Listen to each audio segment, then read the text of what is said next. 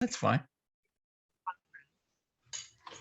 Good morning, everyone, and welcome to the Committee of Adjustment meeting for Friday, September 16th.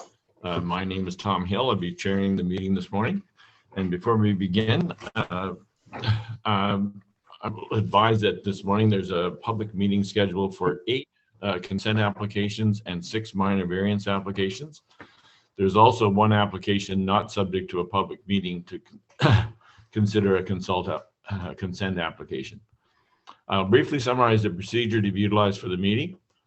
First, the Secretary Treasurer will advise the committee as to when, how, and to whom notice of each of the hearings was circulated for the applications being considered. Next, each of the applications will be considered separately. Planning staff will advise the purpose and effect of the applications and provide any other information that is relevant. The Secretary Treasurer will summarize any correspondence on file, and from there, the applicant can make a brief presentation if they so choose, and the public will have an opportunity to speak to the applications being considered. After the public forum, the committee will then deliberate on the proposed applications and consider a motion to pass, defeat, or defer the decision for the applications. The consent applications being considered this morning are B22-03 for 951 Honey Harbour Road, B22-12 for 74 Honey Harbour Road, B22-13, 14, 15, and 16 for Oak Bay Developments, B22-17 for Oak Bay Developments, B22-18 for Oak Bay Developments. The minor variance applications being considered this morning are A22-02 for 423 Crooked Bay Road, A22-08 for 20 Blue Water Road, A22-09 for 42 Blue Water Road, A22-12 for 1440 Island 2560, A22-14 for 197 John Buckler Road, A22-15 for 862 Haskets Drive. There's also a consent application not subject to public meeting for B22-21 for 38378 Georgian Bay Shore. Before we begin, are there any declarations of pecuniary interest? Okay, seeing none, we have a motion to accept the minutes of our previous meeting in August. Has anyone got any questions or comments? If not, I will read the resolution. Be it resolved that the Township of Georgian Bay, just one moment.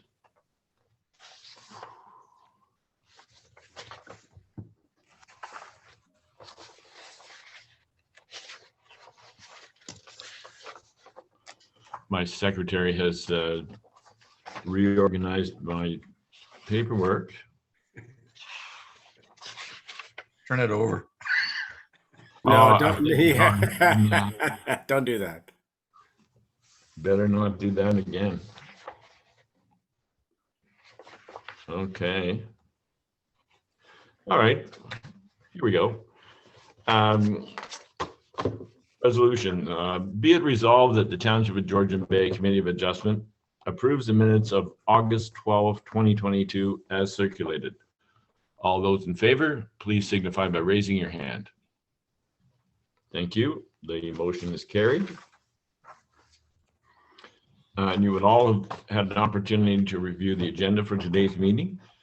And I have a resolution moved by Member Jarvis and seconded by Member Caddo. Be it resolved that the Township of Georgian Bay Committee of Adjustment adopts the agenda dated September 16th, 2022. All those in favor, please signify by raising your hand. Thank you. The motion is carried. And if we could ask our Secretary Treasurer to provide us information on notification. Notice of each of the applications was sent by first-class mail to the respective owners and assessed persons within 120 meters, 500 meters, or 800 meters, and to those persons and agencies likely to have an interest in the application. The notices were sent at least 20 days prior to this morning's meeting. Included in each notice was an explanation of the purpose and effect of the application and a key map showing the location of the property. Other relevant information may also have been provided. These circulations were provided in accordance with the provisions of the Planning Act 1990. Thank you, Marcia. Our first application is the consent application number B22-03 for 951 Honey Harbor Road. To the planner, please.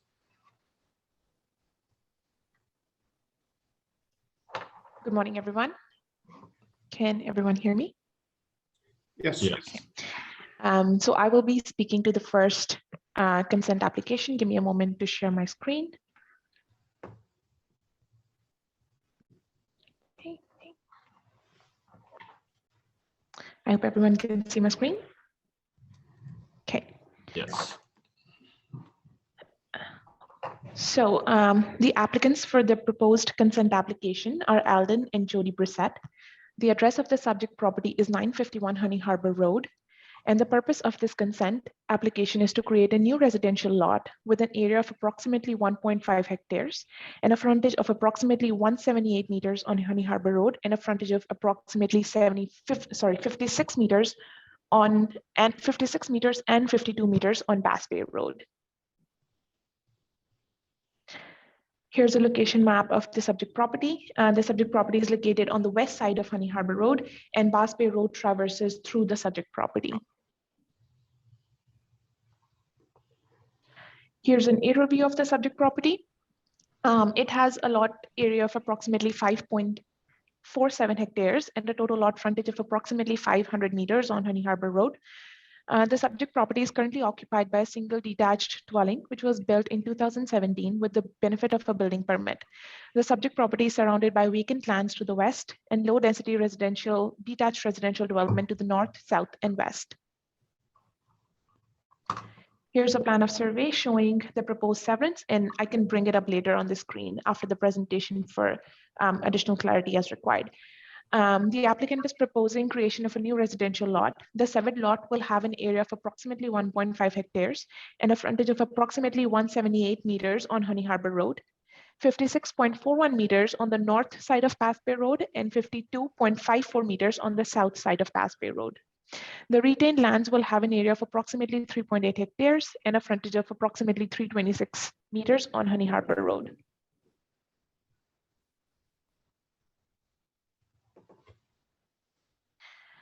Here are photos from the visit staff conducted on the subject property on July 13. The first figure shows the entrance to the subject property, and the second one shows the existing dwelling on the subject property. Moving on, figure 3 shows the proposed severed lands, and figure 4 here shows the subject property from Honey Harbor Road. Here's an overview of the planning data associated with the property. The subject property is considered rural lands in context of the provincial policy statement. It is located on a Class C district road and designated rural in the district official plan. Additionally, a provincially significant wetland is identified adjacent to the subject property, and a wetland is identified on the subject property as well. The property also falls within the fox snake regulated habitat area and within the influence area of a non-operating, non-municipal waste disposal site. The subject property is designated rural in the township official plan, and the provincially significant wetland is located adjacent to the subject property. The subject property is zoned residential type 1 or R1 in the township zoning bylaw. Staff have reviewed the proposal in context of the applicable policy framework. A number of environmental concerns and concerns regarding the waste disposal site were identified on the subject property. The applicant has submitted an environmental impact assessment prepared by Sumac Environmental Consulting, dated February 2022, and a landfill impact assessment prepared by TerraProbe, dated January 2022, to address these concerns. The EIS provided by the applicant concludes that the recommendations provided in the report can appropriately mitigate any negative impacts to the form and function of natural heritage on and adjacent to the subject property. The report has been peer reviewed by Township's environmental consultants, and they have raised additional concerns related to bird habitat, MECP consultation, significant woodland PPS policies, and rock barren habitat, which need to be further addressed to demonstrate consistency with the PPS in conformance with the official plans. The landfill impact assessment submitted by the applicant concludes that the non-operating waste disposal site will not impact the proposed severed portion of the property. The township's environmental consultants, through peer review, have noted that the conclusions are not supported by physical topography and soil or groundwater conditions and unknown landfill conditions. Additional information is therefore required to defensively describe the risk to the proposed severed parcel from the former landfill. Staff also note that as per the application submitted by the applicant, communal water and septic system is proposed by the applicant to service the retained and severed lands. It is opinion of staff that the severed lands are sufficiently sized to accommodate a private septic and well. As such, private servicing of the severed lands is strongly encouraged pursuant to section G.1.3.2d of the official plan. The applicant is also advised that the township shall expropriate a 20-meter road allowance for Bass Bay Road, which traverses the subject property as a condition of the severance application. Based on a review of the relevant policies, staff recommend deferral of the application on the basis that addressal of peer review comments received from Hutchinson Environmental Sciences Limited on the environmental impact study, as well on the landfill impact assessment, is required to demonstrate consistency with the PPS in conformity with the relevant official plans. That is my presentation, and I'm happy to take any questions now. Thank you very much. Madam Secretary, has there been any correspondence on this application? One letter of no objection was received from Hydro One. One letter of no objection was received from the District of Muskoka, provided their recommendations and the submitted correspondence are included as conditions of approval. Thank you. I notice that the applicant is present. Is there any additional information you wish to offer from what the planner has presented, or any comments you'd like to make? Please go ahead. Hi, yeah. I don't have any additional information. This has been a very frustrating process, just to share with you. This initial proposal started back in March of 2019. And my husband and I feel that we've done everything to be compliant with meeting zoning bylaws and environmental impacts. And we understand the importance of environment and the impacts it has on our community. And that being said, we've made several adjustments to the initial plan and have done our best to comply with what is required. It's very disheartening at this point to come to this meeting to find out that it's being deferred yet again after almost a 2.5-year process. We're hoping to have some kind of resolution. That being said, in the last 5 years, there have been properties surrounding this area, one directly next to the provincial wetland designated area.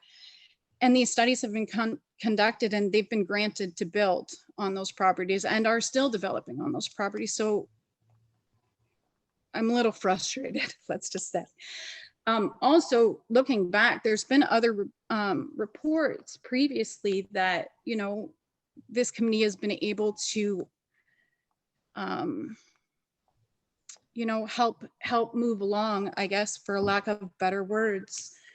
You know, very similar situation to ours that we're currently facing is the staff report that was presented in 2022-05 by this department in regards to the 108 Silver Sands Lake Road application. I think the more important issue that we should be focusing on perhaps is the title deed to the Bass Bay access with this municipality versus the environmental things. I think we've done our due diligence and provided that information. That's all I have to say. Thanks.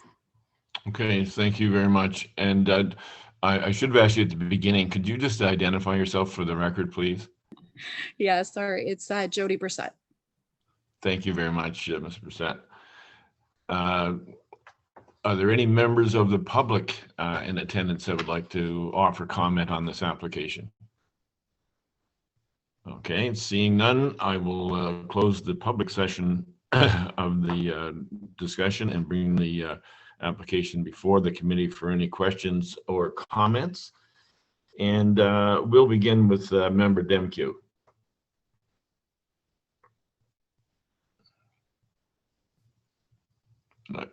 Bill, you're muted. So, if you- sorry, just trying to get unmuted. Okay, Okay, I guess I'm still, I'm confused a little bit about what we're still waiting for. I don't understand enough about what the further requirement is, given the fact there's been studies there.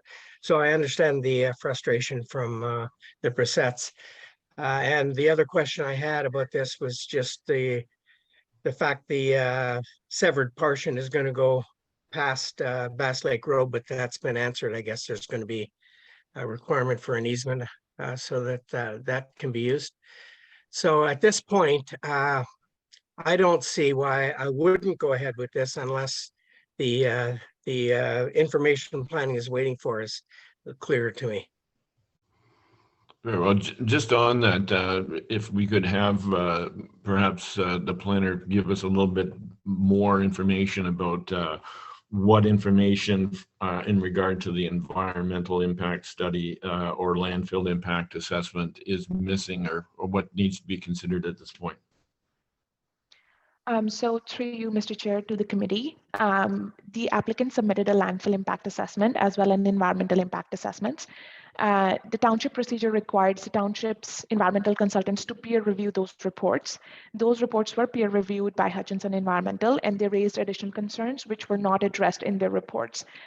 So unless those reports are addressed to the satisfaction of the environmental consultants, they included additional requirement for MECP consultation. The landfill impact assessment peer review also noted that the topography did not support the conclusions that were made in the applicant's report. So those are the comments provided by Hutchinson that need to be addressed prior to staff making a recommendation.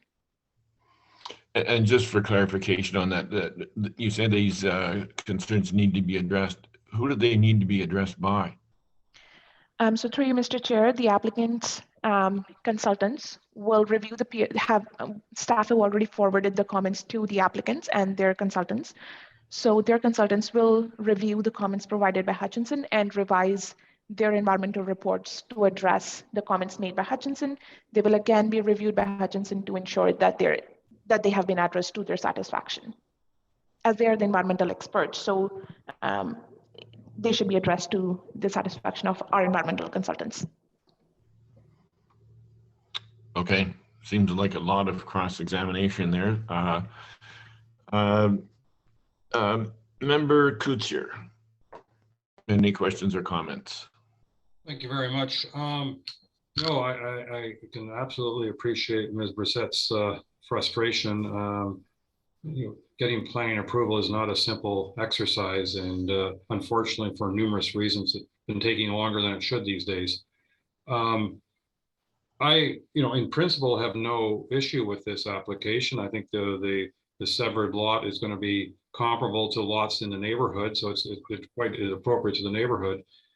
However, I think unfortunately that the deferral makes sense until we get the responses that are required from the in regard to the environmental and the landfill assessments. I don't doubt that that can be done favorably, and this file can move forward fairly quickly. But my only question then would be to staff and on this is, can we approve this subject to those two responses being received to the satisfaction of our peer reviewers? That would be my only question. Yes, Ms. Sandy. So through Mr. Chair to Member Coutier, the peer review identified significant gaps between the reports that were submitted by the consultants and what was required per our environmental consultants. So given that the gap was significant and the deficiencies identified were significant, staff at this point would recommend deferring until these items are resolved. Okay, thank you very much. Member Jarvis. Thank you. I'm going to be harping along the same lines, Grissom Ram. And Jody pointed out, and I have information that indicates there are a number of lots that have been developed and built on recently in that area. Did they require the same reports? Yes, Ms. Amy. Through you, Mr. Chair, to Member Jarvis. So my analysis is restricted to the application that has been that we're discussing at this point. We've not looked at the application or the approval process that the surrounding properties have gone through for their development. Well, I would argue that why are we putting one property owner through different set of rules than all other property owners that have been allowed to build? I'd like to know what the answer is to that question. And further, this landfill impact study is with regards to, I presume, an older landfill. Can you show us where that landfill or whatever it is, disposal site, was located relative to this property? Yes, let me look it up. I will need to review the applicant's submission. Give me a moment here, please.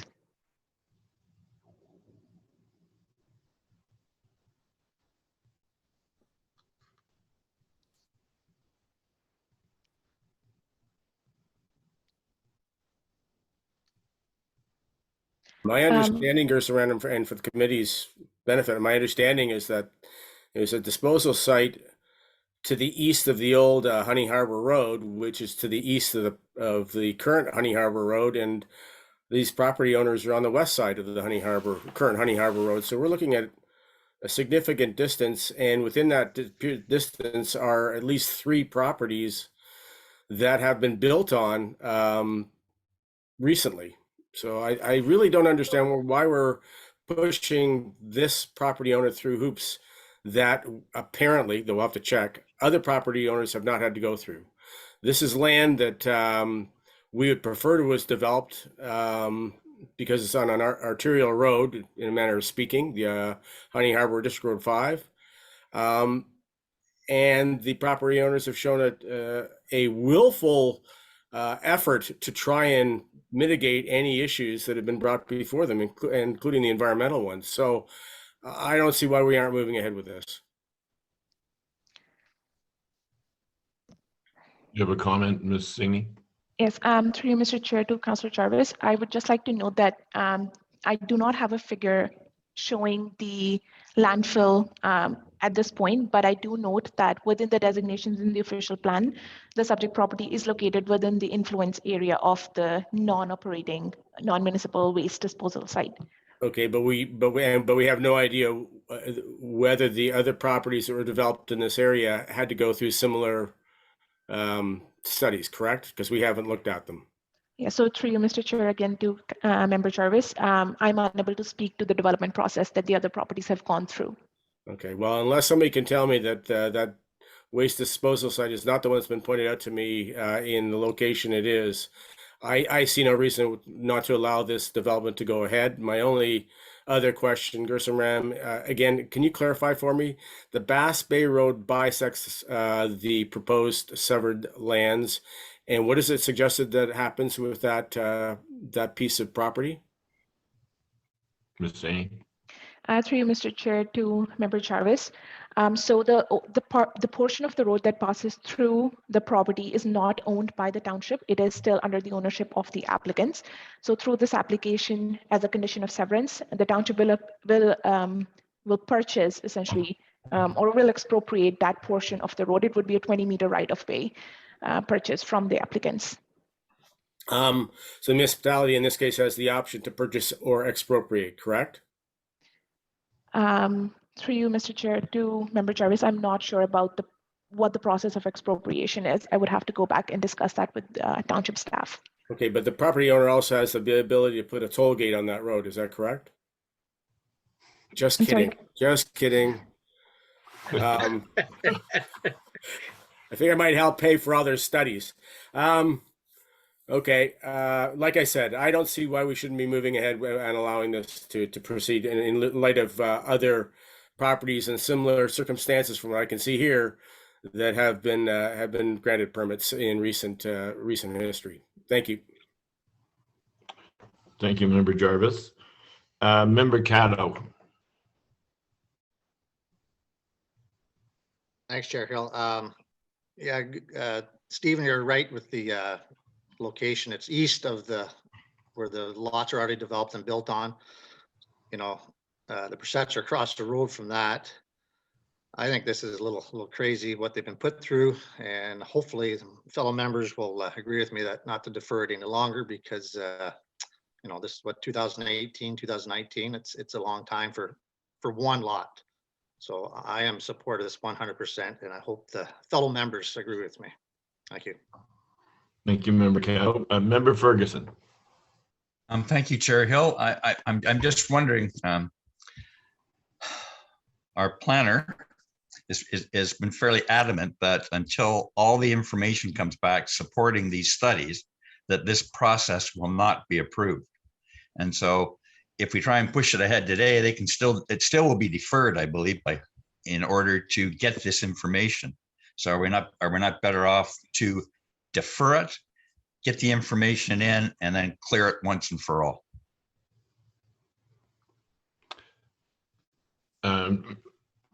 Just to summarize your comment, Mr. Ferguson, the question was whether or not a conditional approval based on the resolution of those concerns that the township has it would just eliminate the applicant of having come back in front of the Committee of Adjustment and go through this process again. You know, I would certainly support that, provided that those provisions are built into our conditional approval. Okay, then thank you for your comments, and duly noted. Member Matthews. Thank you, Mr. Chair. And yes, I'm appreciative of the frustration the Bressettes must be experiencing through this process. I think I could go along with a conditional approval. I guess my question would be, how long would it take if somebody, I don't know if maybe guessing how long is a piece of string, but how long would it take to get that approval from the other consultants? And is there some way that we could fast track that?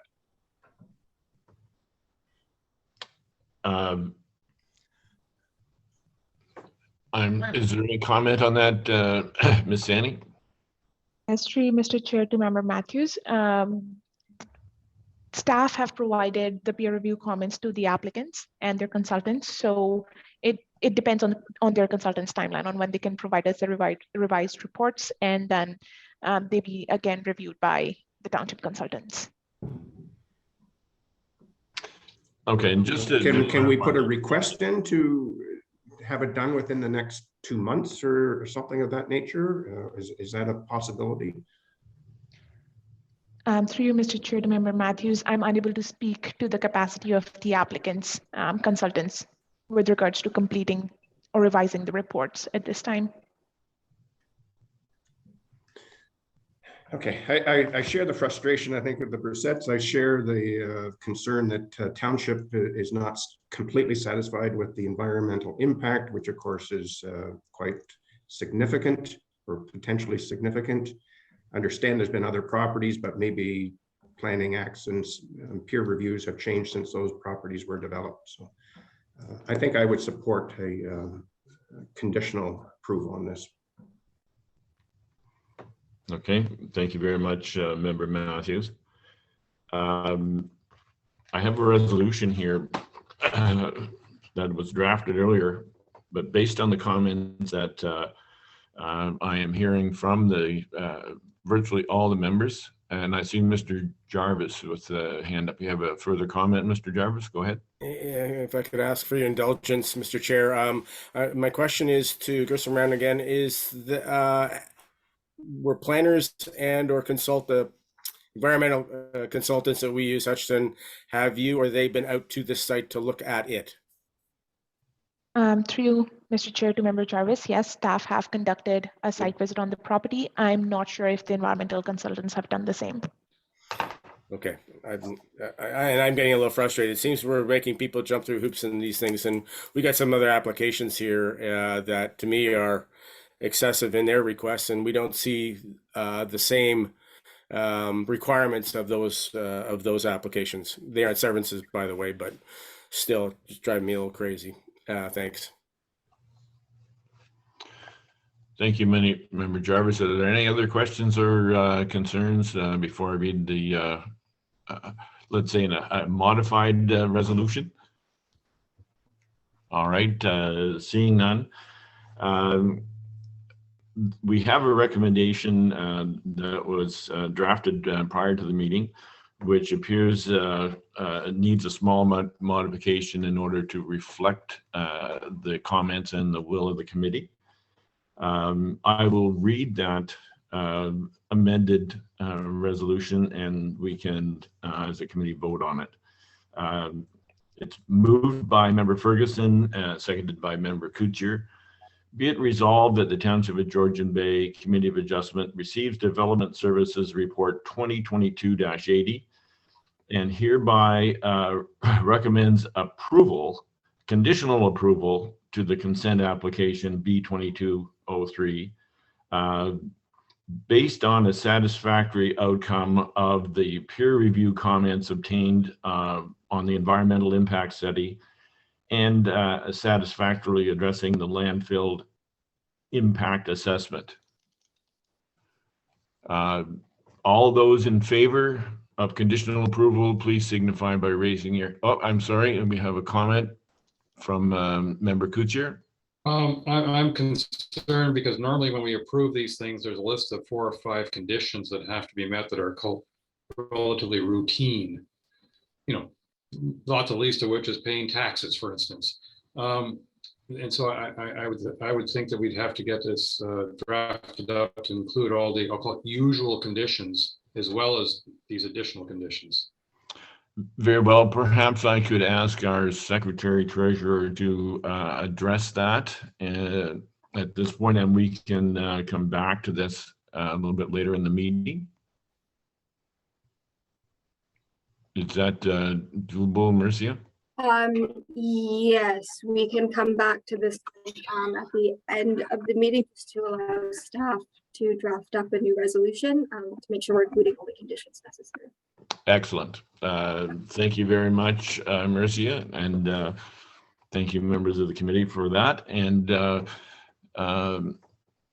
Ms. Bressette, as you can see, we're looking at a modified resolution here to be voted on by the committee. So we will come back to this application at the end of the meeting. Thank you very much. Our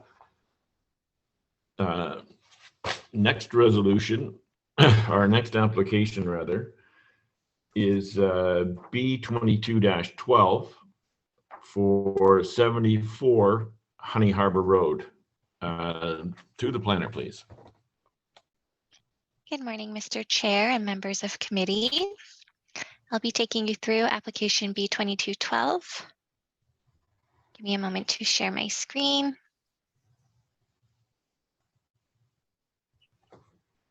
Can everyone see it okay? Yes, thank you. Great.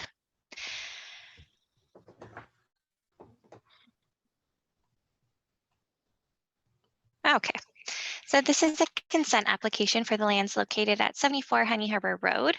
The purpose of the application is to establish consent to sever a portion of the lands, and the proposed severance is to facilitate the sale of the severed lands. The severed portion of the subject property is within the Port Severn Heights subdivision, Phase 1 and Phase 2. The application would have the effect of creating a new lot at the north end of draft plan approved subdivision, also known as Phase 2, with no legal frontage and an area of approximately 4.1 hectares. No development is proposed on the retained lands at this time. Based on the review of the applicable planning policies, staff are recommending the approval of the application. The subject. Thank you. Oh, sorry. Go ahead. The subject property is located in the urban settlement boundary of Port Severn, north of Honey Harbour Road and west of Provincial Highway 400. Currently, both the severed and retained lands are vacant. As previously noted, the severed lands currently have 2 draft plan approvals, both of which have been extended to 2024. The severed lands are intended to be developed with approximately 375 residential units.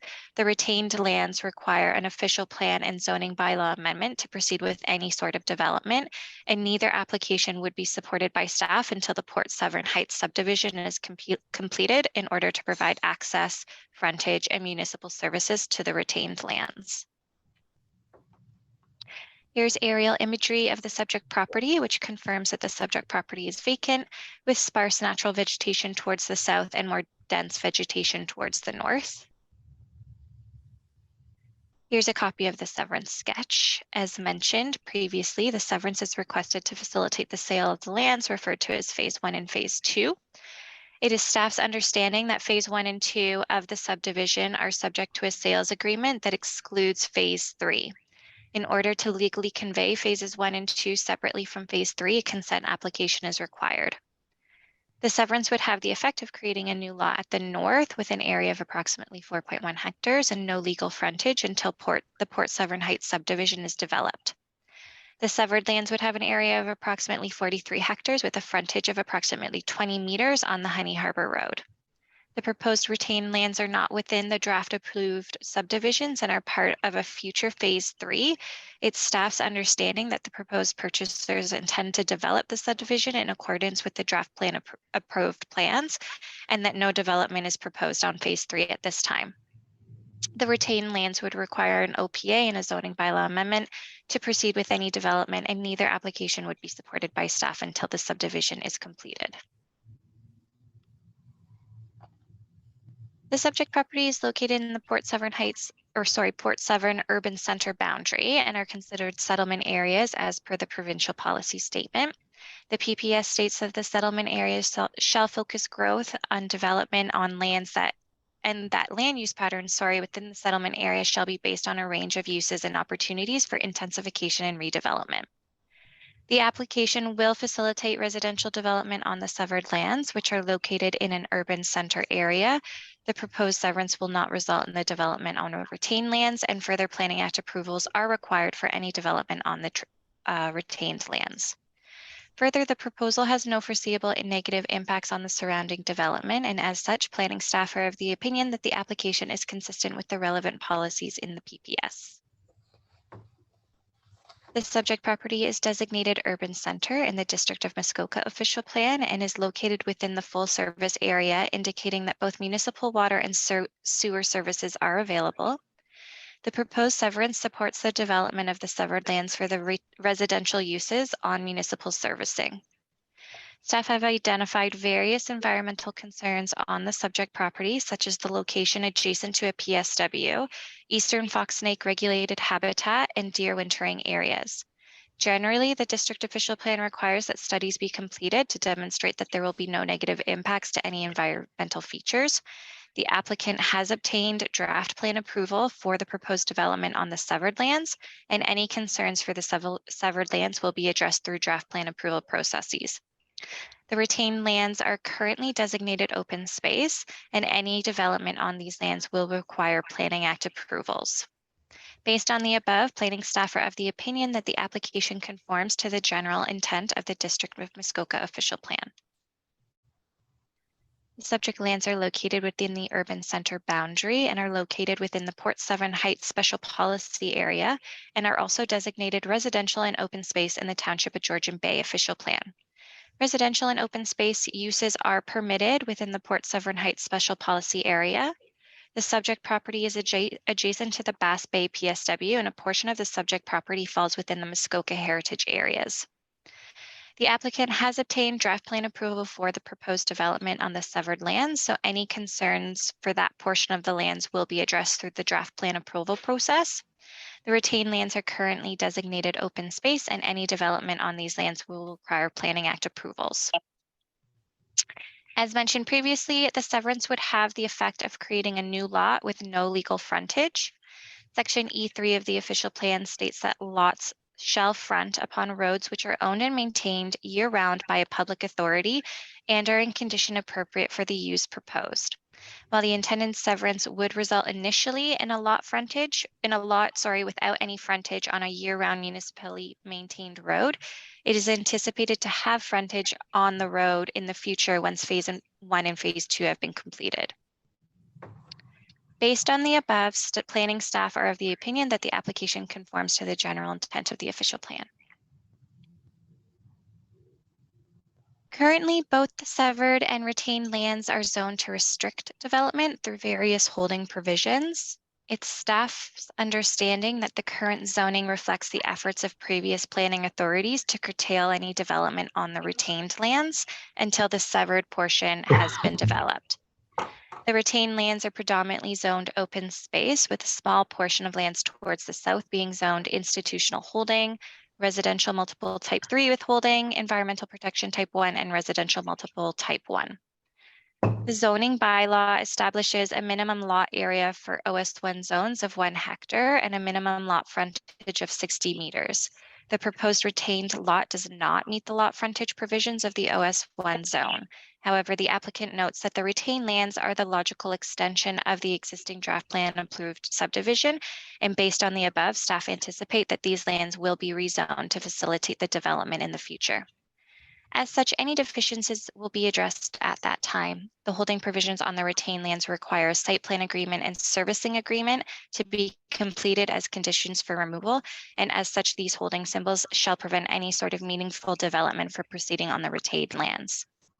Planning staff are of the opinion that the application conforms with the general intent of the zoning bylaw. So here are some site photos taken by staff on August 23rd. There is a view of the proposed retained lands, a view from the retained lands toward the severed lands, and a view of the severed lands. Based on a review of their applicable planning policies, staff recommend that the Committee of Adjustment approve consent application B2212 with conditions.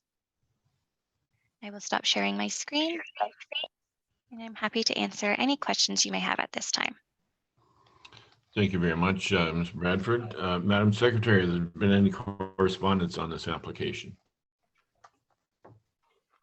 2 letters of no objection were received from Hydro One and the District of Muskoka. 1 letter of support was received from Larry Braid. Thank you. Is the applicant present, and would they wish to add any comments to what the planner has provided so far? Thank you, Mr. Chair. My name is Wayne Simpson of Tulloch Engineering, formerly Wayne Simpson Associates. We're the agent for the Port Severn Heights development.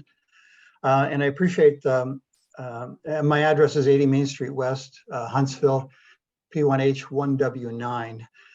We appreciate the staff's presentation and report, favorable report.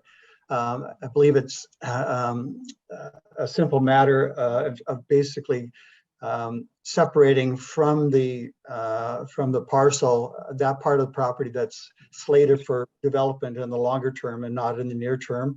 As was mentioned by staff, the property is subject to an agreement of purchase and sale and the purchaser's intention is to proceed with the 2 plans of subdivision that are already draft approved, and council, I'm sure, is in committee are quite familiar with that project. The only concern I have, I mean, I appreciate the favorable recommendation of staff, and I believe that it's been well explained in terms of the need for eventually for the property at the north to be developed. There's a myriad of studies and official plan amendments and zoning amendments and those sorts of things that are required. So it's not slated for development anywhere in the near term. The staff report described the severed lands as being the lands on the north, the smaller tract of land, and the retained lands as being the lands that are subject to the 2 draft plan approvals. But Ali and the presentation just moments ago had those reversed and basically described the plans of subdivision as the lands that are being severed and the retained as being the small property at the north. I think both of those would accomplish the same objective, whether one way or the other how it's approved. But I would have hoped for or thought it would be more appropriate to sever the lands at the north, because one of the conditions of the approval is the requirement for the preparation of a reference plan to describe it. And it would be much simpler and cost effective to survey the northerly property if it's already subject to a reference plan. But I was just curious as to whether or not staff had spoken to anyone else regarding this change. Maybe some direction was provided to staff by somebody else in the project other than me. So I was just curious about that, but the intention is our initial intention was to sever the lands at the north. So I appreciate the committee's consideration, and we would hope that the application can be decided upon favorably today. Thank you very much. Thank you, Mr. Simpson. Ms. Bradford, can you comment on the discrepancy that Mr. Simpson has identified? Through you, Mr. Chair, to the committee, I'm going to defer to Ms. Cadet to help answer this question. Yes, thank you, Ali. Through you, Chair Hill, to Mr. Simpson. The submission materials were inconsistent with which one was severed versus retained. So the report was the opposite of the consent sketch. So you'll notice we switched it back and forth. We were trying to think, okay, if they're selling the phase 1 and 2, probably that's what they want to sever. And they want to retain what's left as phase 3. In terms of our analysis, it really makes no difference. So we're happy to follow your lead on which way your applicant prefers to reference them. But that's where we were kind of thinking which one is wanted. So right. Okay, and Mr. Simpson, just for clarity, the resolution that we have doesn't get into that level of detail. So, the discussion as to which is retained and which is severed is something that will just remain within planning. So it won't affect the decision we make today. Thank you very much, Mr. Chairman. I didn't have a chance to quickly read what Ali had up in terms of the resolution. I was trying to get through it quickly, but no, I was hoping that would be the case. So I appreciate the staff's position and thank you very much. We would look to probably have the northerly property severed, but as you say, the decision as drafted would allow it to go either way. Exactly. Yep. Thank you very much. If there were any members of the public, which I don't see any in attendance on my screen, we would ask them to provide any questions they may have, but seeing none, I will read the resolution. It is moved by Member Matthews, seconded by Member Jarvis. Be it resolved that the Township of Georgian Bay Committee of Adjustment hereby grants provisional approval to consent application B22-12 as advertised, subject to the following conditions. Municipal taxes shall be paid in full up to date of request of issuance of the consent certificate. B, that a reference plan for of the consent shall be prepared and duly registered by an Ontario land surveyor and one copy filed with the Secretary Treasurer of the committee. A draft copy of the reference plan shall be provided to the Secretary Treasurer for review and approval prior to registration on title if applicable. C, that all fees and disbursements, legal, engineering, and planning, if any, incurred by the township with respect to this application shall be paid for by the owner. And D, that conditions set out herein shall be completed within 2 years of the date of the decision of the committee. All those in favor, please signify. Mr. Chair, question. Yes, Mr. Matthews. Before we take the vote, does committee have an opportunity to ask any questions on this one? More questions? The committee? Yes. Thank you. Thank you for that. I thought. I know you want to get through today's agenda. But... Very well. Are there any questions or concerns on from the committee? And we'll begin with Mr. Matthews. Well, thank you, Mr. Chair. I guess just my own point of clarity. The whole parcel is, I'm assuming, is owned by somebody, and now they want to sell it either within themselves or to some other entity and retain the northern part for further development. Is that correct? I'm just confused as to why we're doing this severance if they're going to develop southern part, the bigger section, and then ultimately the smaller section. But maybe Mr. Simpson, you can. Through you, Mr. Chair. Yeah, the essence of it all is the agreement of purchase and sale just focuses on the draft approved plans. I'm not sure why that might be. It might be for the purposes of financing, so that all the lands that are being purchased are subject to an approval already, as opposed to being lands that would be slated for future development. It may very well be that the same parties develop all of the lands, but currently the focus is on the initiative of the purchasers is to focus on the draft approval, knowing that the other lands can only be developed after the draft plans have been sufficiently advanced and there's a new public road and that sort of thing. Okay, thank you for that clarity. Thank you, Member Matthews. Member Demkew. There we are. Thank you, Chair Hill. Yeah, I don't have any real problems with this. The question was answered on my own mind of why that little piece of land would be the one that'd be retained and the other. Whatever, that question's clarified, and that's good. Driving up, that's quite a run up that road, but I assume that where the stakes are running along that little trail is where the land, the division of the two properties is. I don't know if anyone can add. Oh yeah, thanks, Allie.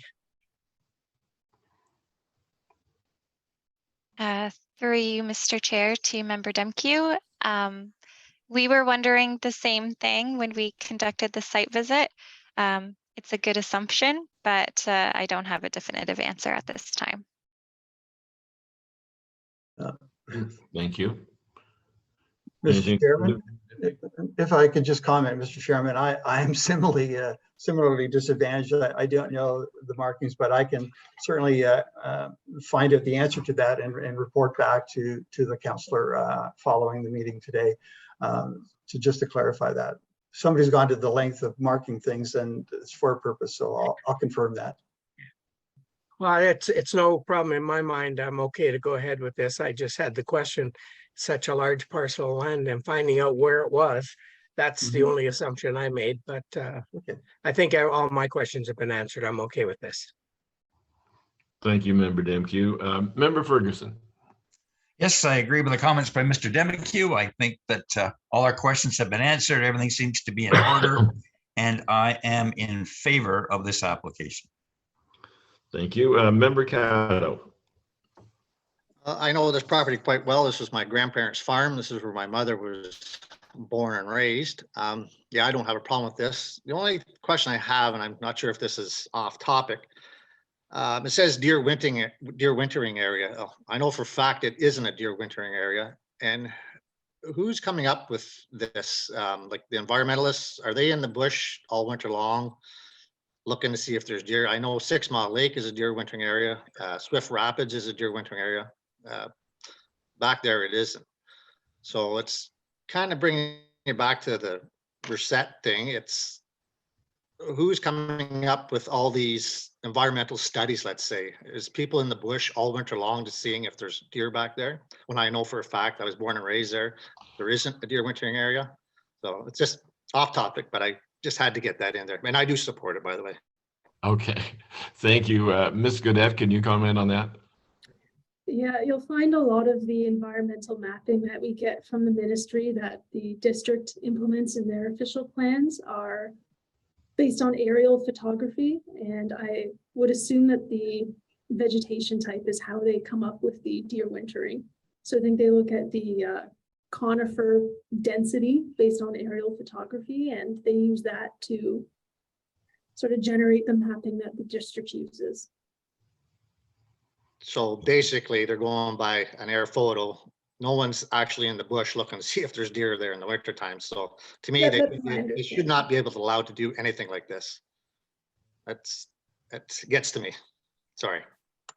No, good point, Dan. Thank you for bringing that up, Member Caddo. Member Kuchar. Yeah, I think part of the problem the ministry has, they can't afford Mr. Caddo to go around and survey all the areas where different animals winter. And that if they could, then the maps would be far more accurate. But I have no concerns with this, and I intend to vote in favor. Thank you. Thank you. Member Jarvis. I'll just make my comments with regards to deer. Just because you don't see them doesn't mean they aren't there. So there you go. Maybe they're really good at hiding. You never know. It's especially during hunting season. No, I wanted to compliment Ali on a very fulsome report. I really appreciated hearing it. Obviously, a little bit of confusion there on a few items, but generally speaking, I thought it was a good report, and I have no further questions. Thank you very much. And having already read the resolution, does anybody need it reread? Okay, so in summary, it appears that all the questions have been addressed and answered favorably. I'll just read the beginning. Be it resolved that the Township of Georgian Bay Committee of Adjustment hereby grants provisional approval to consent application B22-12 as advertised and subject to the conditions that I mentioned earlier. Is all in favor, please signify by raising your hand. Thank you, and the motion is carried. Thank you, Mr. Chair and committee. Have a good day.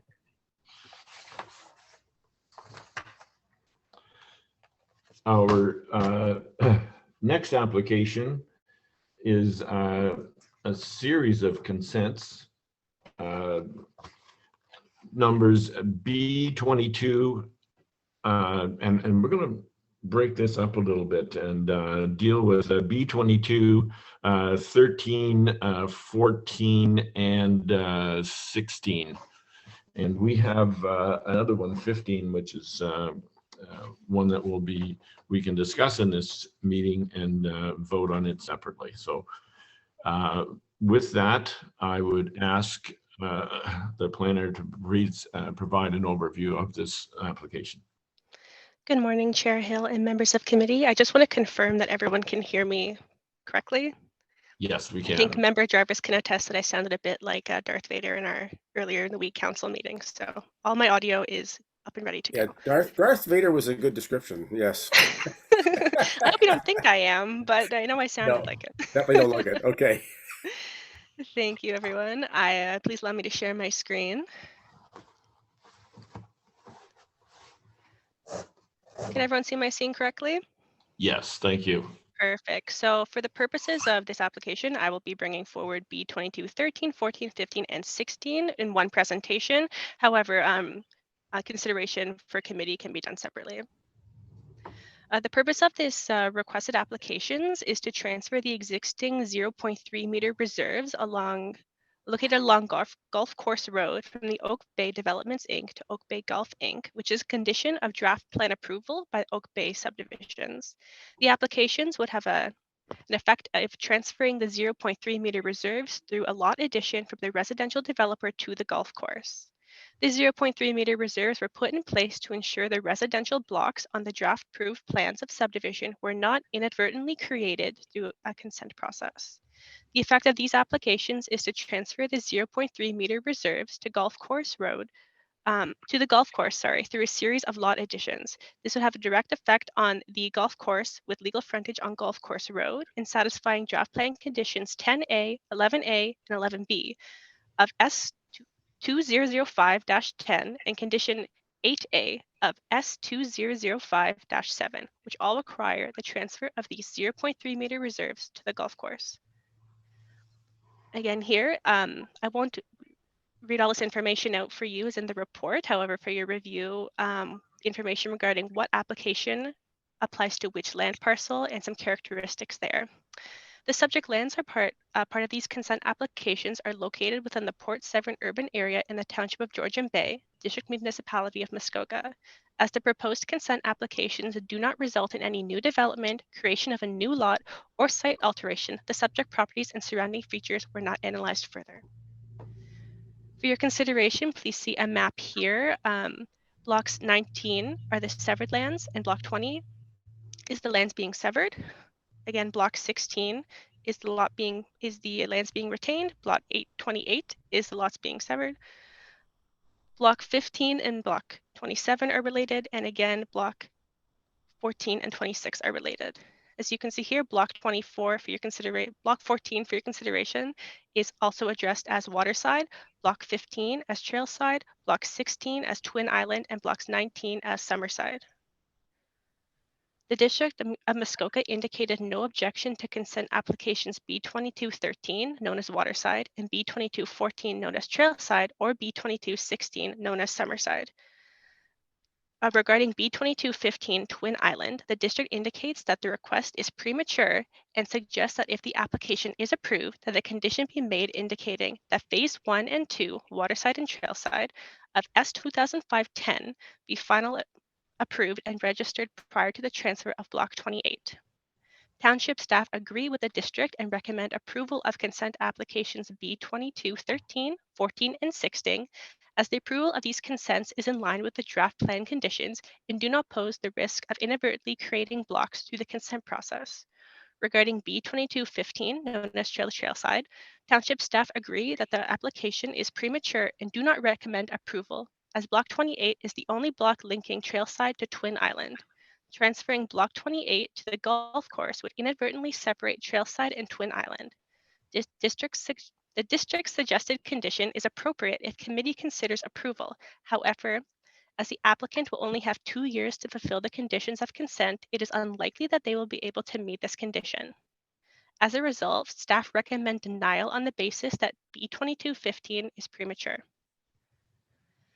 We have 2 recommended conditions here. The first, be it resolved that the Township of George and Blay Committee of Adjustment receives Development Services Report 2022-73 and hereby grants provisional approval to consent applications B2213, 14, and 16 based on these conditions.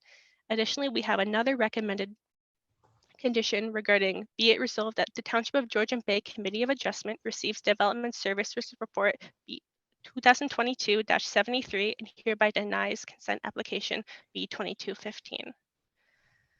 That is the end of my presentation. I know a lot of numbers were said. If you have any questions, please feel free to direct them to me or Jennifer Godet, who is on the meeting as well. Okay, thank you very much, Ms. Gatzels. Madam Secretary, is there any correspondence on this application? 2 letters of no objection were received from Hydro One and the District of Muskoka regarding applications B2213, 14, and 16. 1 letter of no objection was received from Hydro One, and 1 letter of objection was received from the District of Muskoka in regards to application B2215. Thank you. If the applicant is present and would like to offer further comment, please identify yourself and proceed. Thank you, Mr. Chair, members of the committee and township staff. My name is Celeste Phillips. I'm a land use planning consultant and I represent Oak Bay. I would like to just share my screen if I could, please, Mr. Chair, so that I can show you 2 slides. Are you fine with that? Go ahead. Thank you. I really just wanted to provide you with a little bit of context about Oak Bay. So this is the master plan for the community. Across the top, you will see Honey Harbour Road. This is Golf Course Road that comes into Oak Bay. The application before you now is with respect to these 1-foot reserves that exist alongside the road in this location. So between Waterside and Woodland, between Trailside and Waterside, between Twin Island and Trailside, and then on the north side of the road beside Summerside.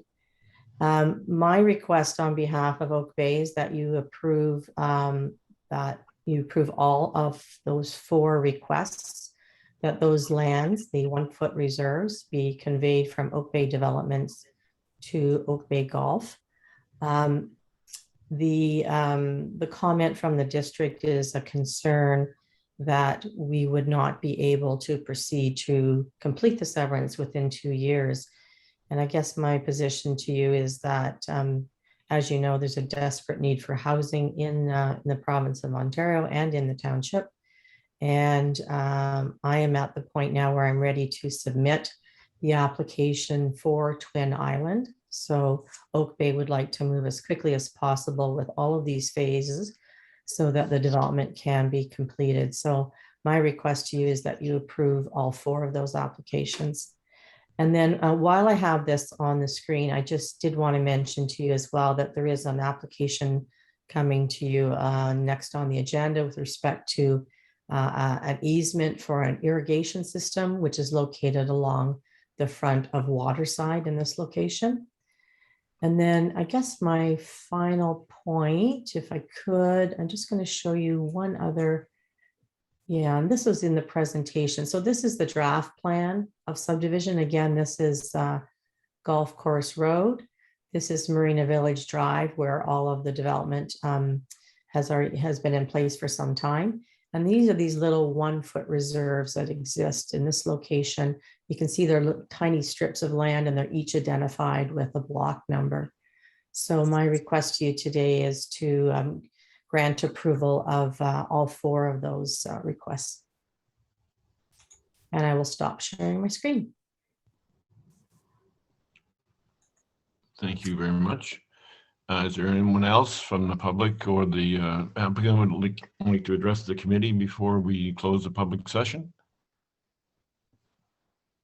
Okay, seeing none, I'll close the public session and bring the application before the committee for questions or comments. And we will begin with Member Jarvis. Again, I appreciate the report, Catherine, on this, and Celeste, thank you very much for your points of clarification. My only, I guess, confusion is these 1-foot sections were left as is, or where they were ownership wise for what reason? I don't even understand why they existed. Mr. Chair. Yes, go ahead, Ms. Phillips. It's a mystery. Councillor Jarvis. These were created in 2009, so that's 13 years ago. And I think the purpose of it was, initially I thought the purpose was so that there would be no other roadways coming off Golf Course Drive into the golf course. But Jennifer kindly provided me with an old staff report that shows that the district wanted to ensure that these were not separated blocks. And so they kept these little strips as part of Oak Bay developments, but it just makes good housekeeping sense to convey them to the golf course now, since development is proceeding with all of these phases. And Jen, hopefully I haven't misspoken. No, I was just going to reference that same staff report. So the 1-foot reserves were put into effect when a consent application was advanced to separate the residential subdivision from the golf course. So as part of that, they put these 1-foot reserves in to connect all the residential blocks. But doesn't the road connect them all? Not legally. You need, so those 1-foot reserves right now are owned by the residential developer. Yeah. Connecting all of their lands on each side of Golf Course Road, so that they're not separate blocks. Really, though, what we're trying to do is to convey these 1-foot strips from Oak Bay Developments, who currently owns them, to Oak Bay Golf, because it makes sense that these little strips of land are merged in with the golf course and don't stand alone or are associated in any way with the development block. So it's really just a matter of conveying from one Oak Bay company to another Oak Bay company. And the possible implications, Jen or Catherine, I mean, if we accept this with the new ownership, what are the, I guess, possible development implications of conveying this to the people we're conveying it to? Are there any?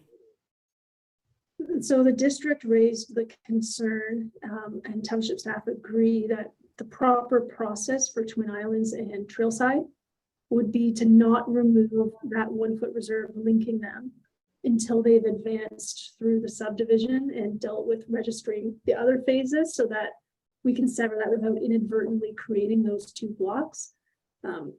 We could approve it now and they would have 2 years with the district's recommended condition that phase 1 and 2 of the Severn subdivision be registered.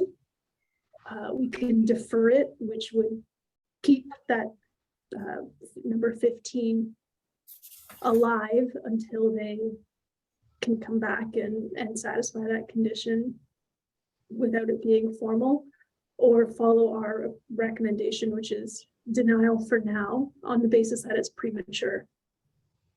I just don't understand the implications here. Does it mean that once we've given the 1 foot over to Oak Bay Golf, does that mean they can now cut the grass, which they couldn't before, type of thing? I mean, is that basically what we're looking at?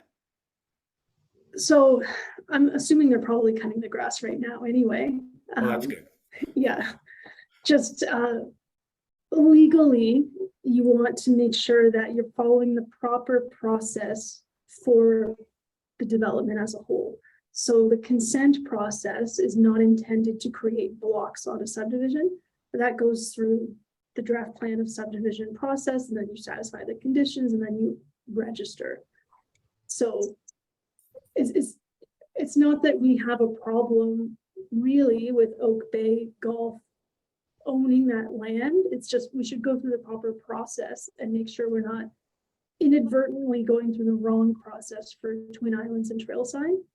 So that's where the prematurity comes into effect. It's not that we think it's a bad idea. It's just it's too early in the process for that, if that makes sense. And could it be if we allow for that one parcel 15 to go through, would that be in essence sort of precedent setting, or does it really impact anything in the future?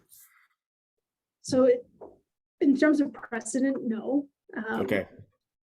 In terms of where it puts us, it shouldn't have any horrible consequences.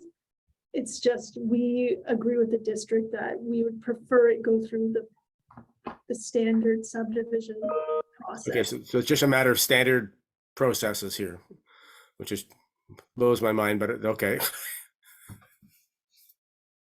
I'm glad I'm not developing this. Celeste, no. God bless you. If I just to clarify, so we don't get sidetracked a little bit, the staff report in front of you recommends that 3 of the 4 be approved. It's the 4th one that is of concern to the district. And my position to you is that the onus and the responsibility is going to be on Oak Bay to complete that transaction within the 2-year time frame. So it's at no risk to the municipality to grant that, but the risk lies solely with Oak Bay to complete it within the 2-year time frame. Mr. Chair, your indulgence for one more quick question. Certainly. If within the 2 years nothing happens with the Twin Bay, is it called? Development, does that 1 foot strip come back into Oak Bay Development's ownership as opposed to the golf course? So you have the idea right. Just the process would be that they would have to meet that condition to finalize the consent. So nothing would transfer back and forth. It just wouldn't transfer at all. At all. Yeah. So basically, sort of condition that 115 would be a conditional one in essence. Mm-hmm. Oh, okay. So if we grant the whole thing, one of them would be conditional. Correct. Yeah. And just along that same line of thought, then, Ms. Gaudette, if we deny this, then that whole new application has to come through at a later date. Is that correct? That's correct.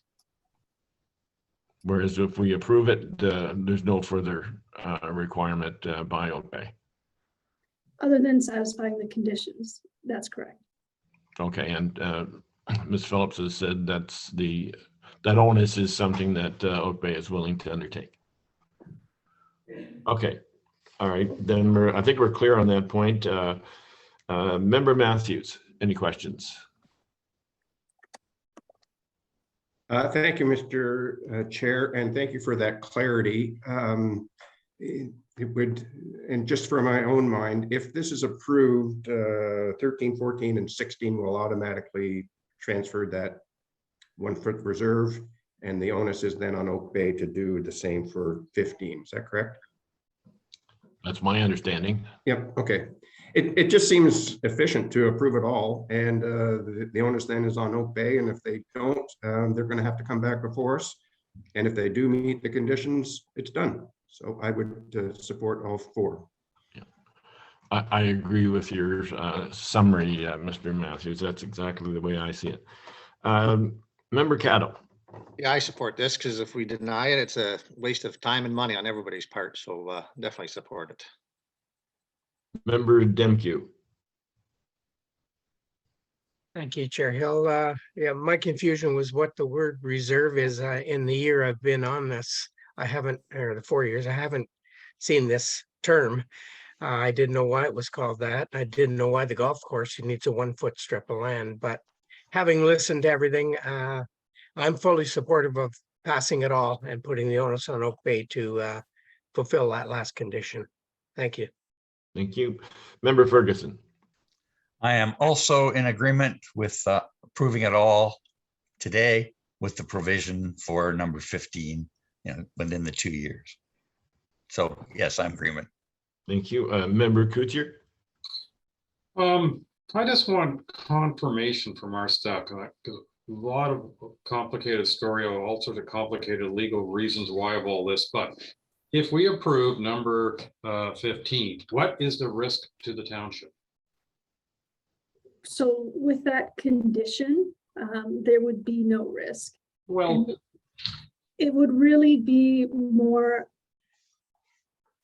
it's more of a concern to the district that then you could go ahead with developing certain aspects of those phases without following the draft plan approval, because you're, so when you register a plan of subdivision, that's how you create the blocks. Consent can also create blocks. So the district is concerned if you remove that strip connecting these two, that there's potential you could start trying to develop those blocks without going through the draft plan conditions and registering the subdivision. It's a lower risk, but that is the concern, that we should, dot our I's and cross our T's and do it the right way. I think that this condition that the district recommended could address that concern, but that is the concern, that it's not following the proper process. well, I guess I appreciate the explanation, and I think it makes sense to me. But the district is apparently the upper tier. So they're supposed to be able to take care of themselves, are they not? Yes, so in 2009, when these applications for the consent to sever the golf course from the residential subdivision were made, my understanding is the district was the approval authority for that. So they put in these 1 foot reserves, which are normally, Mr. Debke, they're normally used to stop access. That's sort of their usual purpose. So in this case, the district put those in. They're also built into the draft plan approval conditions. So Oak Bay will have to do these transfers at some point. And then the district comments on all our consent applications. So the district has asked us to keep with the intent of the 1 foot reserves by not lifting them for Trailside and Twin Island, which are still vacant and still have a lot of outstanding conditions before they can be registered. So we're acting as the district voice in partnership to help them, because the district, other than commenting, they have no power over the consent process now, only the subdivision and condo process. If that makes sense. I hope I didn't ramble too much. No, well, I mean, I think you're making planning comments, and I think I was probably making more of a political comment, is that I don't think it's our job to take care of district. Also, I certainly don't think it's our job to take care of developers who have explained to me on more than one point, at one time, that they're big boys, they can take care of themselves. I know that wasn't supposed to be a sexist remark. But so I have no, and I agree with the comments of my fellow members here that let's be efficient about this.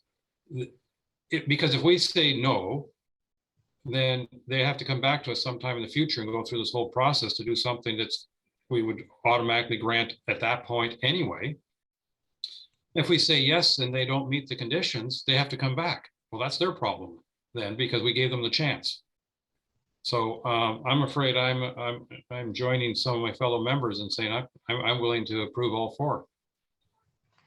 Very well, thank you, Member Kuchar. And just a question to Madam Secretary here. We have 2 resolutions drafted in regard to this matter.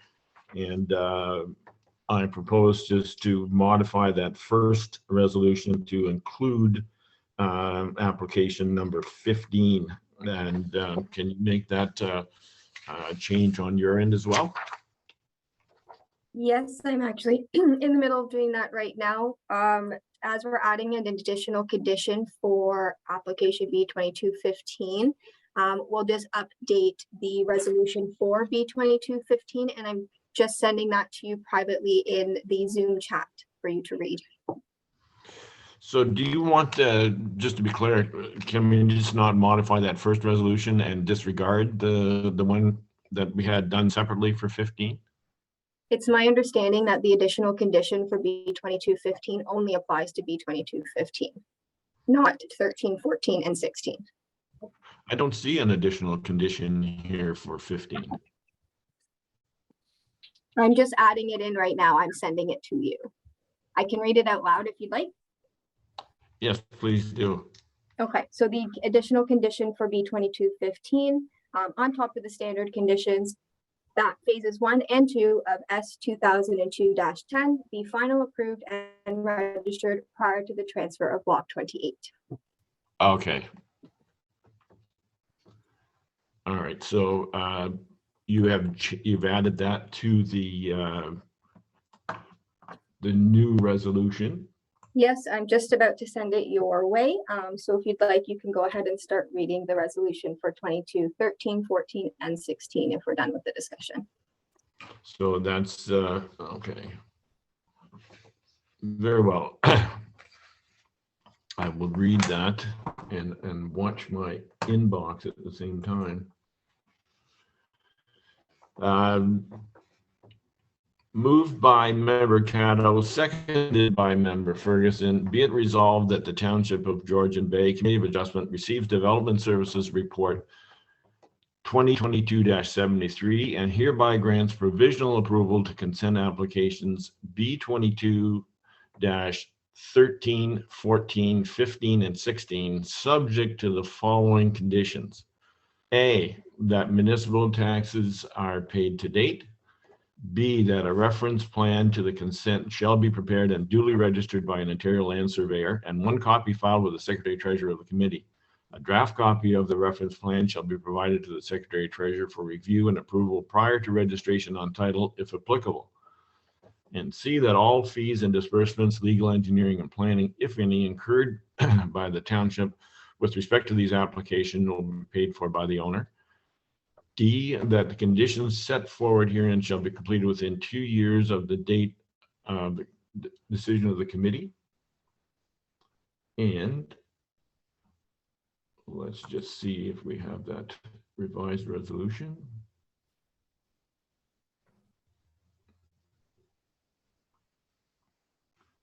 You do not? Did you send that by email, Marcia? I just sent it to you in the chat, but if you don't see it, I'll quickly forward it to you in your email. Oh, okay. It's It might be hard to read, so I can send it to your email. Yeah, send it to the email because it doesn't show up on the screen very well. Mr. Chair, should number 15 be included in this resolution, or should it be? Because there's a condition here, condition E, which is going to address 15. Okay, that should be hitting your inbox anytime. There's a traffic jam on the 400. Oh, there it is.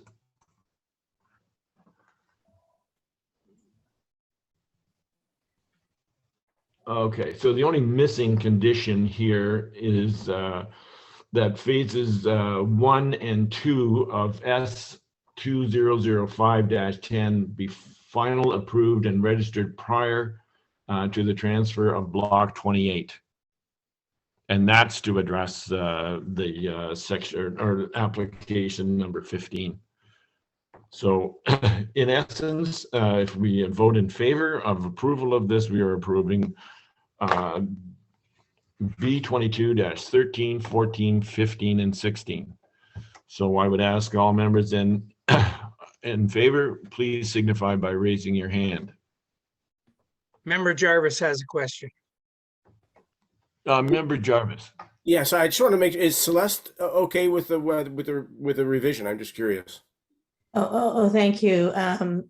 Through you, Mr. Chair, I just want to make sure that the condition that you're imposing is only for the 1 foot reserve that runs between Trailside and Twin Island. And that condition does not affect the other 3 conveyances that staff are supportive of. And it's just the wording of that last part that you read out. I'm just concerned that that may be interpreted as being applicable to all 4 of the requests, when in fact, I think it is only to reflect block, or I think it's application 15. So even if there was just a preamble to that last condition that says, with respect to application 15 only, something along those lines. I see your concern, and I agree with the fact that we want to make sure that, you know, somebody reading this a year from now is not going to be confused. So having read that, I think what we could do is just go back and have the 2 recommendations separate. So we would just add that we would approve the application number 15 with that. We'll add the other conditions plus that conditions to it, and that way it will keep those 2 approvals separate. So it'd be 2 separate decisions, one for 13, 14, and 16, and then a standalone decision for 15, Mr. Chair? Yes, I'll just confirm with Madam Secretary that she's in agreement with that. Yes, application B2215 will have its own decision with this additional condition included. Okay, and that should eliminate any confusion. Thanks. And does that make sense to you, Jen? Yep. Yeah, Mercy and I are always coordinating behind the scenes. Look off. That's what we're doing. Thank you. Okay. All right. So then I'll just revise that. I won't read the whole resolution again, but the first resolution, which I just read, will apply to B22-13, 14, and 16. So having read that and notified everyone of the conditions, I would ask that all those in favor, please signify. Just confirming without the last condition. That is correct. Okay, good. All right. So shall I read the conditions again to set aside any confusion? No. Okay, then we're all right.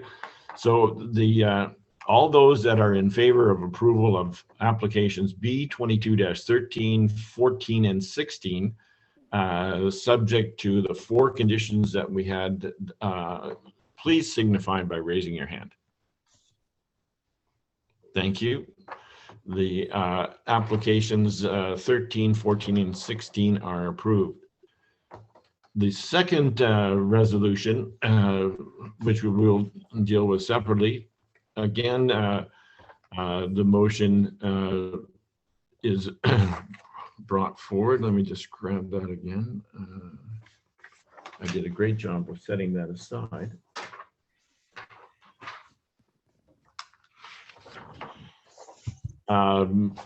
Moved by Member Kuchar, seconded by Member Demke. Be it resolved that the Township of Georgian Bay Committee of Adjustment receives Development Services Report 2022-73 and hereby grants provisional approval to consent application B22-15, subject to the following conditions. A, that municipal taxes are paid to date. B, that a reference plan of the consent shall be prepared and duly registered by Ontario Land Surveyor and 1 copy filed with the Secretary Treasurer of the committee. A draft copy of the reference plan be provided to the Secretary Treasurer for review and approval prior to registration on title if applicable. that all fees and disbursements, legal or engineering planning, if any, incurred by the townships with respect to these applications shall be paid for by the owner. That phases 1 and 2 of S2005-10 be final approved and registered prior to the transfer of block 28. And that conditions set out herein shall be completed within 2 years of the date of the decision of the committee. All those in favor, please signify by raising your hand. Thank you. The motion is carried. Thank you very much, everyone. And we are at 11:30, so we are going to discuss the next 2 consent applications, and then we will take a short break. So the next application before us is a consent application B22-17 for Oak Bay Developments. To the planner, please. Hello, everyone. I'll be presenting these ones on behalf of my colleague, Ali. Allow me to share my screen here.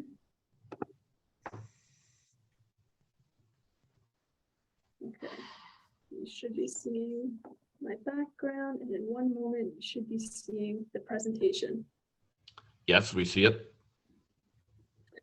Okay, so let's stole a little bit of my thunder, but this is application B2217 for Oak Bay, and this is for an irrigation easement.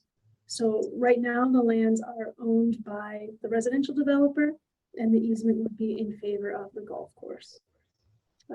Township staff are recommending approval. So this is the waterside development. See Golf Course Road bisecting up at the top here. Here's an aerial. You can see it's surrounded by the golf course. And, oh, apologies, we go the other way. So this highlighted section here is the proposed easement. So it would remain to be owned in the ownership of the residential developer. However, the golf course would be able to access that highlighted property for irrigation purposes. No other development is proposed. The application is consistent with the provincial policy statement, conforms to both official plans, and has no impact on the zoning, which is not proposed to change. So township staff are recommending approval, subject to the standard conditions that are on your screen. I won't read them out as you see them every single time, but I'm happy to answer any questions should you have any. Let me end my screen share here. Not as sophisticated as my colleagues.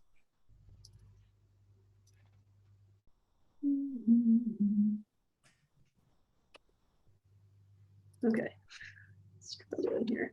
Okay, we're still sharing it. Yeah, still seeing my. You know, looking at the universe like this is better than looking at a bunch of other faces. Yeah. Oh, you know what? It's on my third screen. That's why.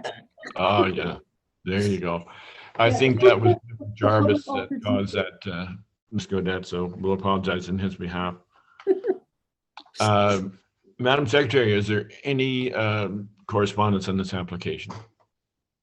2 letters of no objection were received from the District of Muskoka and Hydro One. Thank you. I see Ms. Phillips is in attendance. Is there anything you wish to add to the planner's comments? No, thank you very much. Okay, seeing no members of the public, I'll close the public session and bring the application before the committee for questions or comments. And we will begin with Member Ferguson. Thank you, Mr. Chair. I think this is a very straightforward application. I have no objection and can certainly support it. Thank you. Member Demke. I fully support it. Thank you. Member Matthews. Thank you, Mr. Chair. I assume the easement is just for maintenance. Should something go wrong with the irrigation system, the golf course can legally access it. I see a nod from Ms. Godette. Okay. Yeah, So and Ms. Phillips, thank you. I would support this. thank you. Member Caddo. Yes, full support, no problem here. Thank you. Member Kuchar. Fully support. Thank you. Member Jarvis. I've always got something to say, don't I? Thank you, Mr. Jarvis. No, easements I understand, which really is helpful here. But so have the owner. So this is Oak Bay Development's property that Oak Bay Golf needs easement over. Correct? I've got that right. Okay. Are the property owners were advised prior to this that this request is coming through? Correct? Are you asking if Oak Bay Developments is aware? Yeah, sorry, Oak Bay Developments in essence, yeah, are aware of this, right?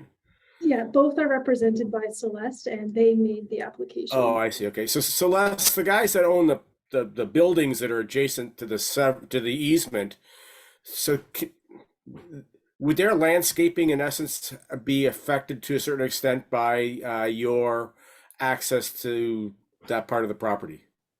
I mean, it's minor, but I'm just curious. I'm not sure exactly what your question is. Well, you got 4 units along the road there, right? Yeah, so these aren't occupied yet. So this is vacant land, and this is the easement. It's about 5 meters wide, and you can see here in tiny writing, but it says service line located April 14th, 2022. So it's my understanding that the water line for irrigation runs across the property that's owned by Oak Bay Development. Yeah. And so Oak Bay Golf needs to be able to get onto that property at some point if there needs to be repairs to the irrigation system. I understand that part of it. It's just will property owners be aware when they buy those units that they have there's an easement on their property? Okay, fine. Thank you. Yes, they will. Sorry for the long-winded answer. It's great. The question was awkward. Thank you, Member Jarvis. If there are no further questions, I'll read the resolution. It was moved by Member Jarvis and seconded by Member Matthews. Be it resolved that the Township of Georgian Bay Committee of Adjustment hereby grants provisional approval to consent application B22-17 as advertised, subject to the following conditions. A, that municipal taxes are paid to date. B, that a reference plan of the consent shall be prepared and duly registered by an Ontario land surveyor and 1 copy filed with the Secretary Treasurer of the committee. A draft copy of the reference plan shall be provided to the Secretary Treasurer for review and approval prior to registration on title if applicable. A copy of the electronic registration in preparation draft deed for the easement, if applicable, shall be provided to the Secretary Treasurer of the committee together with a signed acknowledgement and direction so that the consent certificate may be issued. That all fees and disbursements, legal engineering planning, if any, incurred by the township with respect to this application shall be paid for by the owner. And finally, the conditions set out herein shall be completed within 2 years of the date of decision of the committee. All those in favor, please signify by raising your hand. Thank you. The motion is carried. Our next application, then we'll take a break, is consent application B22-18 for Oak Bay Developments. To the planner, please. Thank you, Mr. Chair. You're stuck with me again. Let me see if I can get this going. Okay. Should see my screen. Yes. Yes. Yes, we do. Okay, so this is another easement application. There's actually 2 that are part of this one, and they are also within the waterside subdivision or phase of the subdivision, and they're proposed to be over fire hydrant blocks in favor of the District of Muskoka. Township staff are recommending deferral of this application until we can clarify with the applicant and the district what the intent of the easements are. So this is Waterside. Here's Golf Course, Waterside Golf Course Road. You'll be able to see the easements better here. So these tiny little blocks, part 4 and part 5, have fire hydrants. And the proposal is to allow Oak Bay to transfer them, or to transfer an easement rather, to the district so that the district can access the fire hydrants. So the district of Muskoka has provided comments, and in those comments, they indicated they don't typically require easements for fire hydrants. And they're uncertain as to why Oak Bay is proposing this easement. There are water and sewer services in Waterside right now. However, they were built without an agreement in place between the district and Oak Bay, and the district therefore has not inspected them or assumed them. So they are still entirely owned by Oak Bay.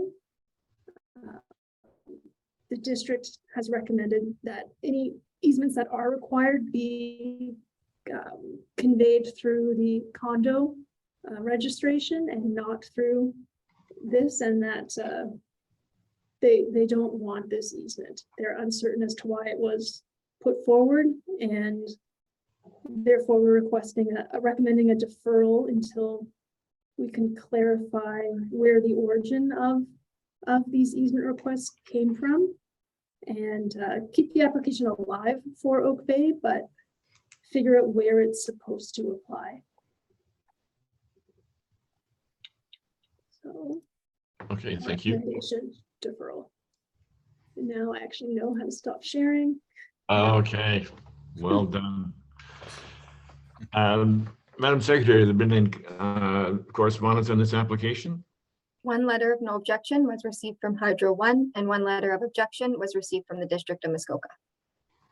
Thank you very much. I see we have Ms. Phillips in attendance. Is there anything you wish to add to the comments from the planner? Yes, thank you, Mr. Chair, members of the committee. The comments from the district kind of made me scratch my head, because for two previous phases in Oak Bay, the district did in fact require easements to access hydrants. That's those easements were required by the district for Lynx Trail and for the Marina Townhouse project. So it is a little bit baffling that they say they don't know why they want them, but I'm quite content if the committee is so inclined to defer this until we can have a chit chat with the district about it. Okay, very well. Seeing no members of the public, I'll close the public session and bring the application before the committee for any questions or concerns. And we'll begin with Member Jarvis. Good thing they didn't request a wildfire potential report.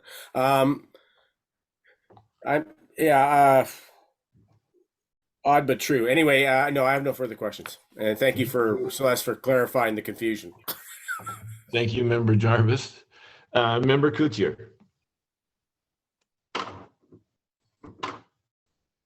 most difficult part of this application is finding the unmute button. No, I understand that there's some confusion. I think it might as well get that resolved, and I'm glad that the applicants aren't too concerned about the delay with regards to these easements. It won't hold them up anyway in the meantime. Thank you. Member Caddo. Yeah, no questions here. Member Ferguson. Nah, no questions. Member Demkew. No problem. Member Matthews. No questions. Very well. I will read the resolution. Resolved by or moved by Member Ferguson, seconded by Member Caddo. Be it resolved that the Township of Georgian Bay Committee of Adjustment hereby defers consent application B22-18 until such time as the objective of the easement is clarified by the applicant. All those in favor, please signify by raising your hand. Thank you. The matter is deferred. Thank you, members, for your time today. Thank you. You're welcome, Ms. Phillips. And with that, I would recommend that the committee adjourn for a short bio break. And I would say let's make it 10 minutes, which would give us 5 minutes to 12. All in favor? Motion is carried. We'll see you all at 11:55.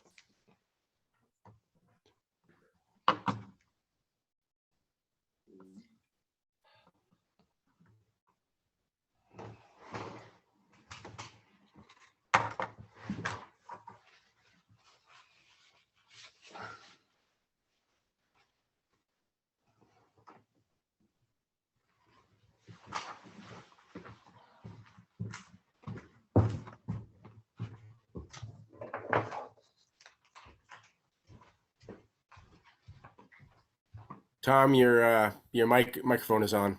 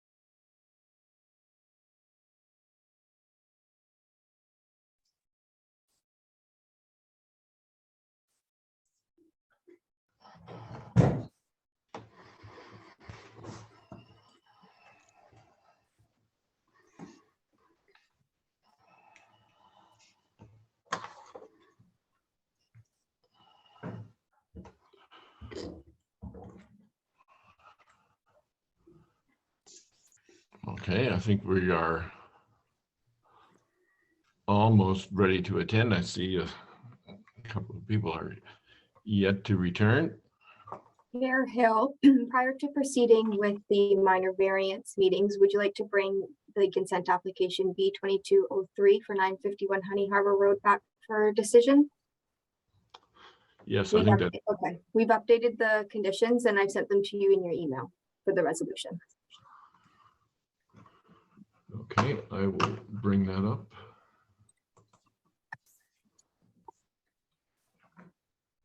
Great job, Marcia. Thank you.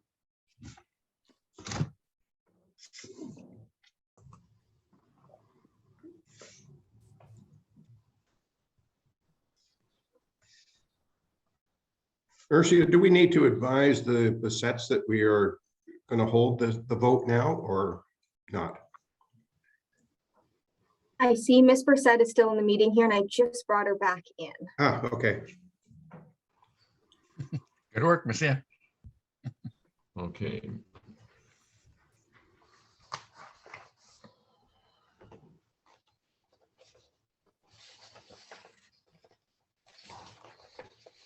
Okay.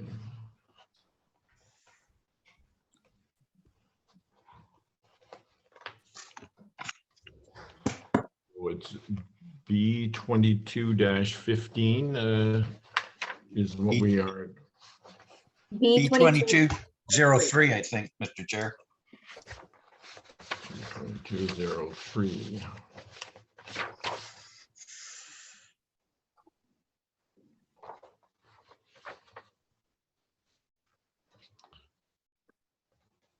Okay, I see we have Miss Sammy back in attendance as well.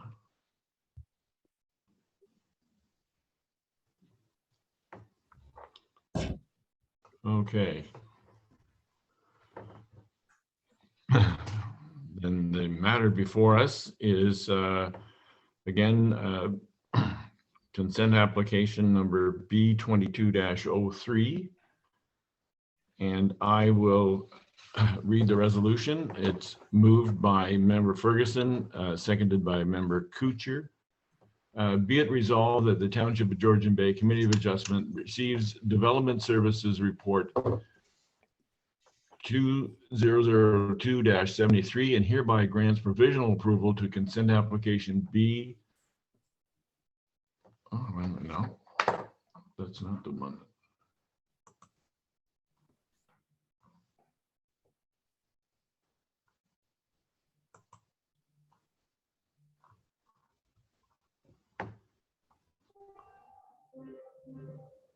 Okay. All right, let's start again. The resolution is as follows.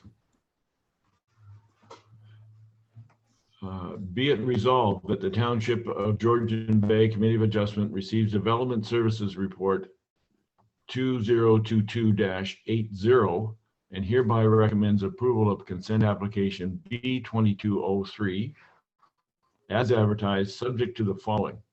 A, municipal taxes shall be paid in full up to date of request of issuance of the consent certificate.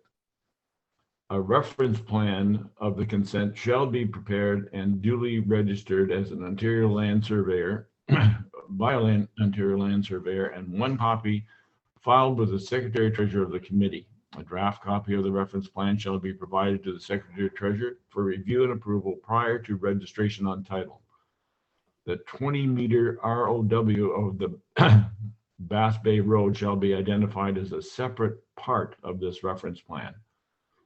A payment of 5% in lieu of parkland dedication shall be paid for the severed land in accordance with section 51, subsection 1 of the Planning Act to the Township of Georgian Bay. The township shall retain an appraiser at the applicant's expense to prepare the appraisal in accordance with the provisions of the Planning Act if the value of the land cannot be otherwise be agreed upon. That all fees and disbursements, legal, engineering, and planning, if any, incurred by the township with respect to this application shall be paid for by the owner. And E, that the severed land shall have private water and septic services. F, that the portion of the severed lands to the south of Bass Bay Road shall not be separately conveyable from the portion of severed lands to the north of Bass Bay Road. G, that any comments provided through the peer review of the environmental impact assessment and landfill impact assessment be addressed by the applicant to the satisfaction of the township. H, that the applicant shall implement mitigation measures recommended through the environmental impact assessment and landfill impact assessment and subsequent peer review by entering into a site plan control agreement with the township prior to development on severed lands. That the applicant obtain approval for a zoning bylaw amendment at their sole cost to zone the environmental features identified through the environmental impact study. Additionally, the zoning bylaw amendment shall address the lot frontage and road frontage deficiencies on the severed lands. J, that the applicant obtain a conditional permit from the District of Muskoka for the proposed severed and retained lots for access onto the district road, and that lands be subject to an agreement with the District Municipality of Muskoka pursuant to Section 51, subsection 26 of the Planning Act, RSO 1990 as amended, respecting the location of wells to the district road. I, that the applicant shall address any concerns provided by the district to their satisfaction. That the applicant shall coordinate with the township to facilitate the expropriation or purchase of a 20-meter right-of-way for Bass Bay Road to their satisfaction. And conditions set out herein shall be completed within 2 years of the date of the decision of the committee. All those in favor, please. Oh, I'm sorry, there's a question from Ms. Sandy. Yes, Chair Hill, I'd just like to clarify that the condition for the expropriation or purchase of the road shall be to the satisfaction of the township. The condition just says to their satisfaction, so I just want to clarify that. And second, I also want to advise the applicant that my preliminary discussions with the clerk's department indicate that the usual process is a $1 purchase in such conditions. So just wanted to clarify that as well. Thank you. I see Ms. Bressette has a comment. Please go ahead. So I have a comment in reference to that. So what I'm getting from your motion that you're reading is that basically you're going to require me to do all these additional studies at my own cost, and then you're basically going to assume the property for $1, which is your condition. Am I getting that correct? Can you respond to that, Ms. Sandy? Yes, through you, Chair Hill, to Ms. Bressette. So the only portion of the property that the township will acquire is the road, the portion of the property that is currently occupied by Bass Bay Road. That is the only portion that the township will acquire. Okay, but again, my frustration and continued frustration with this is I'm required to do A, B, C, D, E, all right through J. And for all my troubles, everything's on my risk, and I'm only going to receive $1 from the municipality for the road.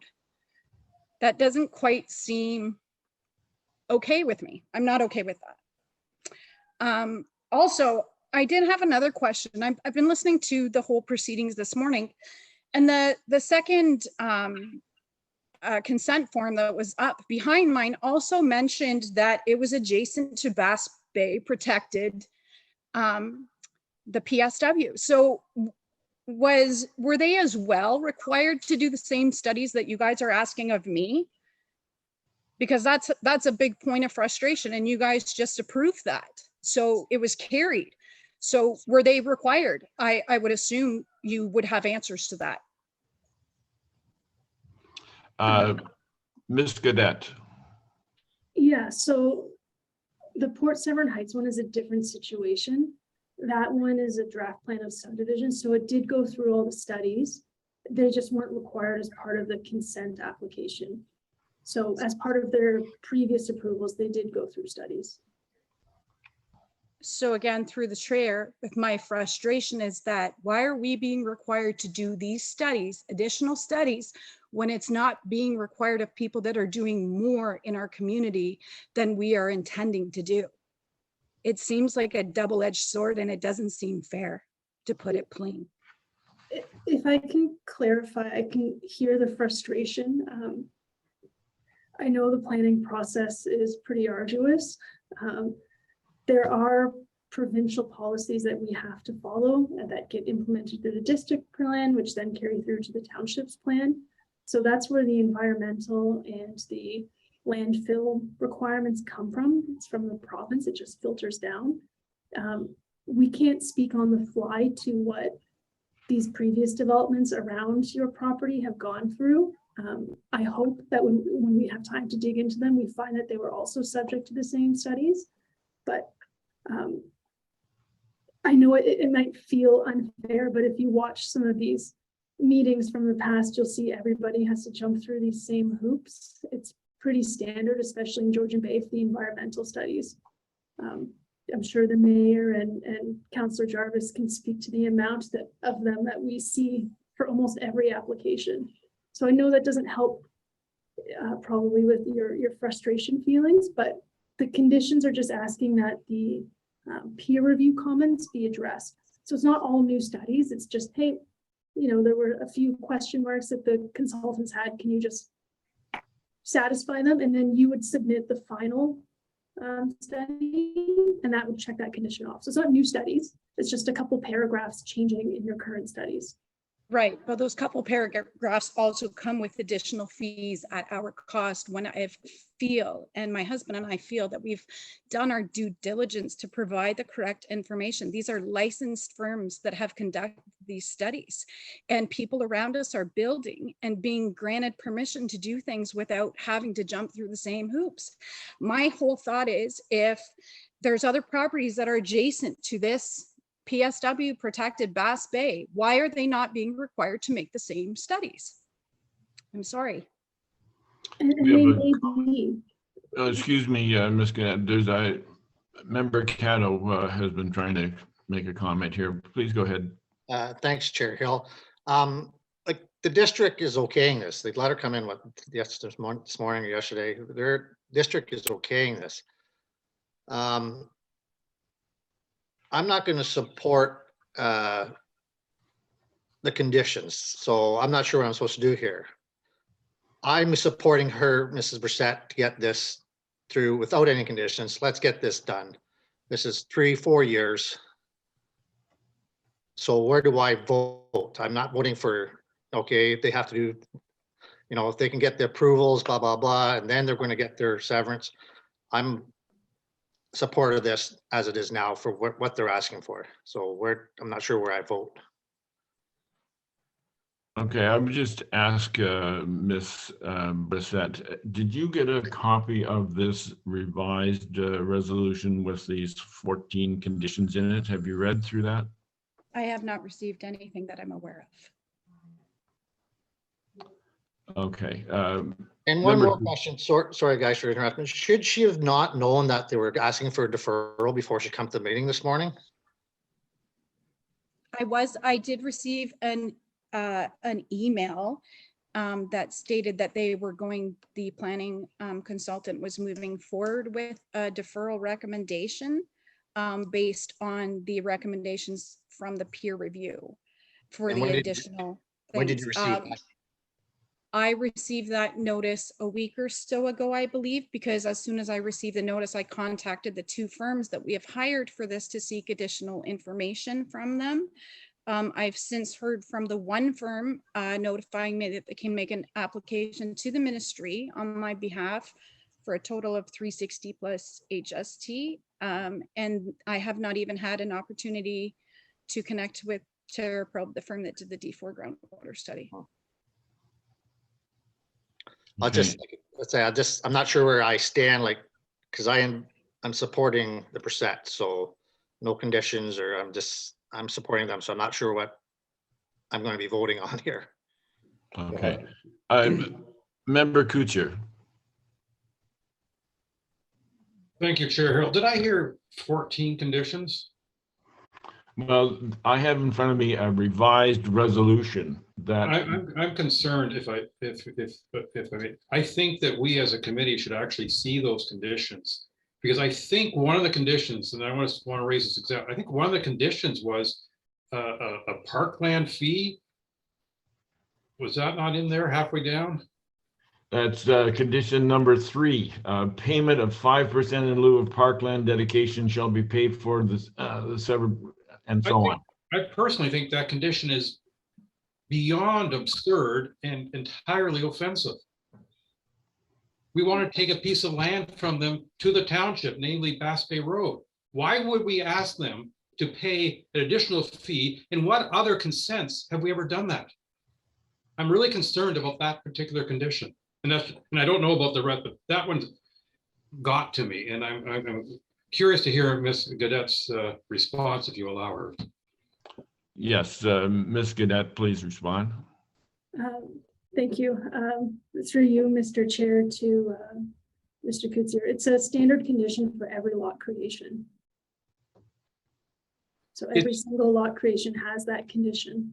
It is entirely inappropriate in this case, because I heard the suggestion that we're going to expropriate a piece of their land for $1. Well, that land is worth one heck of a lot more than $1, and I don't think it's at all appropriate that we ask them to pay a parkland fee. So we can remove that condition, but it is a standard condition. Okay, but the whole reason we have a committee of adjustment is because all our standards don't apply to every property. There's always exceptions. And I think this absolutely is an exception. I hope I'm not sounding too much like I'm in rant mode. No, your point is very well taken. And I'm going to take one more question from Member Jarvis and one question from Member Matthews, and then we will regroup on this. So Member Jarvis? Yeah, I'm finding myself in Member Cadeau's boat on this one, and leaning very much in favor of the Bressette's application without all these incredible conditions. In light of the fact that this landfill, those are items G and H, I believe, in the items you just listed with regards to landfill assessment and remediation.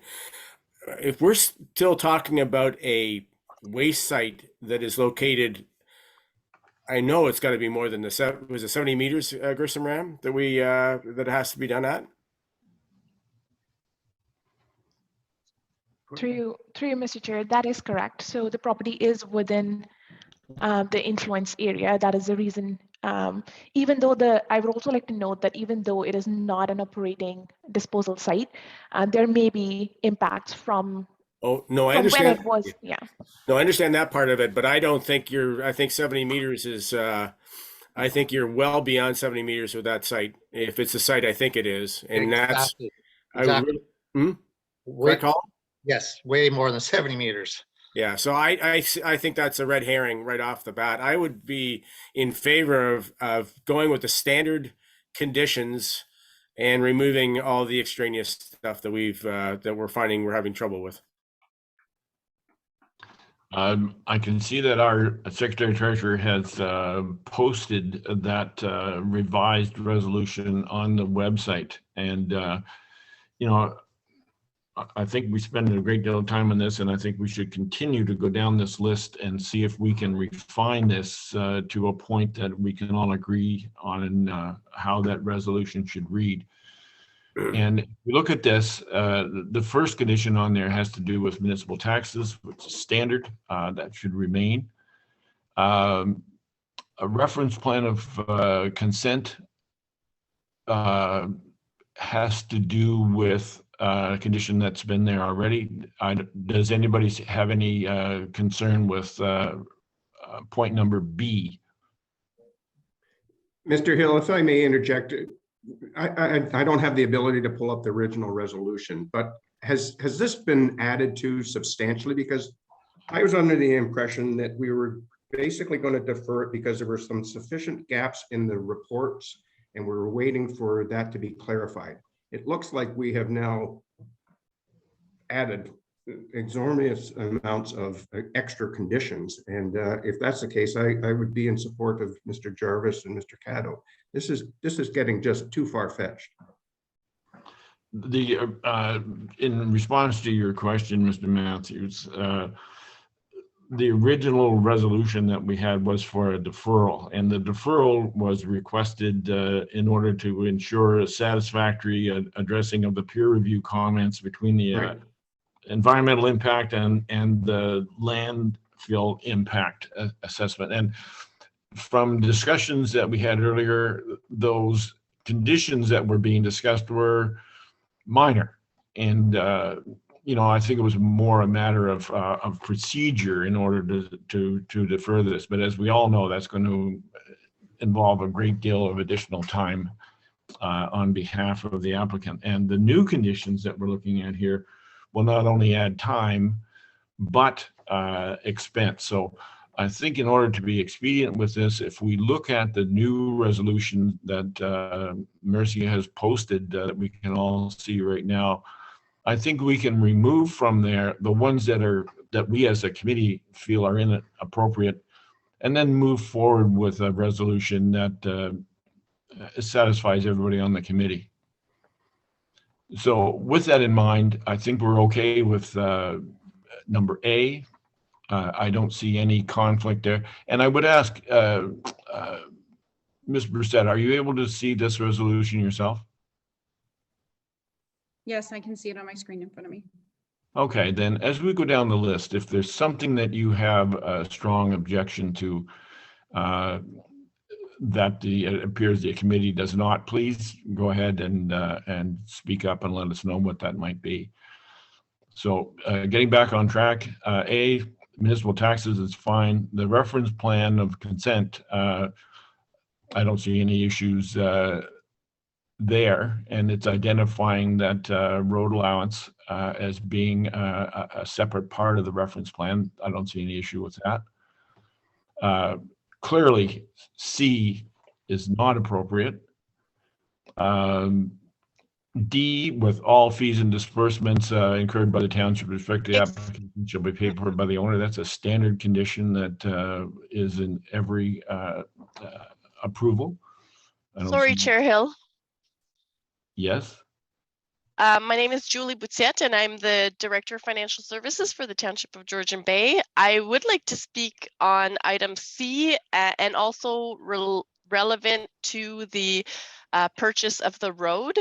The 5% Lure in Parkland is a legislated requirement. However, though, I know it ties in with the $1 value of the transferring of ownership of the road to the township. There is an alternative that we could propose, that the road be transferred at fair market value, which we could get an appraisal done, and maybe that would satisfy both C and I'm not 100% sure what bullet is the transfer of the road, but that might solve both of those scenarios. And is that so that if we go at fair market value, is the applicant then required to pay 5% of that fair market value? So 5% in your parkland is on the severed property, and I think my colleague Jen Gaudette could speak to that a little bit more on how the calculation is done. But fair market value that we would give or to the applicant would be on the property that is transferred to the township for the road. Okay, then is there any comment on that by Ms. Gaudette? No, I'll just say, so the Planning Act does give us the ability to ask for the 5% parkland. It's also in our dedication bylaw, but we can remove it if we have to. It's not required. It's our standard condition. But we can strike it out here without any ill effect with regards to the parkland. And I would just suggest that we deal with the road transfer through these conditions for township's sake and the Bressette sake, because I'm sure they don't want the liability of a publicly transferred road on their lands. And when they went to sell, it would probably cause a problem. So I think we should keep those conditions that deal with the road in this consent. Has the value of the severed lands been determined at this point?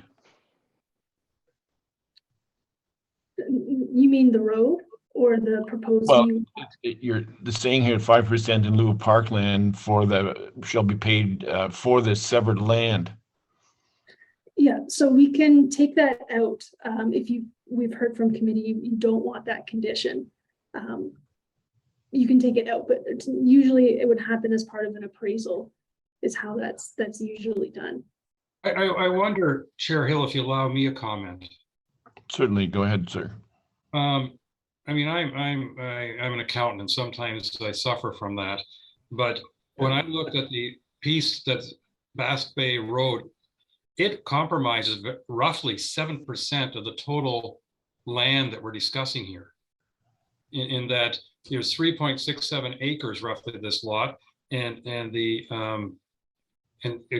I forget what the figure is, 0.25 acres is what the road is. So if we take the road from them, we're already taking 7% of their land, which is well above 5% parkland. And I would further add that that little piece south of Bass Bay Road isn't going to be of any use to anyone. And so that's going to be a vacant little triangle, and it's equivalent to another 3% roughly of their total land value. So they're going to lose, in effect, 10% of their property just by going through this. And I think that should be respected when we're doing all these calculations. And just on that train of thought, has there been a discussion between the applicant and the township on the value of that section of Bass Bay Road that is ultimately going to be expropriated by the township? My understanding is no. We've just heard from clerks that the usual amount is $1. Perhaps Julie could speak further to that. There's nothing been in writing yet. It's just been brought to our attention through this application that the township has a road on private property. So we've asked clerks what the standard procedure is, but there's been no detailed negotiation with the Bressettes yet. And Julie was suggesting that we could, instead of the $1 approach, we could take the fair market value approach, which I don't have the knowledge to speak to, but perhaps Ms. Boutiette could enlighten committee on how that works. Yes, I would be interested to hear Ms. Bressette's view of the value of that land. I don't have a figure. That's not something that we explored until now. We were aware that the municipality in the beginning of this process, and it was brought to other members that we spoke with a counselor about last year in regards to this, and asked a couple questions as part of our process for this application. So members were aware. It hasn't been brought to discussion, and I don't have a fair market value figure for it at this time.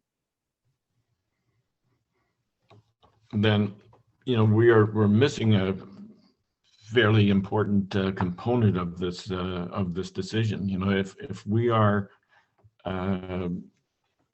agreeing to the consent, I guess it sort of is a requirement that both parties are in agreement to all of the terms under which that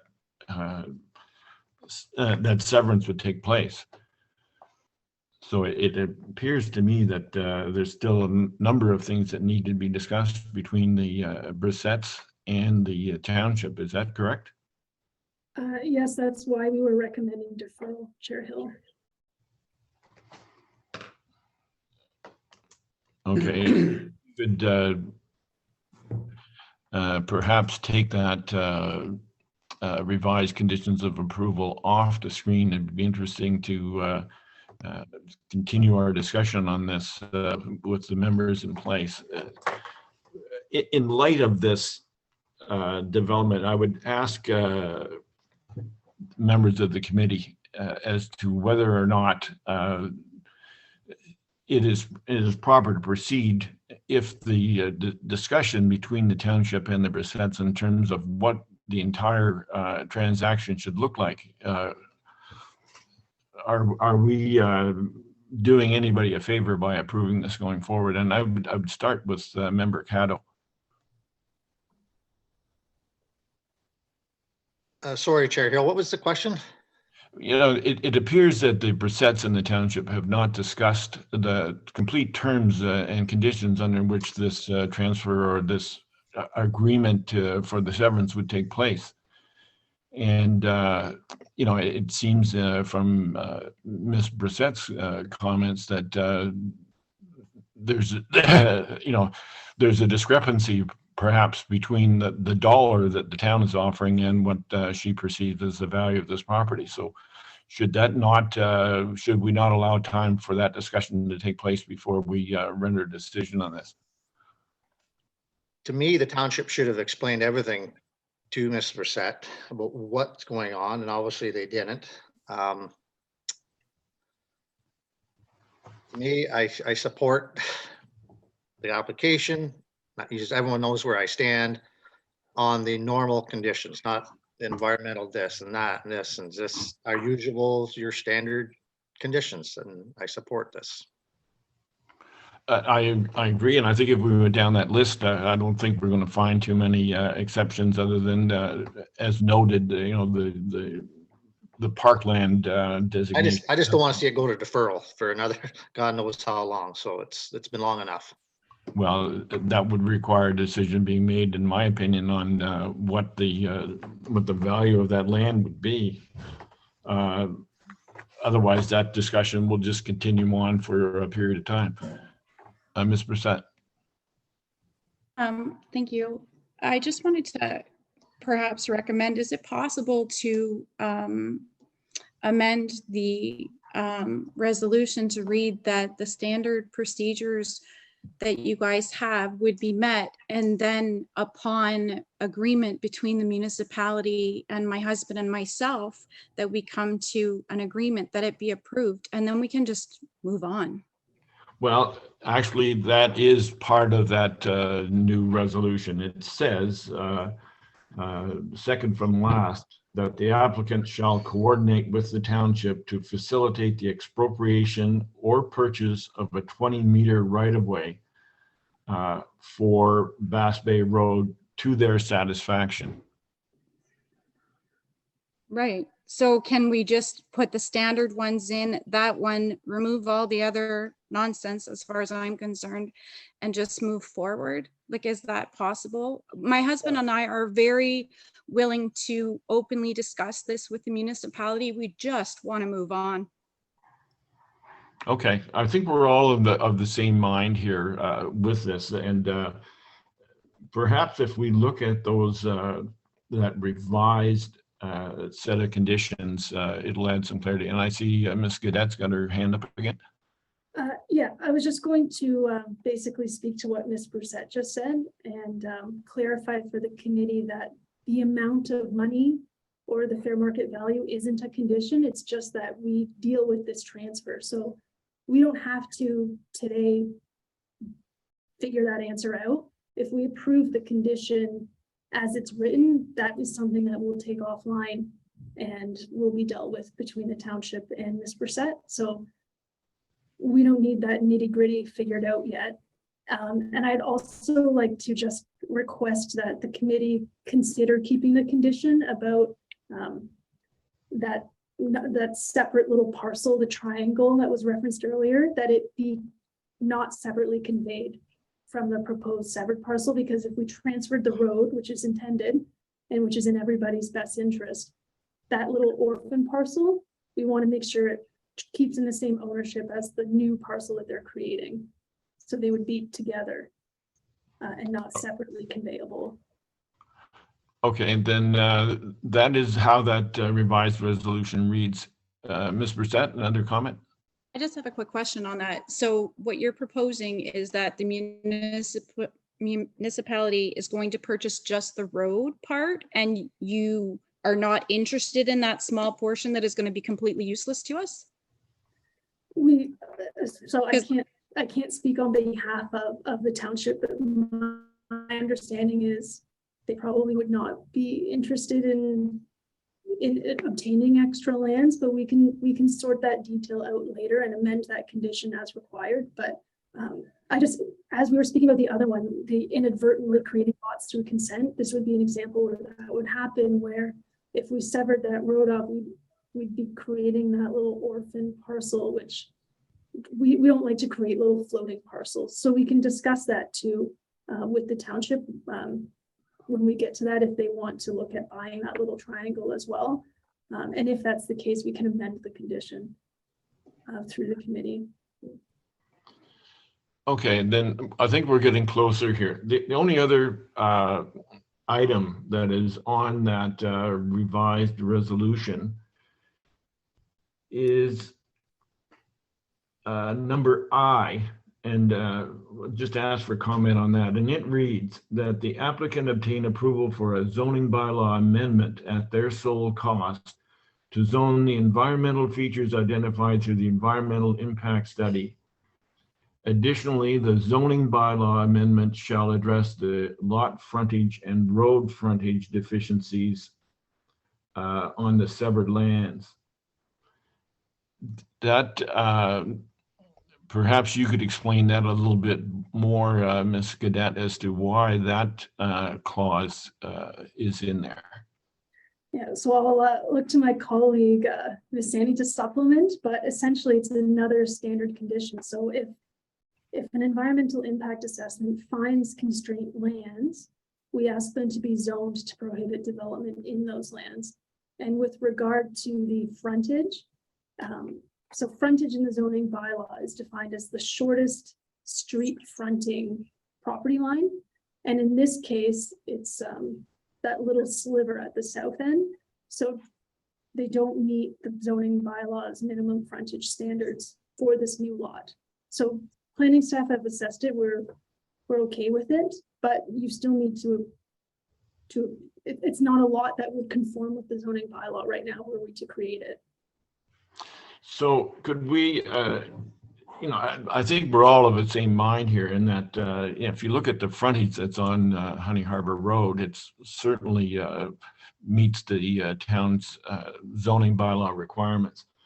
And it's just a technicality that we're having to look at the piece on Bass Bay Road. Is it acceptable then to remove that section in regard to the zoning bylaw amendment and the cost associated with it? For the frontage, yes. Ms. Sandy, if you could help me out here a little bit with the environmental features. Yes. So just to supplement that, through you, Mr. Chair, to the committee, the environmental impact assessment that was submitted by the applicant noted a wetland feature on the subject property. So that's one of the features that we're hoping to zone through this zoning bylaw amendment. As per the zoning bylaw, when a property is abutted by two roads, the shorter of that is the frontage, is defined as a frontage. In this case, that would be the portion of the property that abuts Bass Bay Road. It is about, I believe, 54 or 56 meters, and the requirement is 60 meters. Just to address that deficiency, we're also requesting that be addressed through the same zoning bylaw amendment. And again, that's something that's within the purview of the Township of Georgian Bay. And, like the other condition that we talked about with Parkland, I'm not sure that it's appropriate in this case. And my question, and maybe it needs to go to the secretary, as to whether or not it is appropriate to remove that condition.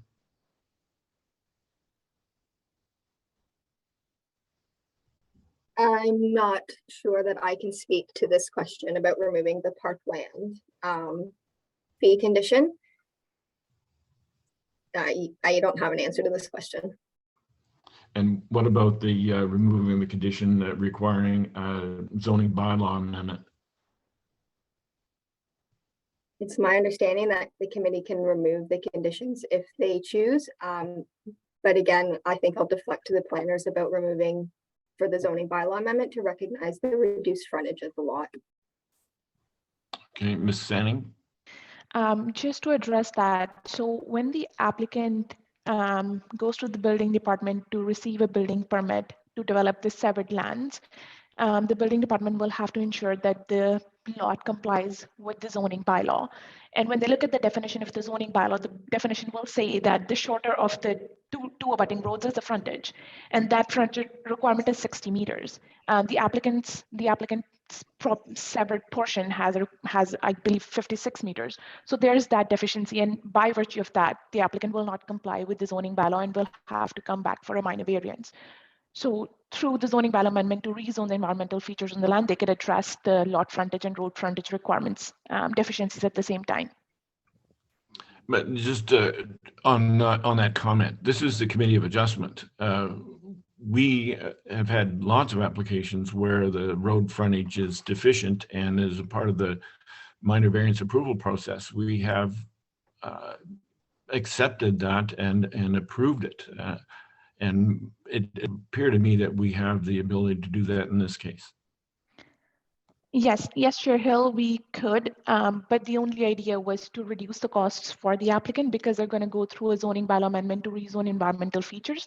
So they could just address the lot frontage at the same time through the same application. Otherwise, they would have to do a zoning amendment to zone environmental features and come back for a separate application for a minor variance to address that lot frontage deficiency. So that's just a deficiency that needs to be addressed. How they would like to address it is up to the applicant. And was the applicant made aware that they would need to have a zoning bylaw amendment in addition to this minor variance application? Through you, Chair Hill, at this time, staff are requesting deferral of the application because of all the other things that needed to be resolved prior to staff recommending approval or denial with or the conditions associated with that. So due to that, staff have not communicated any conditions with the applicant at this time. Ms. Bressette. I have a question. Isn't this kind of beating a dead horse and a bit of a technicality? We have road frontage on the district road that meets the zoning bylaw requirements. Why are we forced to do it again on the Bass Bay side? This was never explained. To our understanding, we were completely compliant. And in fact, there's so more because we made the lot and adjusted it 3 times in size to make sure that we exceeded the amounts. Like, this seems like a technicality that is very unproductive and not necessary.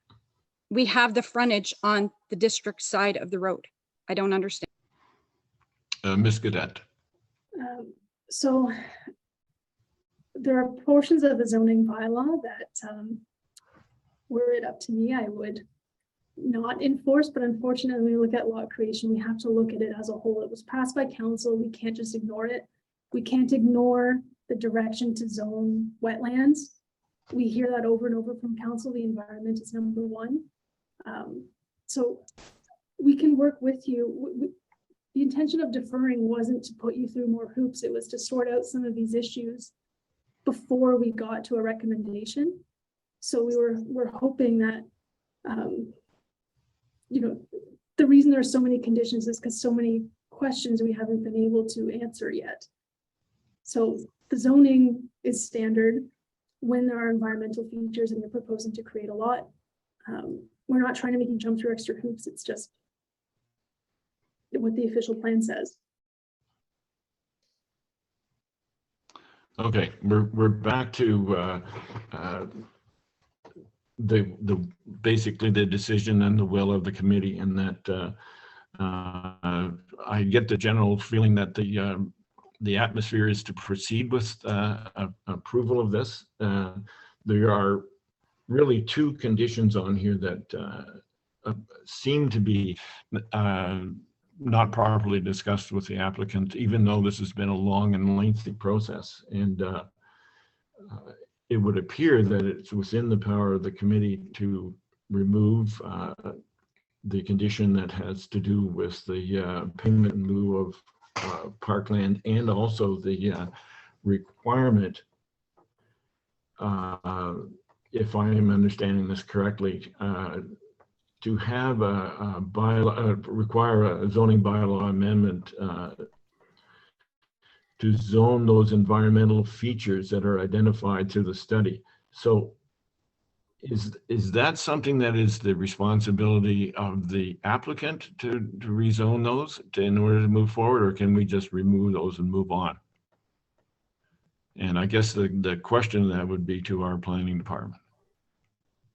So if the condition as recommended by staff is approved, then it would be up to the Bressettes to advance a zoning bylaw amendment application supported by their environmental impact study, saying these are the wetland features.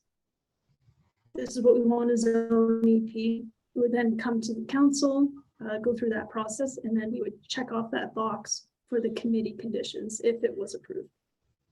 If the zoning was approved, it would satisfy that condition. And I would just like to mention Ms. Boutiette has had her hand up for a while. I believe she would like to mention something. Yes, please go ahead. Ms. Bressette. Through you, Chair Hill. This is Julie Boutiette. I had been, as acting CAO, offering directorship to the planning department. And at one point I had asked the question, why do we bring things forward when we're recommending a deferral? And it was clearly explained to me that when public notice has been issued, we do have to go to public meeting. And that is the planning process. It differs a bit from the council process that I'm very used to.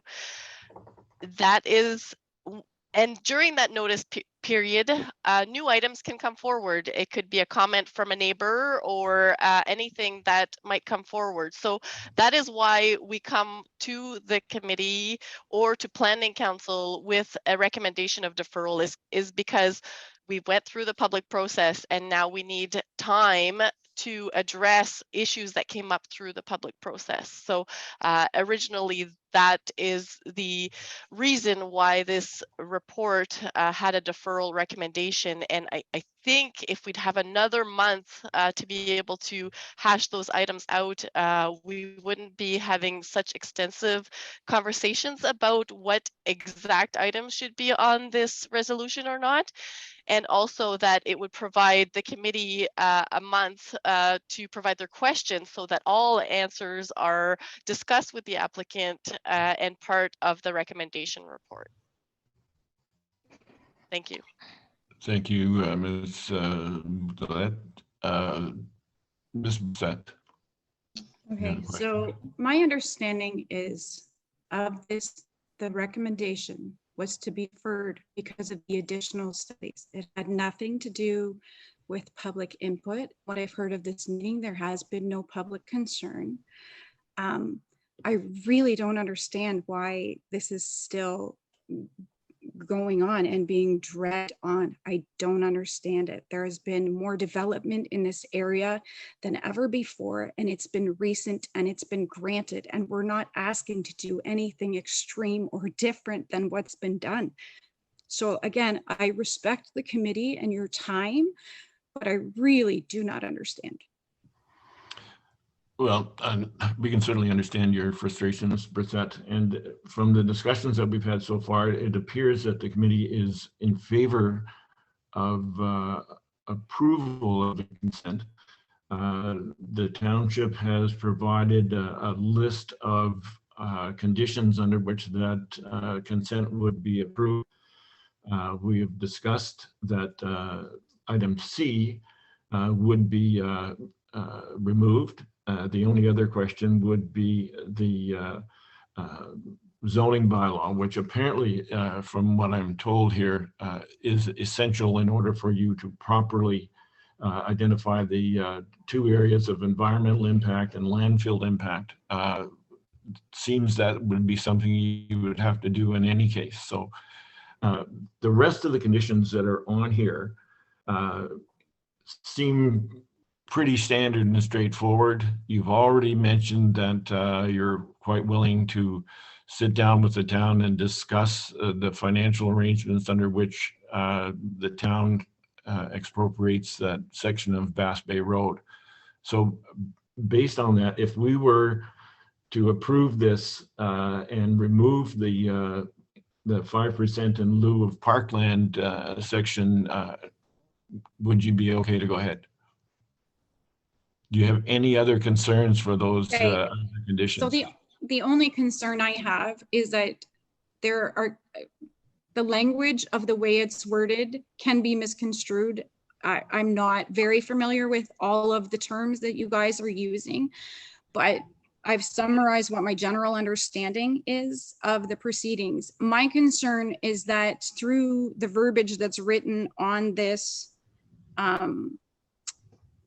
resolution is that there's going to be more fees imposed when I'm at an opinion of where we've met the requirements that were more, I think, more than fair for what we're trying to do. And we're willing to discuss with the township a transfer of property. And yet, from the sounds of it, we're still incurring fees to rezone and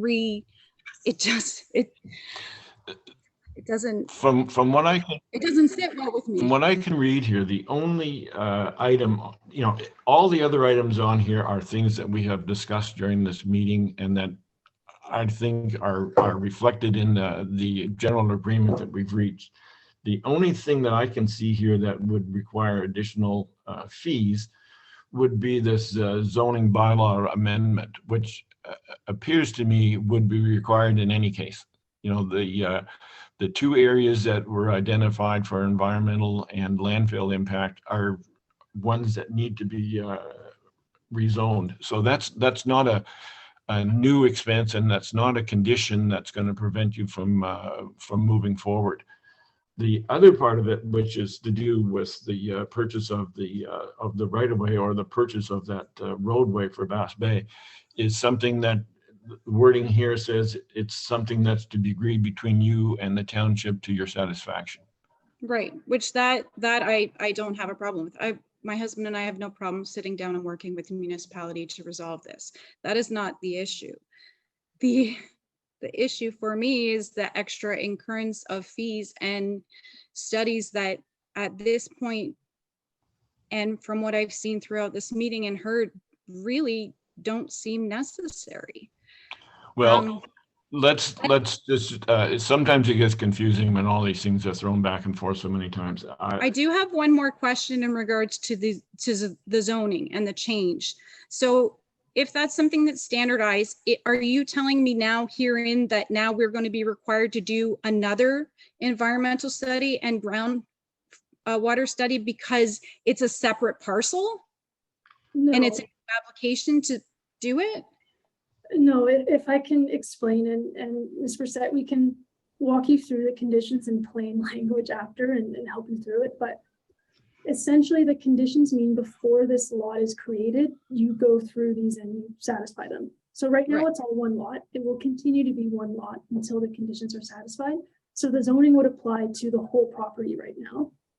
And what you would do is we'd get the final studies. So the peer review comments would be addressed. We'd get the final studies. We'd say, okay, everybody agrees this is the extent of the wetland. In your case, the wetland. Then we can help you fill out an application form that says, okay, here's the recommendation of the study. This is the area I want to zone. Let's get that to council. We take it to council. We say this came out of a consent application. It's just a satisfied condition. We're protecting the environment in accordance with the strategic plan and the OP and the district OP and all that other crap. Say, yep, good to go. You get that, you check that condition off. So we've also recommended site plan, which is how you take the wording. So the environmental impact study will have recommended mitigation measures, which are textual, and we put that into effect through a site plan agreement. That's how we can tie them together. You can't do it through zoning. So that's also one of our recommendations, but they're all together. So there's no new study required. We can help you through the process. I know it's overwhelming and you've been through a long process already, so it probably seems pretty arduous to climb the rest of the mountain, but we can help you through it. Yeah, and I think if you listen to the wording of this revised resolution, you'll be comfortable with that based on what Ms. Gaudette just said. And that will allow you to move forward. The discussions with the town and those sort of things are something that you can do afterwards, but at least the consent would be approved. So then is it this committee's recommendation then that I still have to pay fees to expedite the rest of those missing gaps? Because if that's the case, I would like to see proof of where these other people that have developed have done the same thing. I don't think it's fair that we have to do these additional studies or additional missing gaps when no one else who has developed around us has. I don't see any additional studies being required here. It's in the peer review. The peer review said that there was missing information. That's why it was being recommended for deferral. And that when those missing pieces came into place, then it would come back again before this committee. That is my understanding. Please correct me if I'm incorrect. Is that your understanding, Ms. Gaudette? So it's not new studies, it's revisions to the existing submitted study, which is also it is additional cost, but it's not another 15 grand. No, but it's still additional costs that are now involving the ministry. Yes, and I'm sure you wouldn't be interested in staying around for the rest of the committee meeting, but you'll see these are standard requirements and they're going to come up in applications we have today as well. Peer review comments have to be addressed. It's part of our standard process. It's not just applied to you, and we can, if committee wishes to not make a decision and defer, part of our information we can bring forward is what the situation is on the surrounding lots. I would just like to clarify, if they don't require a Planning Act application, so that is if they have existing zoning, they're not trying to create a lot, then they're only subject to the existing zoning to get a building permit. I know it's confusing, but if they only need a building permit, they won't need studies, even if they're right beside a PSW. It's just, then the Planning Act isn't opened. So we can, if you'd like, we can look into that information for committee, but that might be why you're seeing development go on around you that didn't require studies. So we're back to that same decision, Ms. Gaudette. If we are able to approve this consent based on those conditions that were identified, less the parkland one, then you've moved the ball down the field. You're much further ahead. Otherwise, the best case is a deferral in which we start this conversation all over again. Yeah, we're satisfied that we can work through the consent conditions with Ms. Bressette, and we don't need to defer if we have these conditions.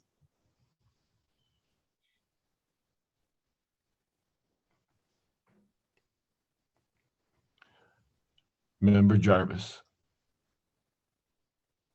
First, I see there are a number of other hands up. Member Matthews and Member Kutsia were ahead of me, and maybe they should be recognized before I speak.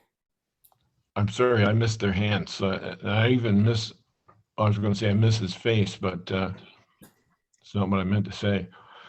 Mr. Matthews, member. Actually, Mr. Kutcher, I think, had his hand up first, if we're going in order. Member Kutcher. Oh, actually, yours was before mine. Okay. You're both before me. My concern, okay, I'll go.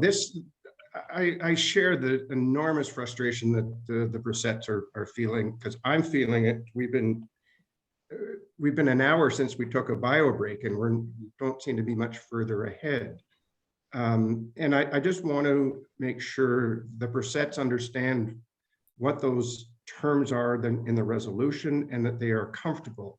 And if they're not, as much as I don't want to go for deferral, I think it's might be the safest thing, so that we can have sidebar conversations so everybody is fully and completely clear as to the terms and conditions. you know, we've talked about 5% in lieu of parkland, but we're going to take the road for $1. That stuff just doesn't seem correct in any world. Yeah, we've already gone past that, Mr. Well, I don't see us getting any further ahead, quite frankly, at this point in time. Member Kuchar. Thank you, Chair Hill. Yeah, I think, you know, we've spent a good hour and a half, if not more, hour and 3/4 today discussing this file. Is my personal opinion that this should actually not have come in front of us, because there were a couple of things that should have been resolved before we saw it, such as the peer review being completed, being satisfied with a couple of their questions. I think Ms. Bressette has illustrated for us, and I think that's extremely important, the frustration that some of our residents can go through the planning process. And I'm not criticizing any of our planning staff when I say that. It is an arduous process. We need to assist our residents as much as we can. And I think that we have now informed planning staff quite clearly as to how most of us feel about this particular application. But I think the wisest thing for us to do is to defer it for a month, simply because I think no matter what we do, we're not giving a proper review to all the conditions that have been attached. And I'm quite concerned, and I believe that there should be constructive conversation between the township and the applicants in regard to some of the circumstances. Prime example being the road, and we're talking about frontage on Bass Bay Road. Well, right now, as we speak, there is zero frontage on Bass Bay Road because the applicants own it. Yeah, it shouldn't be a factor. I mean, give me a break. And I understand the zoning bylaws, but let's come up with a reasonable solution that satisfies the intent and wishes of everyone involved. And I don't doubt for a moment that can be done. I don't think it's up to us as committee to do it this afternoon. I don't think we're capable of doing that on this file. And so it's very sadly and frustratingly, in one sense, I think the best thing for us to do is to defer it, because I believe that between the Bressettes and staff, this can be worked out fairly readily. And I know that staff, having heard all our thoughts, will do their best to come up with the best solution for everyone. And so I said enough, but that's my thought at the moment. Thank you. Thank you, Member Kuchar. So we have. You want to listen to me too, don't you? Oh, I'm sorry. What was your name again? No, I'm going to echo Member Kutzier's comments. I agree with him wholeheartedly. I'm going to ask, I think we should be requesting patience and understanding from the applicant, the Bressettes, on this. And let's get it straight, but let's make sure that when we send it back on a deferral basis, that it's sent back with specifics on what we want looked at and what we don't want looked at, because the things there I think we've agreed to are not necessary, but things like the road and zoning stuff need to be dealt with and taken care of. And I think it'll work in everybody's best interest if we work on that basis. Okay, thank you, Member Jarvis. Any further comments? Okay. Will we be getting this in for next month? That's my concern. Well, again, that's up to the planning committee to schedule it for next month. And Jody, would you be okay with next month? I would prefer next month. If we could set a date, set these conditions and defer it for 1 month with a planned meeting date to get this resolved, that would be my preference. Perfect. Okay, perfect. We're all on the same page. And with that, I will read the original resolution. Be it resolved that the Township of Georgian Bay Committee of Adjustment receives Development Report 2022-80 and hereby recommends deferral to consent application B22-03 to ensure unsatisfactory addressing of the peer review comments obtained by environmental impact study and landfill impact assessment. All those in favor, please signify by. Hang on. I think that landfill thing's a red herring. I'm worried, and Colin and I both agree on this. There's certain things in there, and Jody will agree that planning and should not be looking at certain aspects of the reasons for the deferral is what I'm getting at. We got to be very specific. I think we got to be a little more specific about why we're deferring this, and our deferral would be for reasons that are, I think, different than what is given in the original in motion, Mr. Chair. Let's simplify this by just deferring the application without reasons. There's nothing that says there has to be reasons. So can we add deferral for 1 month? I think the planning department is well aware of the emergency required or the urgency required to bring this forward. So I will rely on them to bring it into the schedule for next month. I don't think we need to add that, but I will read the resolution one more time. Be it resolved that the Township of Georgian Bay Committee of Adjustment receives Development Services Report 2022-80 and hereby recommends deferral to consent application B22-03. All those in favor, please signify by raising your hand. Thank you. The matter is deferred. And thank you, Ms. Bressette. I hope we're making progress with all of this. I hope so too. Thank you for your time. Okay, moving on. Our next application is a minor variance application. Number A22-02 for 423 Crooked Bay Road. Yes, good afternoon, Chair Hill and members of committee. Nice to be back. I'm going to be with you for the next 3 applications, just to let you know. So I will share my screen.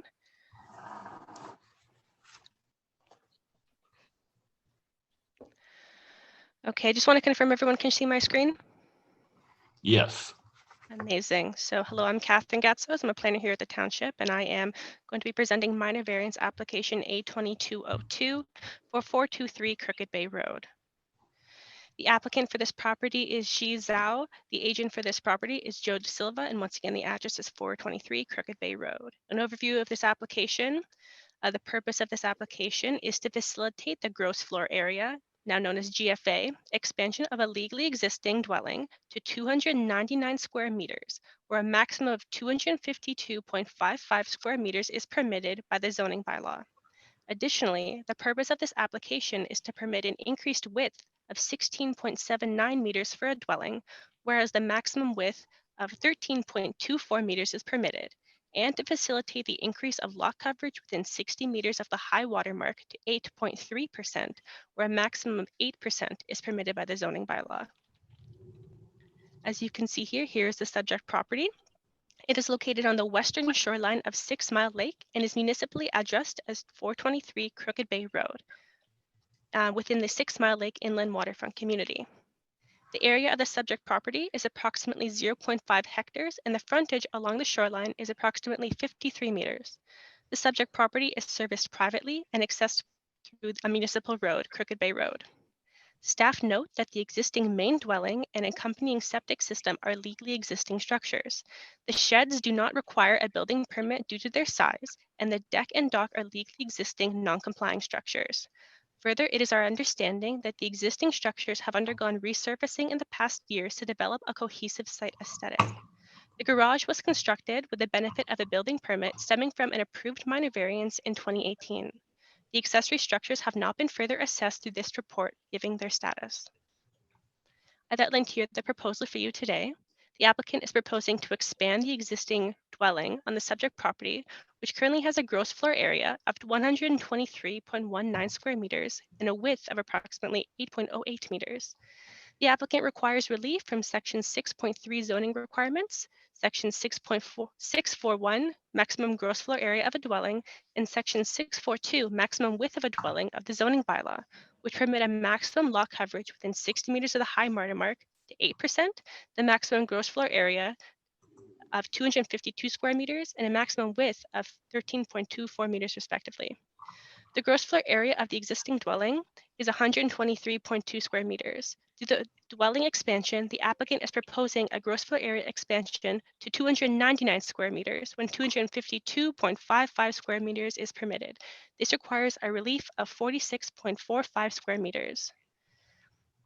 To shorten up the next one, the existing structure is 8.08 meters in width. They are proposing 16.79 meters in width when they are permitted 13.24 meters, which requires a relief of 3.55 meters.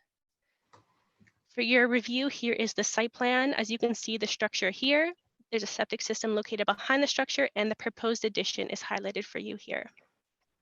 Upon review of the various policy frameworks, the subject property is considered rural lands as per the provincial policy statement.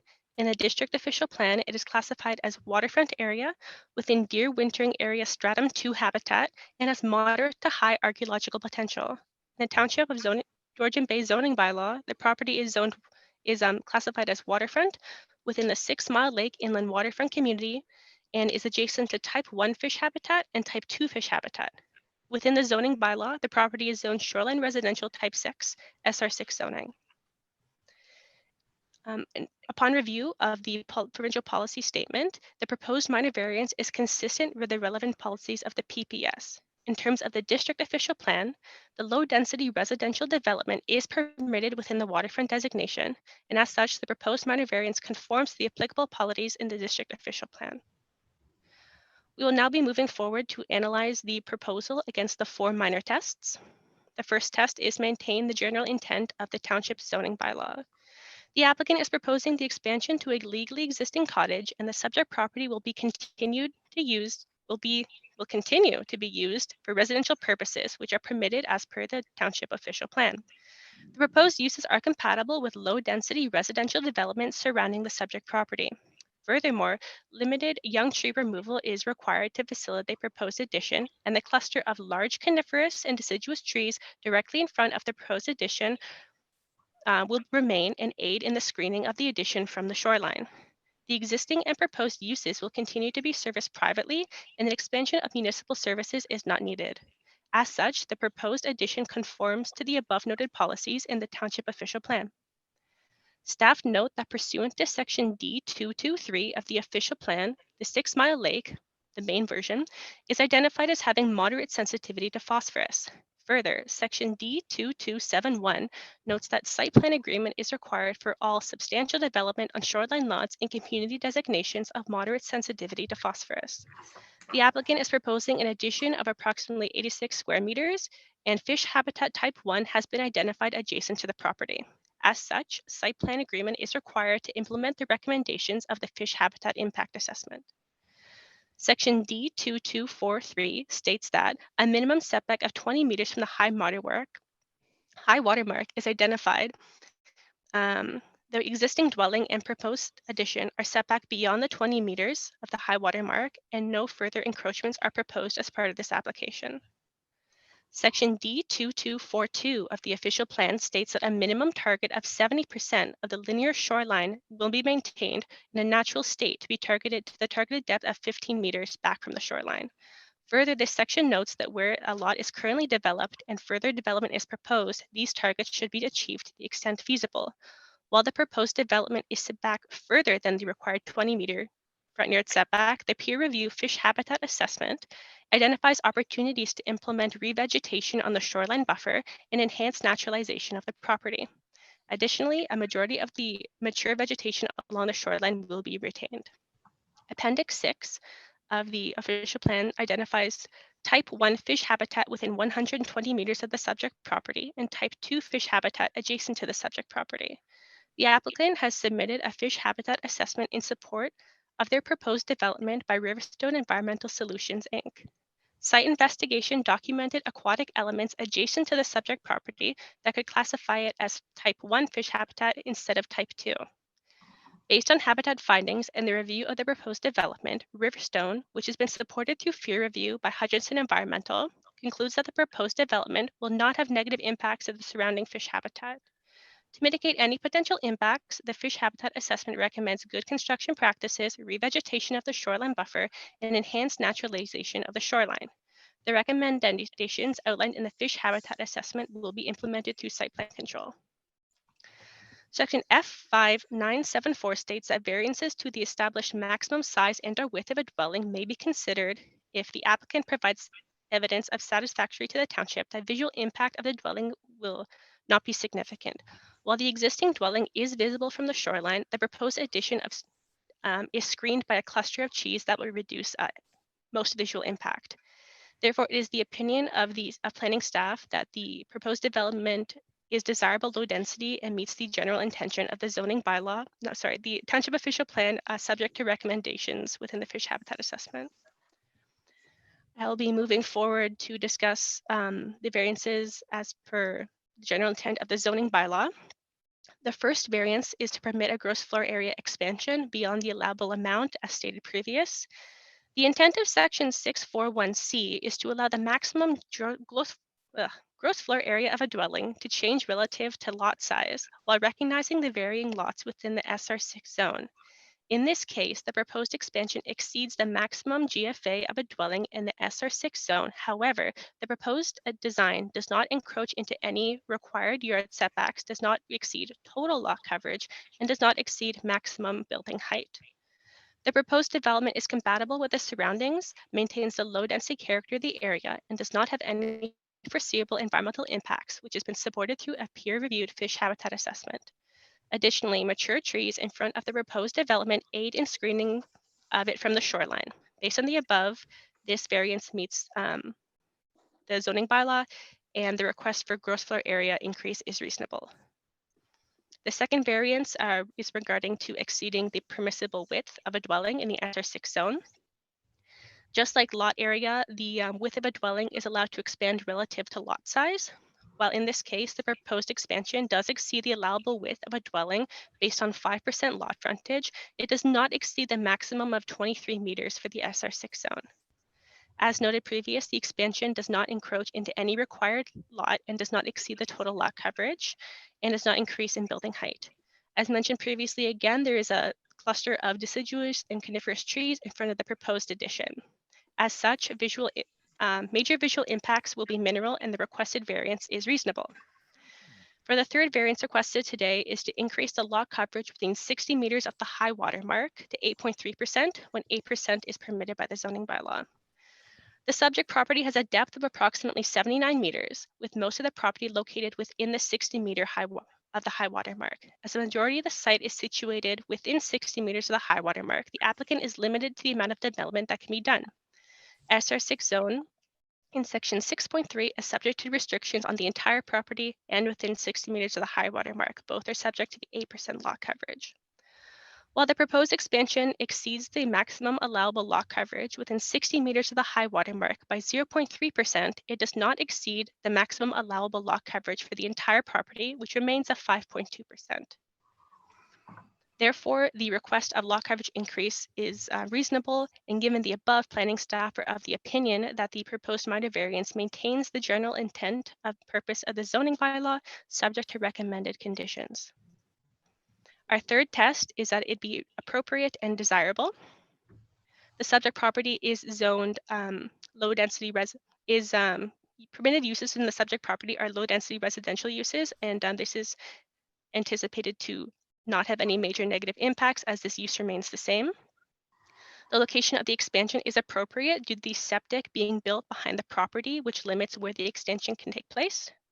The proposed expansion meets all other setback requirements and does not exceed in the total lot coverage. The trees directly in front of the proposed development will provide screening and reduce visual impact. And additionally, the peer-reviewed fish habitat assessment concludes no significant impact to the surrounding fish habitat and lake environment. As such, planning staff are of the opinion that the minor variances are appropriate and desirable development on the subject lands in accordance with the overall goals of the township, subject to recommended conditions. Additionally, we look at if this development is minor. The proposed expansion meets all setback requirements, does not exceed maximum permitted building height, and does not exceed total lot coverage, maintaining the desirable low-density residential uses of the surrounding properties. Visual impacts to the shoreline are minimal, and the proposed expansion is mostly screened by the trees. In addition, the total lot coverage is not exceeded. Overall, the proposal does not have any environmental or visual impacts, and no encroachment in the shoreline is proposed, and planning staff are of the opinion that the proposed development is minor, subject to the recommended conditions. For your consideration, I also have some site photos. As you can see here, this is the front facade of the dwelling.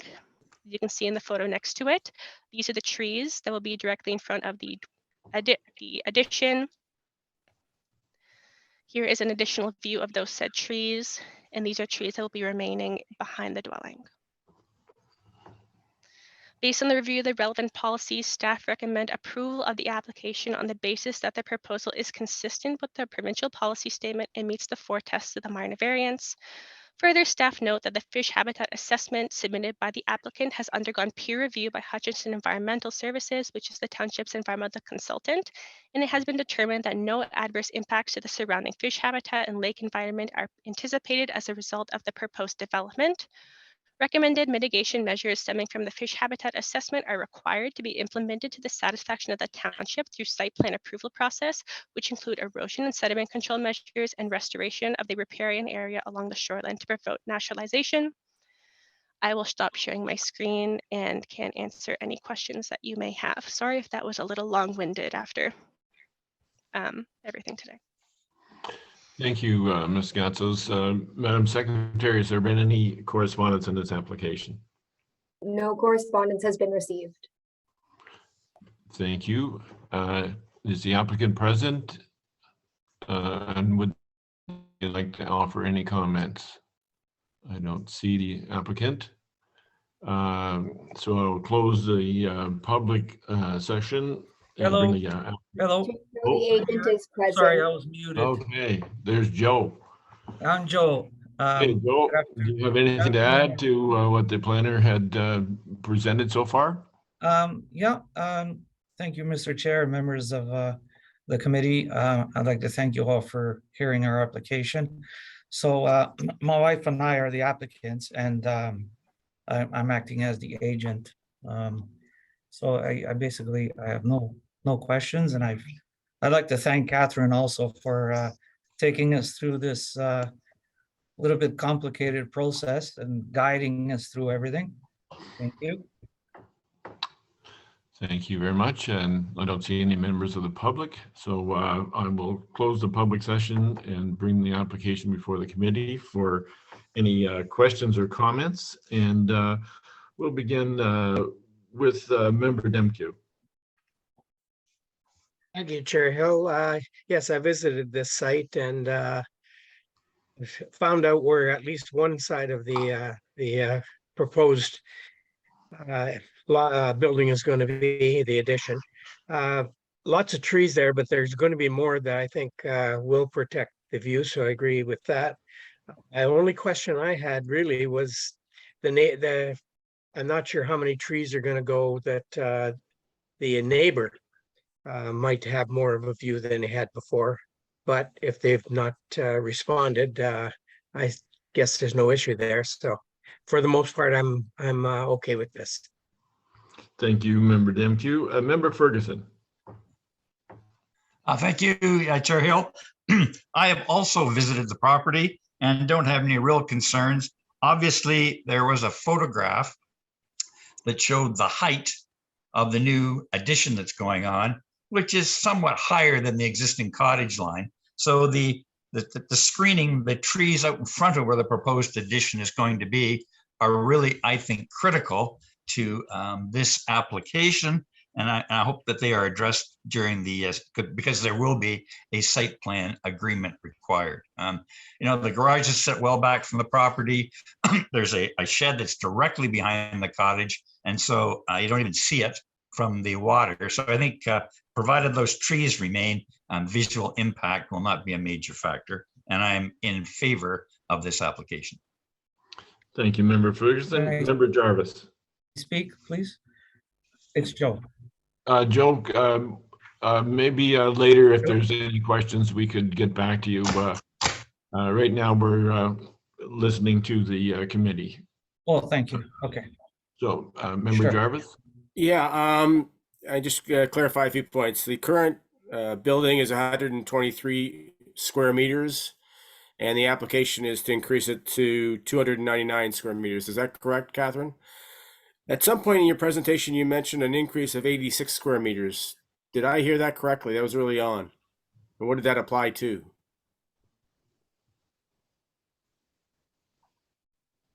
Catherine is preparing her answer. She's working on it.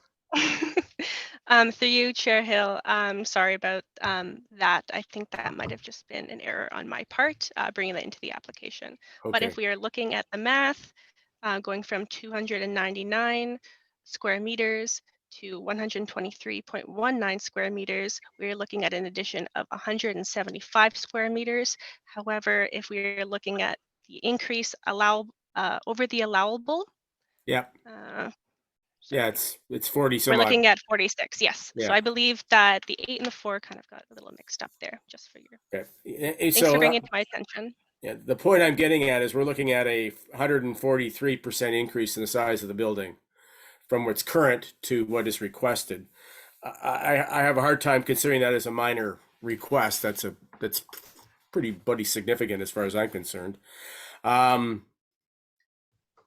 So I do take issue with that aspect to the request. I don't see it as minor. That's what I'm getting at.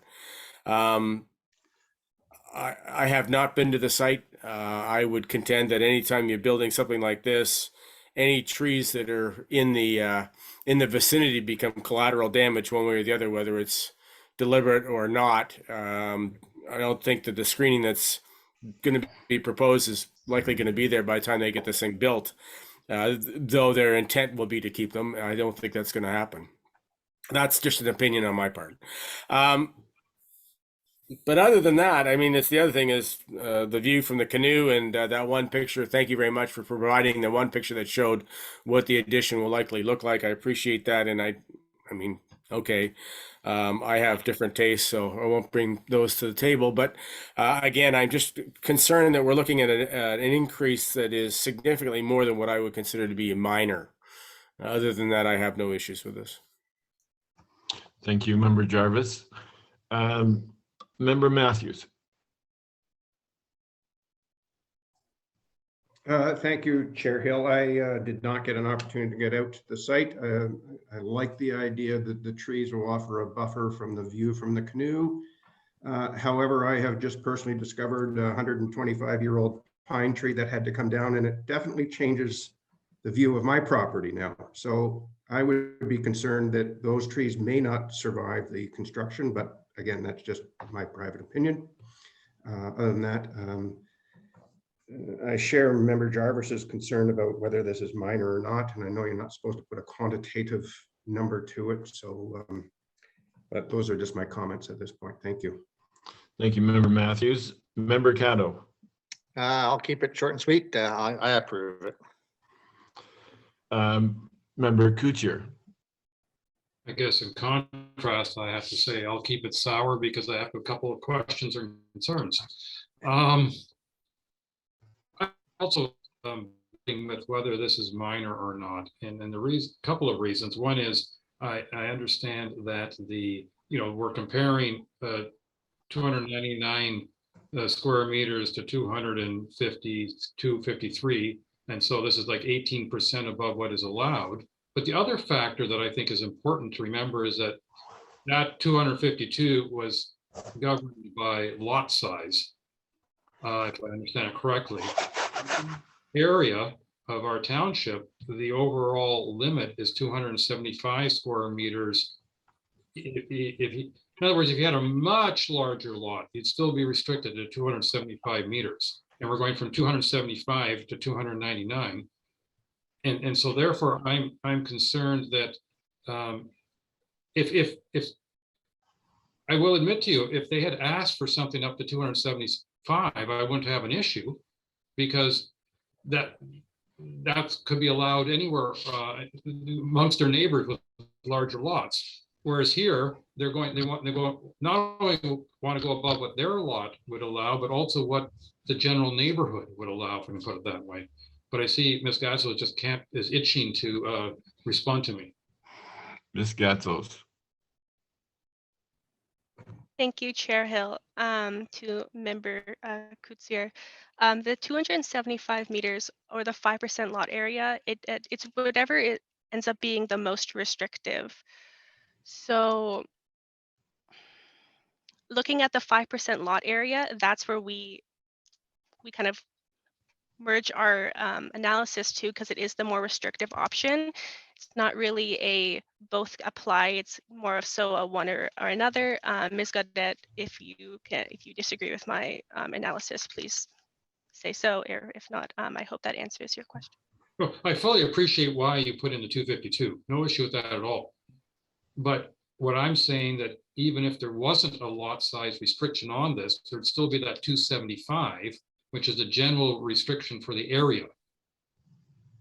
And I'm concerned that we would be approving something here that is going above what a neighbor with a much larger lot would be allowed.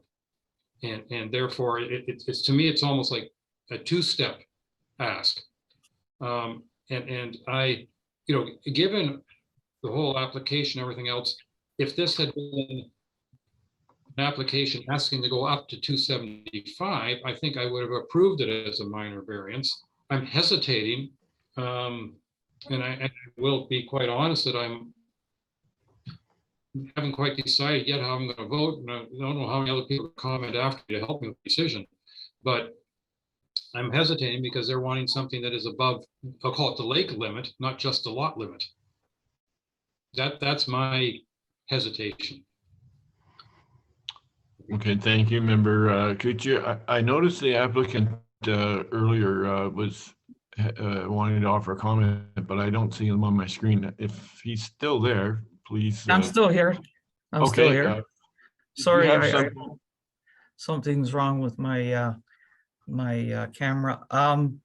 So in terms of the trees, those trees will be in front of the addition, so they don't affect the construction at all. They're actually, I know you can't tell from the picture, but they're probably about 6 to 7 feet in front of where the addition is going to be. And then another reason I won't be touching them is because we're facing southeast and we get a lot of sun all day there. And we're actually bird up during the day. So those are going to be pretty handy, those trees. Secondly, there are 3 trees where the addition's going to be that we're going to have to cut down. And my wife and I fully intend to replant those between the addition and Dave Wood, who's my neighbor. I mean, since we've had the property since 2014, we planted over 20 trees in our property. So another 3 won't make a difference. So the area where the construction is going to be, there are only 3 trees and they're smaller. The ones behind the property, where the one picture showed, they're going to stay. And the ones in the front between the addition and the lake, they're all going to stay. So I hope that satisfies some of your concerns. The current property, cottage, is quite small. We have an extended family and we're planning on moving up there in 2 years. My boys are grown and they're having kids. So they're, like I said, the current property is 600 square feet on the main floor and a little bit less than that in the basement, which is the bottom floor. And believe it or not, in that basement, we've got, in that 600 square feet, 3 bedrooms, 1 full bathroom, 1 mechanical room, 1 hallway, and a small laundry. So it's quite tight. It's a small place.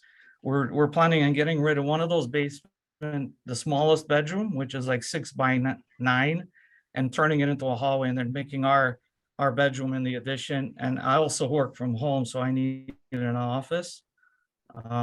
So, I mean, I know it sounds like a lot, but this is gonna be our forever home soon. And as far as the trees are concerned, I don't think you've got to be concerned with that. We're not cutting any of those trees down between the lake and the cottage. Okay, thank you, Joe. Just a question for Ms. Gatzos. What is the square footage of the final construction is about 3,000 square feet or 299 square meters, is that right? That is correct, Chair Hale. It will be approximately 299 square meters total gross floor area. Okay, which seems reasonable for the intention of the applicant in this case, if he's got a large family and wants to be able to accommodate those. Are there any other questions or concerns before I read the resolution? Okay, seeing none. Be it resolved that the Township of Georgian Bay Committee of Adjustment receives Development Services Report 2022-70 and recommends approval for minor variance application A22-02 to zoning bylaw 2014-75 as amended for 423 Crooked Bay Road to prevent an increased floor area GFA of the existing dwelling to 299 square meters, where a maximum of 252.55 square meters is permitted. To permit the increase in width of 16.79 meters for the dwelling, whereas maximum width is 13.24 is permitted, and to facilitate the increase in lot coverage from 60 meters within 60 meters of the high water mark to 8.3, where a maximum of 8% is permitted, with the following conditions. A, that municipal taxes are paid to date. B, that approval of this variance is granted and fixed to the subject site plan extent, location, scale, and use contemplated in the application. C, that a site plan control application be submitted and approved, and that a site plan agreement be executed detailing the proposed development in a manner prescribed by the applicable policies of the Township of Georgian Bay official plan as they relate to the administration of site plan control. D, that recommendations included in the fish habitat impact assessment prepared by Riverstone Environmental Solutions dated October 14, 2021, and any subsequent peer review shall be implemented through the site plan control. And E, that the approval of this variance expires 3 years from the date of decision if building permits have not been issued for the approved structure. All those in favor, please signify by raising your hand. Okay, the motion is carried. The application is approved. Thank you. Can I beg for a lunch break? Well, we are. What is the general consensus? I'm fine to move forward. Anyone else out there feel they need to break for lunch? One very major one. That was a very large thumb you put up there, Member Kuchar. Ooh, overwhelmingly large. So that's only one. Why? And me. That's two. Well, no. Mr. Jarvis does count. So based on that, we're going to move forward. Ah, okay. Okay. If I expire my chair, you'll know why. Okay. Laura can bring you a sandwich, Steve. Yeah, bring a sandwich and a granola bar and you'll be fine. Although we can take a 5-minute break if you want to get something and bring it back to the phone here. That won't be enough time for me to get to Tim's. Now, you must have people you can send. If you want to send somebody for lunch, it may take a little bit longer. So it You is. obviously worked in offices of decades ago. Oh, yes. Yeah, your secretary's not sitting outside your door. All right, so it is now, I think we could possibly take a break from now until 1:45 Thank you. and then get back at it. Is everybody good with that? Yep. All right, we're back at 1:45.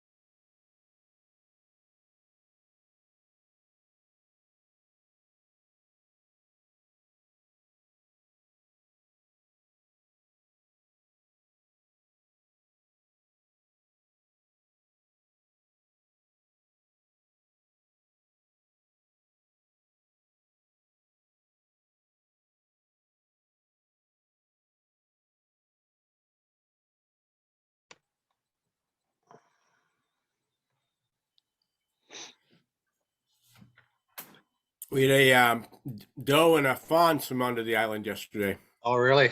I've Yeah. seen, I was coming down from Cognisheen there on Wednesday, and had a bear jump right in front of me, almost hit it. Jumped right in the water. Is that right? Yeah, there are a lot of bear around, though we haven't had any here. We had 3 cubs, no sow, and wandering around. The Davis application, what's that to Bill Davis? Is that a relation, I assume? Yep, one of his kids. Oh, yeah. One of his sons, yep. That's a pretty crowded island. Is it ever, eh? Oh, yeah. Was it? Ruth Was is it- actually Bill's daughter-in-law. So Was it this Is that, group? David? the applicant, Ruth Davis, is Bill Davis's daughter-in-law.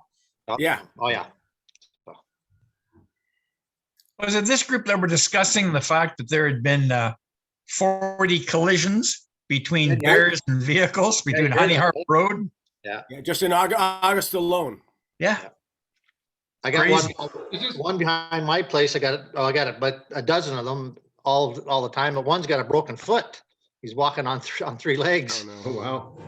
Yeah, so he might be a mean one, that one. And okay. Well, I was talking with Curtis at the boat club. He was up by the garbage bins. It's up on the top of the hill, if you're familiar with it at all. He was not 10 feet away from a bear and blasted him with an air horn, and the bear stared him down. So Yeah. Curtis says he backed away, hopped on the golf cart, and drove away. Before anybody asks, the new police chief in Toronto is not related to me. Oh, Last name. I got so many emails. Oh, I was At hoping least you I might don't- be able to bail us out, Bill. At least I don't think so. there goes that connection. Might have to. Yeah. No fixed to call parking for tickets payment. for us. Very well. I hope you all enjoyed that extended lunch break. I'm eating it now. Pizza has been ordered. Okay, then. Our next application is A22-08 for 20 Blue Water Road in Honey Harbor. To the planner, please. Yes, hello, everyone. It's me again. I will be presenting the following application. Just want to confirm everyone can see my screen and hear me loud and clear. Yes, you're good. Perfect. So I'm here to discuss minor variance application A2208 for 20 Blue Water Road. The applicant for this property is the Halls Cottages Resort Complex. Rick Randerwall is the owner. The agents are from MHBC Planning. They are Chloe Spear and Jamie Robinson, who are here on the call today. The address is 20 Blue Water Road. The purpose of this application is to facilitate a reduced side yard setback on the north end of 1.22 meters for a cottage when the minimum required side yard setback is 10 meters. Ignore this little typo here. Here's location of the subject property. It is located on the eastern shores of Georgian Bay within the Honey Harbor community area and is municipally addressed as 20 Blue Water Road. The area of the subject property is approximately 3,500 square meters and the frontage along the shoreline is approximately 27 meters. The subject property is serviced privately and accessed through Blue Water Road. The subject property and surrounding lots are part of the Halls Cottage rental complex and function as one commercial enterprise. The lands adjacent to the subject property fall within various commercial designations, and the subject property is adjacent to the Honey Harbor Park to the east. You can kind of see it here, the little green. The property is currently developed with a dock, recreational cottages, and various accessory structures. The dock is a legal structure, however, other structures have not been installed or constructed with the benefit of a building permit. Some of these structures were not indicated as part of the site plan submitted for this minor variance application. For your consideration, other structures on the subject property have not been further assessed as part of this report. The request to permit a reduced side yard setback on the north end of 1.22 meters for a cottage when the minimum required side yard setback is 10 meters pursuant to the tourist commercial type 1 zone requirements. The Committee of Adjustment previously approved minor variance application A1835 on December 14th, 2018, and provided similar relief to what is requested in this application to facilitate the construction of a rental cottage on the subject property. A 2018 minor variance, the 2018 minor variance was subject to a three-year sunset clause that has since lapsed. Please note that at the time, earlier this year, the applicant applied for building permit prior to the lapse date, but was not issued a building permit before the A1835 sunset clause lapsed. As such, the direction was that the applicant reapply. In order to facilitate the construction of the new structure with the reduced side yard setback, this new minor variance application, A2208, was required. As A2208 is being brought forward as a new application, it was reviewed as such against the most recent consolidations of the provincial policy statement, District of Muskoka official plan, Township official plan, and the zoning bylaw. So you can see here, it's a little bit of a crowded of a site plan, but I have circled for you the cottage in question today. Please note that to the south side, there is proposed cottage directly there, and an additional one here, as well to the north, there is multiple proposed cottages. These have not been constructed. In terms of a policy framework analysis, the lands are classified as a settlement area within the provincial policy statement. In the district official plan, it is classified as waterfront area within the Honey Harbour community area, adjacent to a PSW and adjacent to a cold water lake, which is Georgian Bay. In the township official plan, it is classified as a waterfront property within the Honey Harbour community area, adjacent to a provincially significant wetland, and abuts type 2 fish habitat. For the zoning bylaw, the property is classified as tourist commercial type 1. On analysis, the provincial policy statement, the proposed minor variance is consistent with the relevant policies of the settlement area within the provincial policy statement. In terms of the district official plan, the use of the subject property for resort development is consistent with the district OP. The property is within 120 meters of a provincial significant wetland. This Honey Harbour wetland with provincially significant status came about as per the most recent consolidation of the district official plan. However, it was not considered as part of the 18 minor variance previously because it was not identified at that time. However, Hutchison Environmental Services, Science Services Limited determined that an environmental impact assessment was not required. Hutchinson indicated that, however, an erosion and sediment control plan, which should be implemented in place of an EIA and maintained to minimize the impacts on Georgian Bay. The erosion and sediment control plan and associated recommendations will be executed as part of site plan control. As such, the planning staff are of the opinion that proposed minor variance conforms to the applicable policies of the district official plan subject to recommended conditions. I will now move forward to analyze the development against the 4 tests, the first one being maintaining the general intent of the official plan. As you can see, I have not had my lunch today. The proposed development is consistent with the uses of the Honey Harbour community designation. Hutchison Environmental indicated that an erosion and sediment control plan should be implemented and maintained to minimize the impacts to Georgian Bay, and the erosion and sediment control plan and associated recommendations will be executed as part of site plan control. The township official plan does not require impact assessments for developments or alteration on lands adjacent to fish habitat type 2. Based on the above, staff are of the opinion that the application conforms to the general intent of the Township of Georgian Bay official plan, subject to the recommended conditions. We are analyzing the development against the zoning bylaw now. The purpose of the side yards is to provide privacy and adequate access between properties. The entire site functions as one commercial enterprise under the ownership of Hall's Cottages. The applicant is not proposing all cottages listed on the site plan, and there remains adequate space around other buildings to accommodate vehicles in case of an emergency. Given the above, staff are the opinion that the proposed minor variance maintains the general intent and purpose of the zoning bylaw subject to the recommended conditions. Our third analysis is if the development is appropriate and minor. The new cottage is intended to replace a smaller single-story cottage with new modern cottage to be rented to members of the public. The addition of this cottage maintains the recreation and tourism services of the Honey Harbour community area. The development is consistent with the other uses of the surrounding lots to the north and south. And as such, planning staff are the opinion that the minor variance is appropriate and desirable development of the subject lands and is suitable in accordance with the overall goals and objectives of the township, subject to the recommended conditions. Our fourth analysis, I don't know what I did there. Sorry, I lost my screen. Don't know what happened. Let's move through again.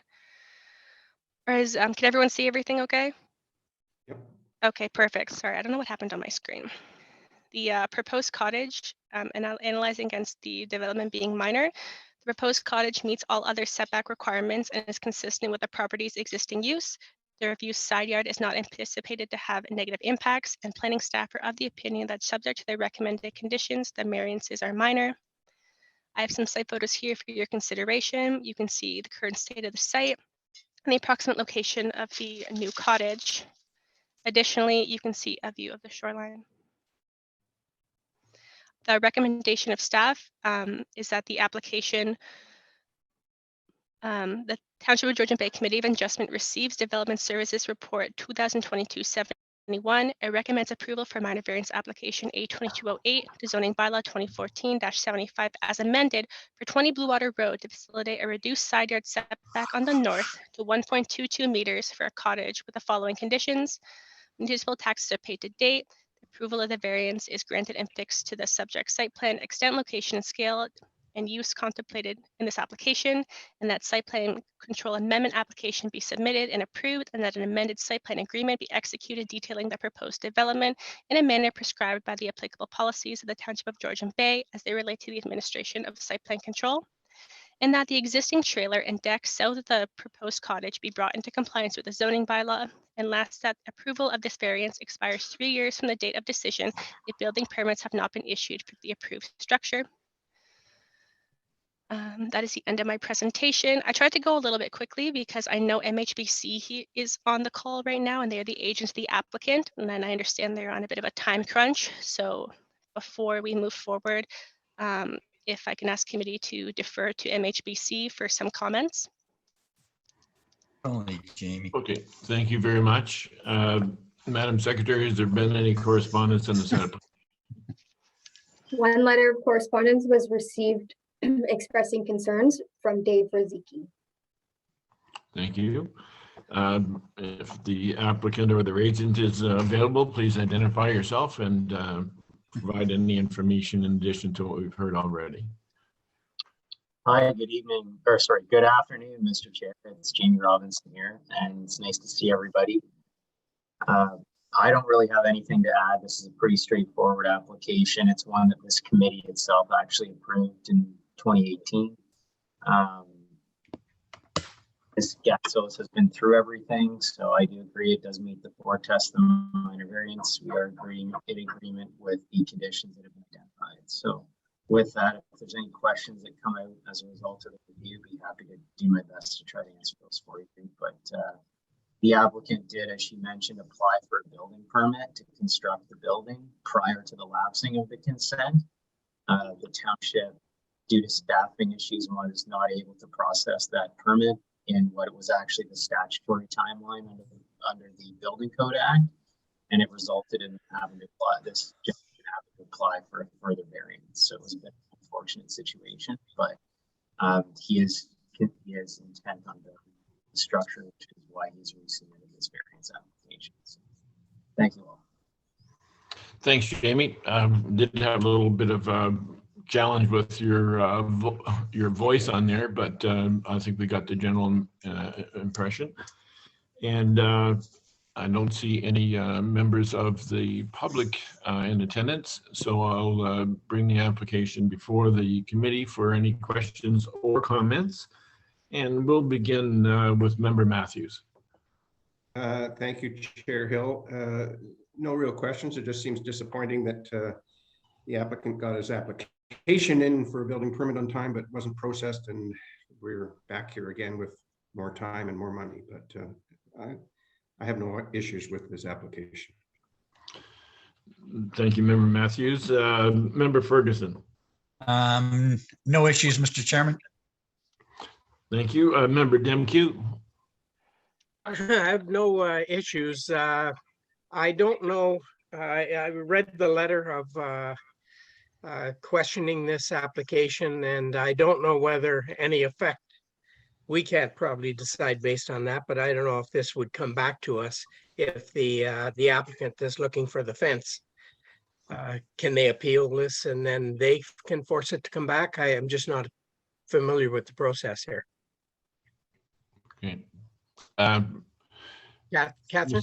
Ms. Gatzos, you have a response to member Demke? Yes, I will defer to Ms. Godet. However, I can provide some context regarding this issue. It's brought to my attention the correspondence with a neighboring property owner regarding some issues regarding the renters at the Hall's Cottage and proximity to the site and how that impacts the neighboring property. I have identified to the neighboring property owner that unfortunately the fence cannot be put in.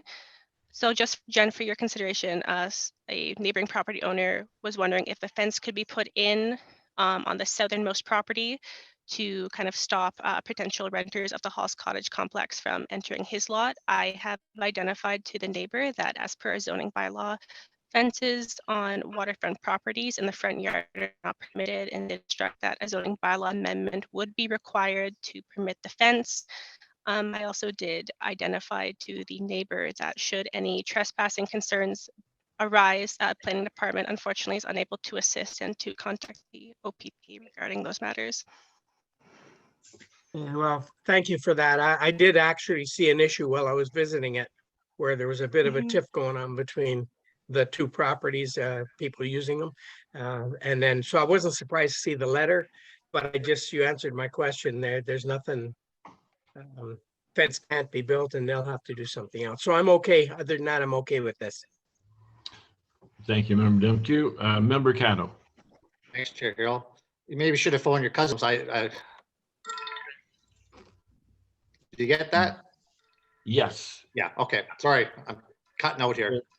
Thank you. Member Kuchar. Yeah, thank you. I believe, if I understand it correctly, that in front of us is 20 Blue Water Road, and I think the fence issue was the next fellow, 42 Blue Water Road. But having said that, given that we approved this basically the same thing 2 years ago, I can't see why we wouldn't approve it now. So I'd be in favor of the 20 Blue Water Road application. Thank you. Member Jarvis. Thank you. I gather from the survey submitted that I guess these guys are slowly replacing all their old cottages with new ones. I am curious. It's not part of the application, I realize, but where's the what are they doing for septic on this site? I hope it's not going straight into the lake. Through you, Chair Hill, to Member Jarvis. It is my understanding we're still working through some issues regarding the septic, location, servicing, etc. The building department has indicated that before building permits can be issued, any inconsistencies or missing information regarding the septic system will need to be resolved before that. So we are currently working on that on the back end with our building department. Yeah, okay. Yeah, and that issue with the fence and the neighbors, it's all part of the same development, and well, whatever. It's got nothing to do with this. So, okay, thank you very much. Thank you, Member Jarvis. If there's no further questions or comments, I'll read the resolution. Be it resolved that the Township of Georgian Bay Committee of Adjustment receives Development Services Report 2022-71 and recommends approval of the minor variance application A22-08 to zoning bylaw 2014-75 as amended for 20 Blue Water Road to facilitate the reduced side yard setback of 1.22 meters for a cottage with the following conditions. A, that municipal taxes are paid to date. B, that approval of this variance is granted and fixed to the subject site plan extent, location, scale, and use contemplated in the application. C, that a site plan control amendment application be submitted and approved, and that an amended site plan agreement be executed detailing the proposed development in the manner prescribed by the applicable policies of the Township Georgian Bay official plan as they relate to the administration of site plan control. And D, that the existing trailer and deck south of the proposed cottage be brought into compliance with the zoning bylaw. And E, that approval of this variance expires 3 years from the date of decision if building permits have not been issued for the approved structure. All those in favor, please signify by raising your hand. Thank you. The application is approved.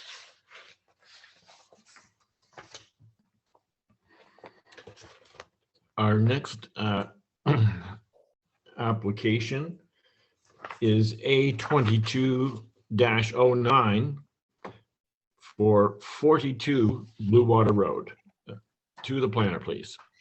Yes, hello everyone again. This is the last you'll see me today, but I will be presenting application A2209. Just want to confirm everyone can see my screen correctly.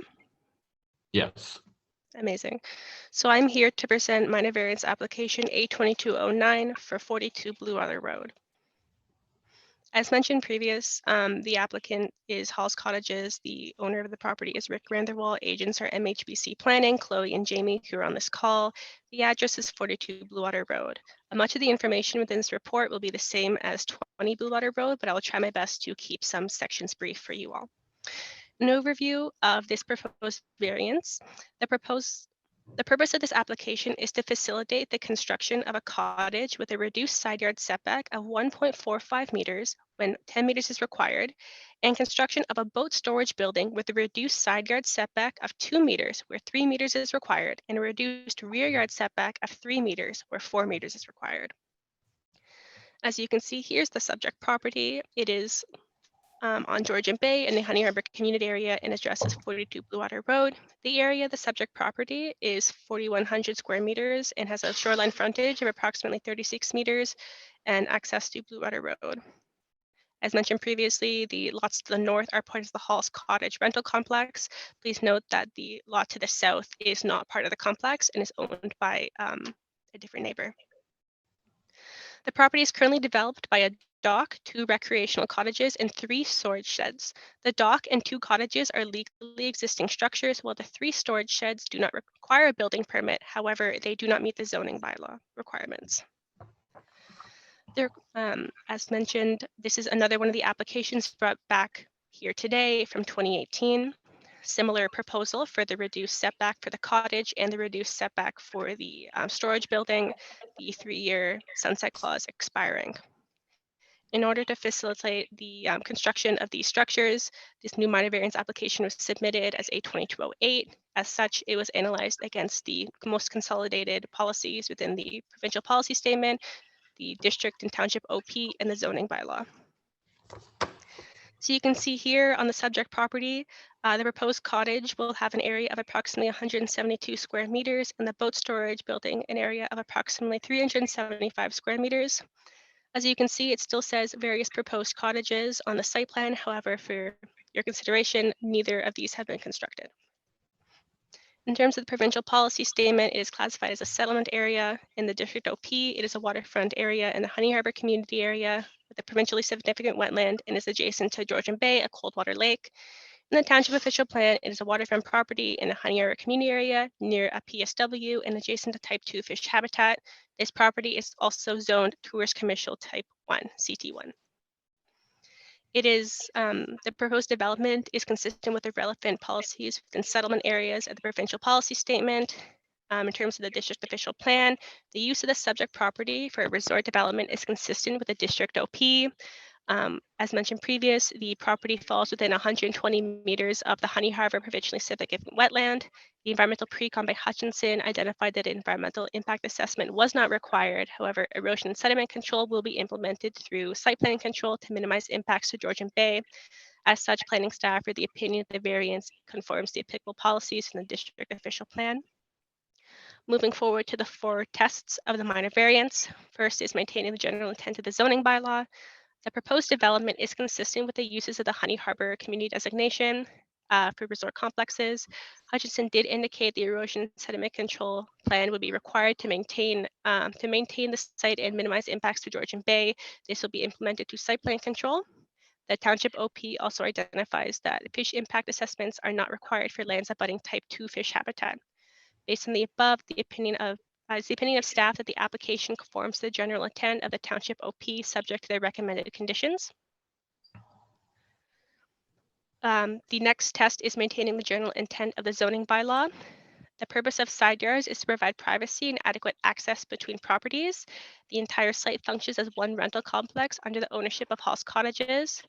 The applicant is not proposing all cottages listed on the site plan at this time, and there remains adequate space to the north to accommodate vehicles in case of potential emergencies. Additionally, the proposed boat storage building is located to the rear of the property, and there remains adequate access around the north to get to Blue Water Road. Given the above, planning staff are the opinion that the proposed variances maintain the general intent of the zoning bylaw subject to recommended conditions. The third consideration is if it is desirable and appropriate development. The proposed development maintains the recreation and tourism services offered by the Honey Harbour community area. It is consistent with the surrounding lots to the north. The proposed boat storage building is an appropriate location and allows for reduced outdoor storage that if you've gone there, you may see as well. Planning staff are the opinion that the proposed variance is appropriate and desirable development in the subject lands in accordance with the overall goals of the township. Oops, sorry. And again, if this variance is minor, the proposed cottage meets all other setback requirements and is consistent with the existing use of the property. The reduced side yard is not anticipated to have any additional negative impacts that are not already present on the property. Additionally, minimal visual impacts as a result of the boat storage building at the rear of the property are anticipated, and as such, it is staff's opinion that the proposed development is minor, and you can move forward. I have some site photos for you here. You can see the two existing cottages, again, a view of the dock. You can see here, it gives you a kind of a better understanding of the reduced setback, site conditions, and how potential issues may arise between the Hall's Cottage and the neighboring property, as there is no fence here. As you can see on the right, this is a proposed location of the boat storage building. As I mentioned previous, there were 3 sheds that were not indicated on the site plan. These sheds under construction. As you can see here, this is the reduced setback to the neighboring lot.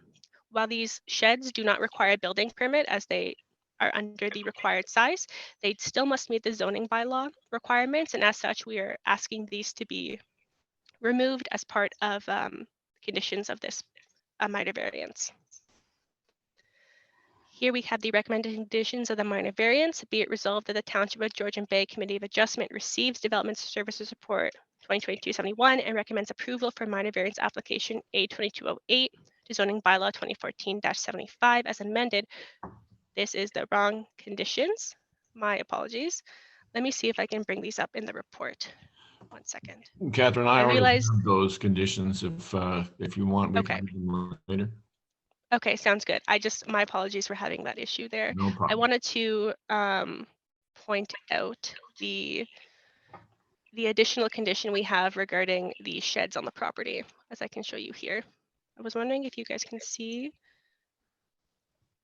my screen. We are asking 3 sheds.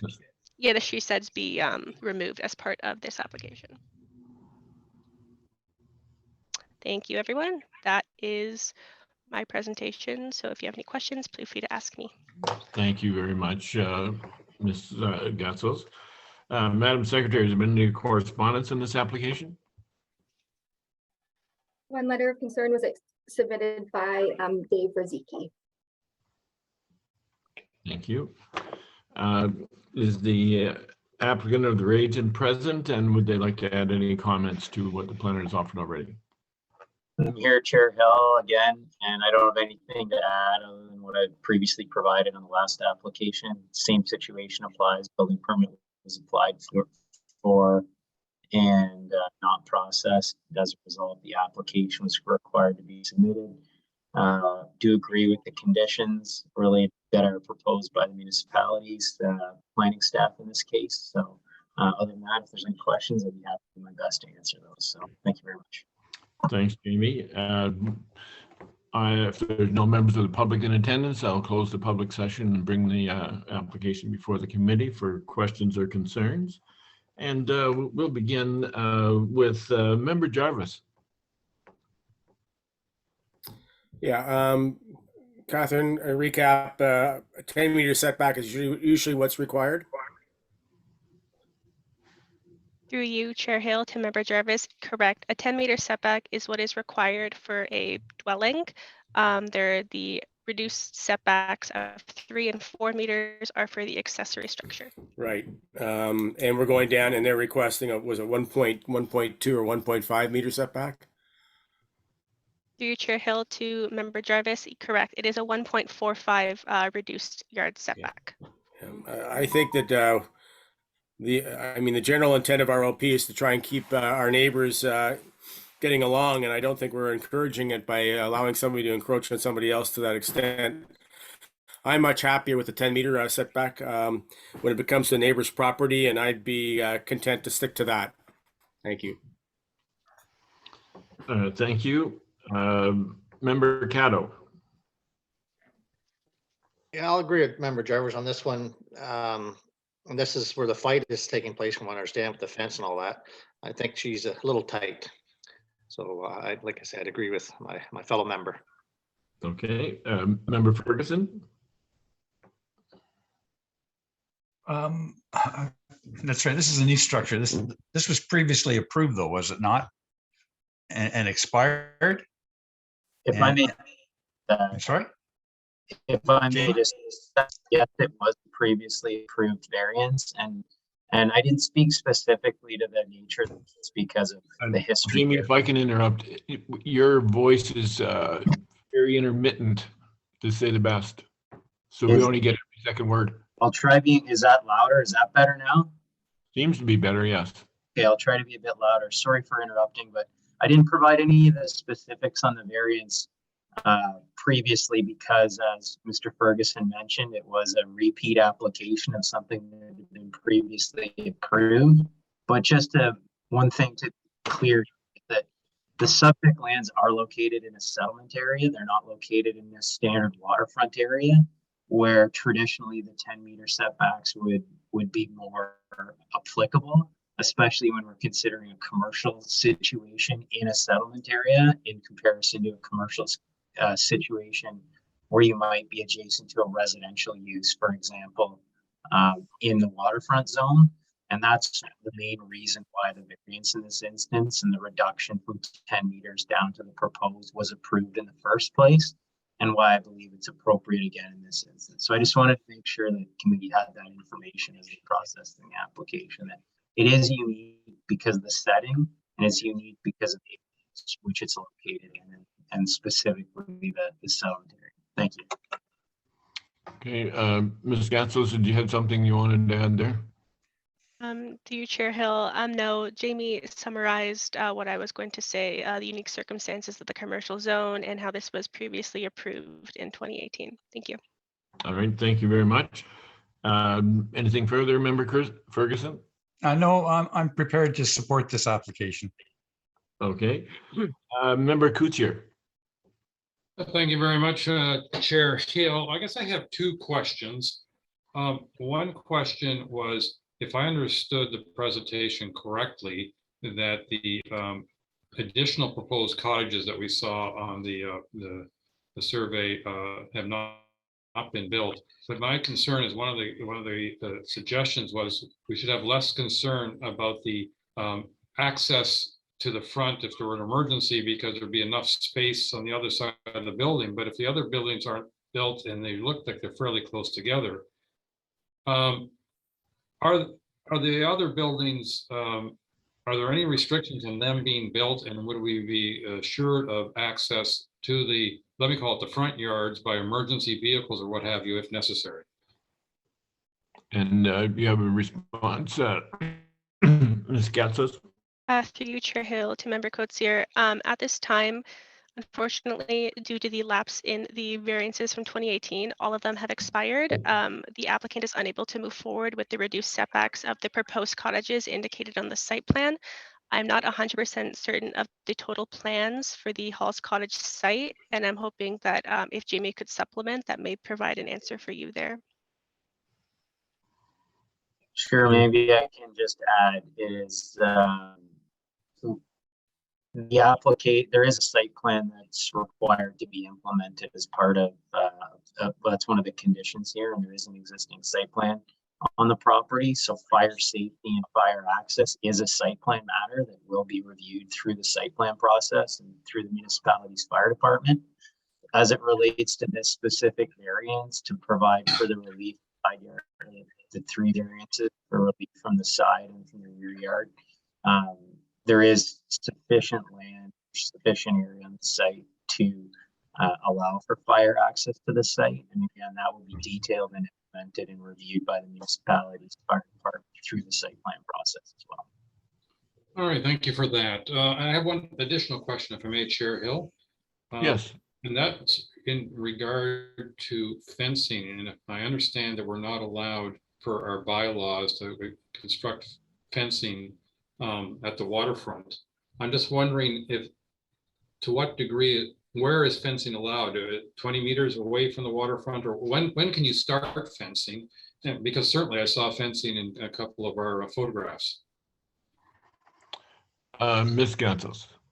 Through you, Chair Hill, to Member Coetzee, fences are not allowed to be constructed in the required front yard of the zone. So that obviously varies from zone to zone. For this property, it would be not required, it would be not permitted, sorry, in the first 20 meters from the high water mark. The existing fence, I'm not 100% certain of its age or when it was constructed, but due to the setbacks of various other structures on the property, it appears to be located beyond the 20-meter required front yard. Thank you, because when I look at this and I see the high water mark indicated in a post a little past that and 17.5 meters to roughly the front corner of the proposed cottage, then I would say, yeah, the corner of the cottage is roughly 20 meters probably back from the high water mark. I am concerned that about the trespassing issue, and but I do realize that that's probably, there's no way that we at the Committee of Adjustment can address that. So I think it's a valid concern, but obviously be inappropriate for us to require fencing in the front yard under this circumstance. Thank you. Thank you. And just on that point, Member Kuchar, if you look at what Tiny Township has tried to do with fencing along the shoreline, you'll get an idea of what a hornet's nest that is, and should be avoided at all costs. So I'm not sure what the resolution, but I am sure it's not a fence. So Member Demkew. Thank you, Chair Hill. Basically, I'm in favor, given all the comments. It's really just a rehash of the 2018 application. Unfortunately, they couldn't get it through. So I'm okay to support this. Thank you. Member Matthews. Thank you, Chair Hill. Yes, I do share the concern of Member Caddo and Jarvis with the proximity, but I don't think if we even move the cottage the 10 meters away that it's going to stop the trespassing aspects. I don't expect it comes from that one cottage. I think it's from the complex. So Thank you, Member Matthews. And if you have the opportunity to review this video later, you'll notice that your voice was somewhat distorted there, but we did hear what you said and appreciate your comments on this. So for those of us who, I'm sorry, Member Jarvis, you had a comment? Yeah, just quickly in response to a couple of comments been made about the fact that this was already approved in 2018, and of course at the time that there's a time lapse, so they have to reapply.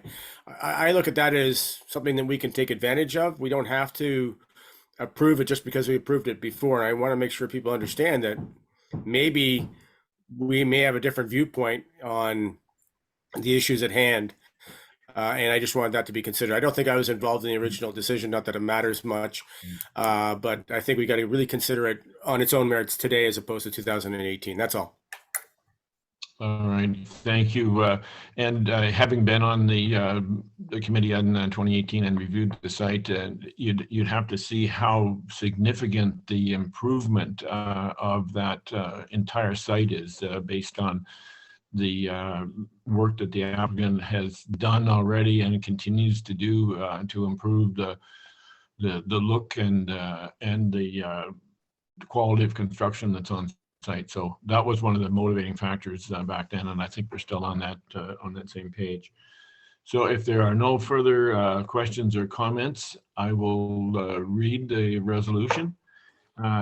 Moved by Member Kuchar and seconded by Member Jarvis. Be it resolved that the Township of Georgian Bay Committee of Adjustment receives Development Services Report 2022-72 and recommends approval for minor variance application A22-09 to zoning bylaw 2014-75 as amended for 42 Blue Water Road to permit a reduced side yard setback of 1.45 meters for a cottage, a reduced side yard setback of 2 meters for a proposed boat storage building, and a reduced side yard setback of 3 meters for a proposed boat storage building with the following conditions. A, that municipal taxes are paid to date. B, that approval of this variance is granted and fixed to the subject site plan extent, location, scale, and use contemplated in the application. And C, that the site plan control amendment application be submitted and approved, and that an amended site plan agreement be executed detailing the proposed development in a manner prescribed by the applicable policies of the Township of Georgian Bay official plan as they relate to the administration of site plan control. D, that the 3 existing sheds along the south property line be brought into compliance with the zoning bylaw. And E, that approval of this variance expires 3 years from the date of decision if building permits have not been issued for the approved structure. All those in favor, please signify by raising your hand. Thank you. The application is approved.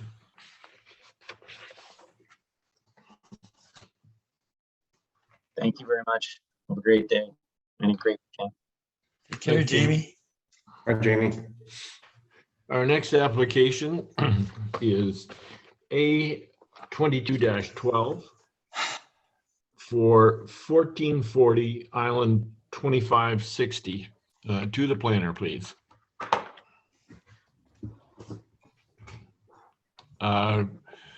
Ms. Sani, you're on mute. Yep. Can you hear me now?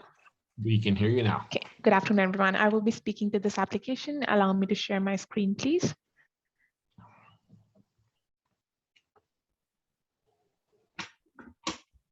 I hope everyone can see my screen. Yes. Okay.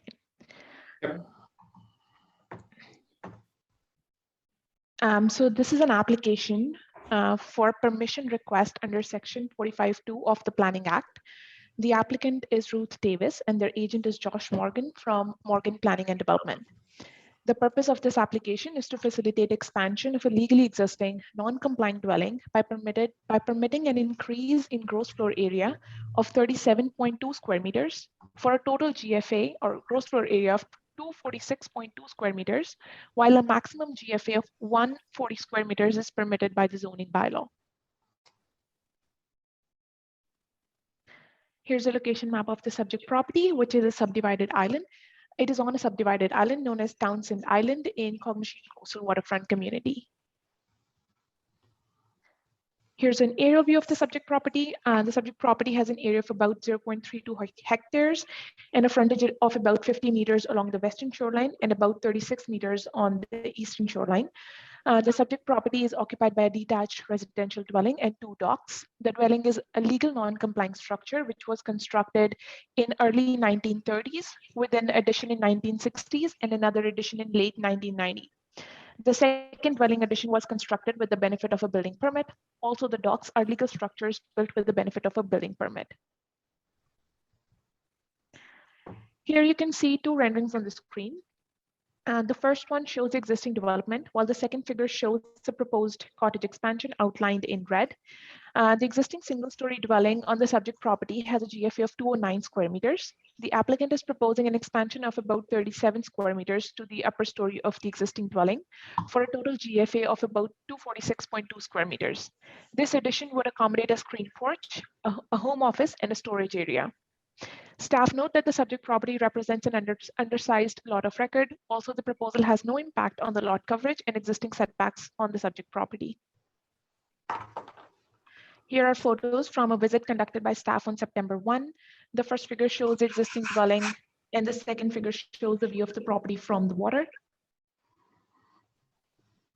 Here, the next figure shows the location of the proposed expansion on the upper story, and the next figure shows the screening of the proposed expansion location from the south.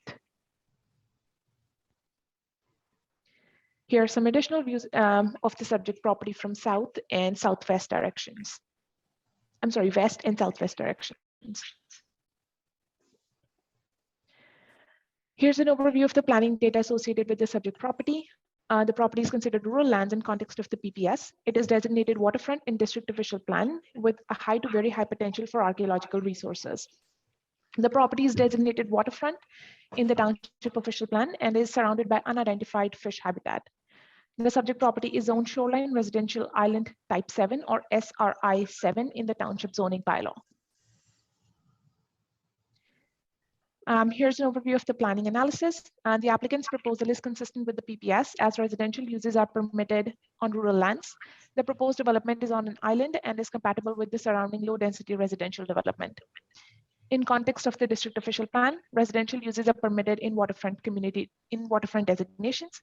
The development will not encroach any further into the front yard through this application. The proposed expansion of an existing structure is not considered major development and hence an archaeological assessment is not required at this time. In context of the township official plan, residential uses are permitted in waterfront designations. Further, as the development will not encroach further into the front yard and does not include any shoreline works, a fish habitat assessment is not required at this time. In context of the zoning bylaw, the proposed application has no impact on the setbacks and lot coverage on the property. Staff note that the existing setback of the property appears to be approximately 10 meters from the shoreline. The proposed development conforms to the maximum height provisions and the applicant is requesting permission to exceed the maximum GFA through this application. I note that the expansion provisions of the zoning bylaw in section 4.11e do not apply to this application as the application is made under section 45.2 of the Planning Act and is not required to conform with or meet the intent of the zoning bylaw as a test for planning analysis. Here's an overview of the two tests as established by case law that committee must consider to determine if the proposal represents good planning. The first test is if the proposed development is desirable for the appropriate development of the subject property. The proposed development is compatible with the surrounding low density uses and will not result in reduced setbacks or increase in lot coverage. Additionally, the property abuts Georgian Bay on two sides and has no accessory structures at this time. So the alternative to the proposed upper story expansion would be ground floor expansion and or accessory gazebo or shed structures. Either of these alternatives would result in development being closer to the water and increased shoreline impacts. Additionally, upper story expansion eliminates the need for clearing of trees and vegetation, grading changes, and site alteration to accommodate the expansion. Staff are therefore of the opinion that the proposed development is desirable for appropriate development of the subject property. The second test is that the development will not result in any unacceptable adverse impacts. The upper story expansion will maintain the low density character of the area and has no foreseeable environmental impacts as no shoreline works are proposed at this time. The proposed height of the expansion is less than the maximum permitted height in SRI 7 zone, and the proposed expansion will be partially screened by existing mature vegetation, thus reducing visual impact. Also, based on the renderings submitted by the applicant, the addition will be well integrated into the existing dwelling facade through use of similar materials and colors. As such, no major additional impacts to shoreline views are anticipated. The applicant has also submitted a professional opinion prepared by RJ Burnside and Associates, noting that the expansion can be accommodated without need for upgrades to the existing seabed system. Based on the above, staff are of the opinion that there are no unacceptable adverse impacts resulting from the proposal. Based on the discussion, staff recommend approval of the application on the basis that the proposal meets the two tests of a permission required under section 45.2 as established by case law. And approval is recommended with the condition that the municipal taxes are paid and that the permission expires 3 years from the date of the decision if building permits have not been issued for the approved structure. That is my presentation and I'll be happy to answer any questions now. Thank you, Ms. Sani. Madam Secretary, has there been any correspondence in this application? 7 letters of support were received from Kent and Jenny Kohler, Mary and Mark Andrus, Nancy and Drew Kohler, Steph Cooper, Christine Cooper, Jeff and Sharon Kelk, and the Cog Machine Cottagers Association. Thank you very much. Is the applicant or their representative present, and would they like to provide any additional information? If so, please identify yourself and proceed. Good afternoon. Thank you very much. My name is Josh Morgan. I'm a land use planning consultant based in Aurelia, our firm being Morgan Planning and Development. I'm here today representing the applicants, Ruth and Neil Davis, who are also present with us on our virtual meeting today. I think that Gerson Moran did an excellent job of presenting the application here.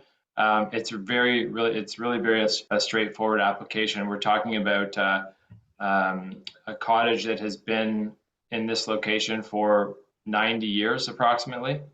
The request here is to enable an upper level expansion for a sunroom and an office and a little bit of storage of 400 meters, or 400 square meters, or 37.2 square meters, or about 400 square feet.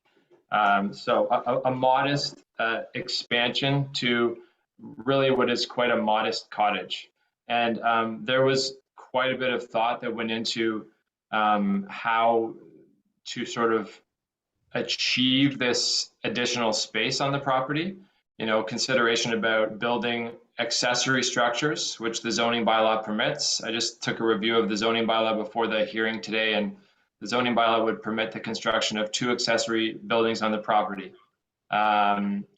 So we considered that option, and then we considered, of course, building into the roof line of this existing cottage to achieve the same end goal, which again is some office space, some storage space, and a screened-in porch. So when we considered the options, and you consider the potential impact or lack thereof of each of those 2 options, it was abundantly clear that a modest expansion to the existing structure was the best way to proceed. I truly feel that a modest expansion does represent good land use planning. It is certainly the least impactful way to achieve the goal here.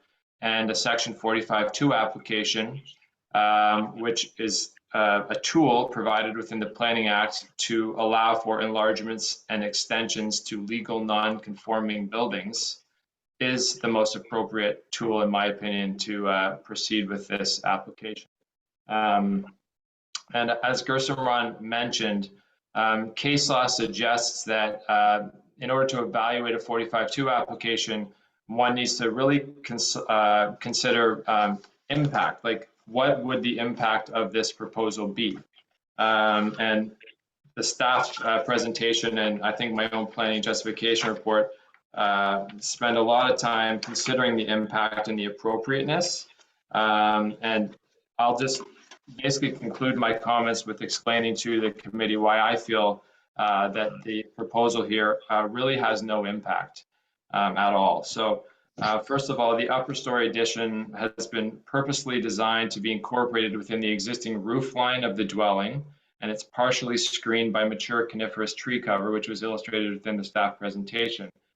This coniferous tree cover mitigates the visual impact to adjacent properties, surrounding properties, and also to the traveling public. And as many members of the committee would know, the main channel runs just to the west of Townsend Island. The applicants have discussed the proposed addition with both adjacent property owners. There's a lot to the north and a lot to the south, and neither of those adjacent property owners are concerned in any way with this proposal, as evidenced by the 5 or 6 letters of support that the committee's received. Placing the additional gross floor area within the upper story of the existing dwelling avoids any expansion of the building footprint and any need to construct additional accessory buildings. I think that's a huge consideration here. That protects the existing vegetation on the property and also the topography of the property. And avoiding the expansion to the building footprint, of course, protects the overall water quality of Georgian Bay by avoiding any site alteration or grading changes. And as Gerson Moran mentioned in her presentation, attached to my own planning justification report submitted in support of this application was a letter from RJ Burnside, who assessed the septic system and determined that the proposed expansion of 400 square feet would not require any improvements or expansions in size to the existing septic system. So I think that we've done a great job here of presenting to staff, and I hope to the committee that this is an appropriate and very reasonable application, and I'd be happy to answer any of your questions. Thank you. Thank you very much. Ms. Davis, do you have anything to add to those comments?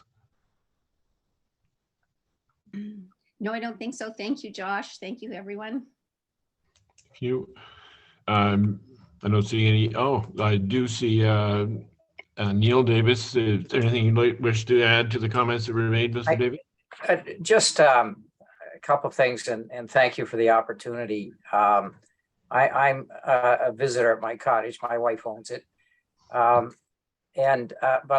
I want to just sort of, because a 45-2 is a different application. It's not one you I expect see that often, but it's the appropriate application when something is legal non-complying or non-conforming.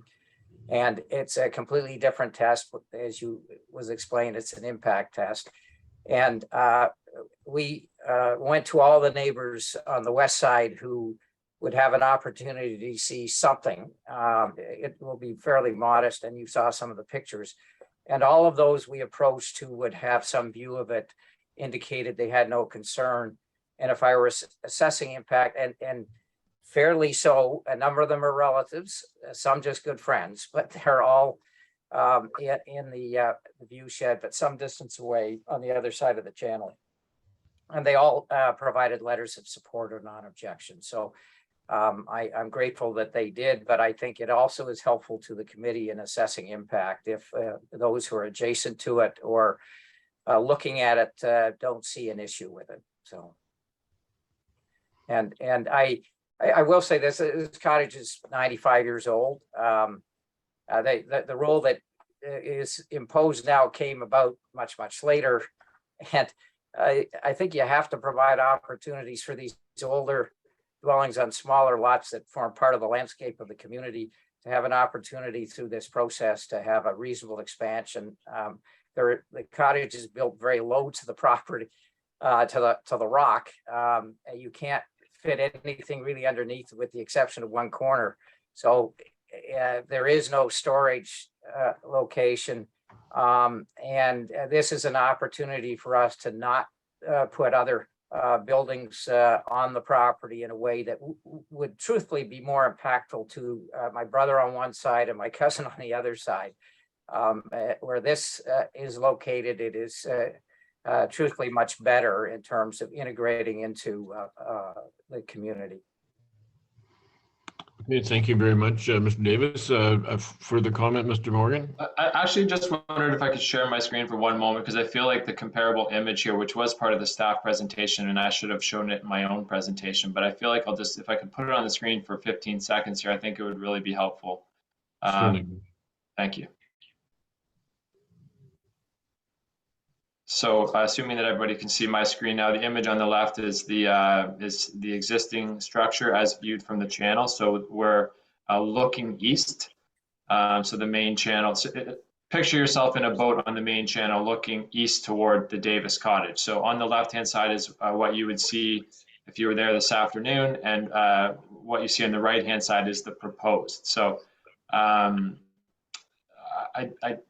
And what was also provided in the staff report were images from all four sides of the property. And truly, having been to the property myself and looking at the staff report and those images and the pictures that I took, this viewscape that you see here is the only of the four sides. This is truly the only view of the proposed addition that is visible.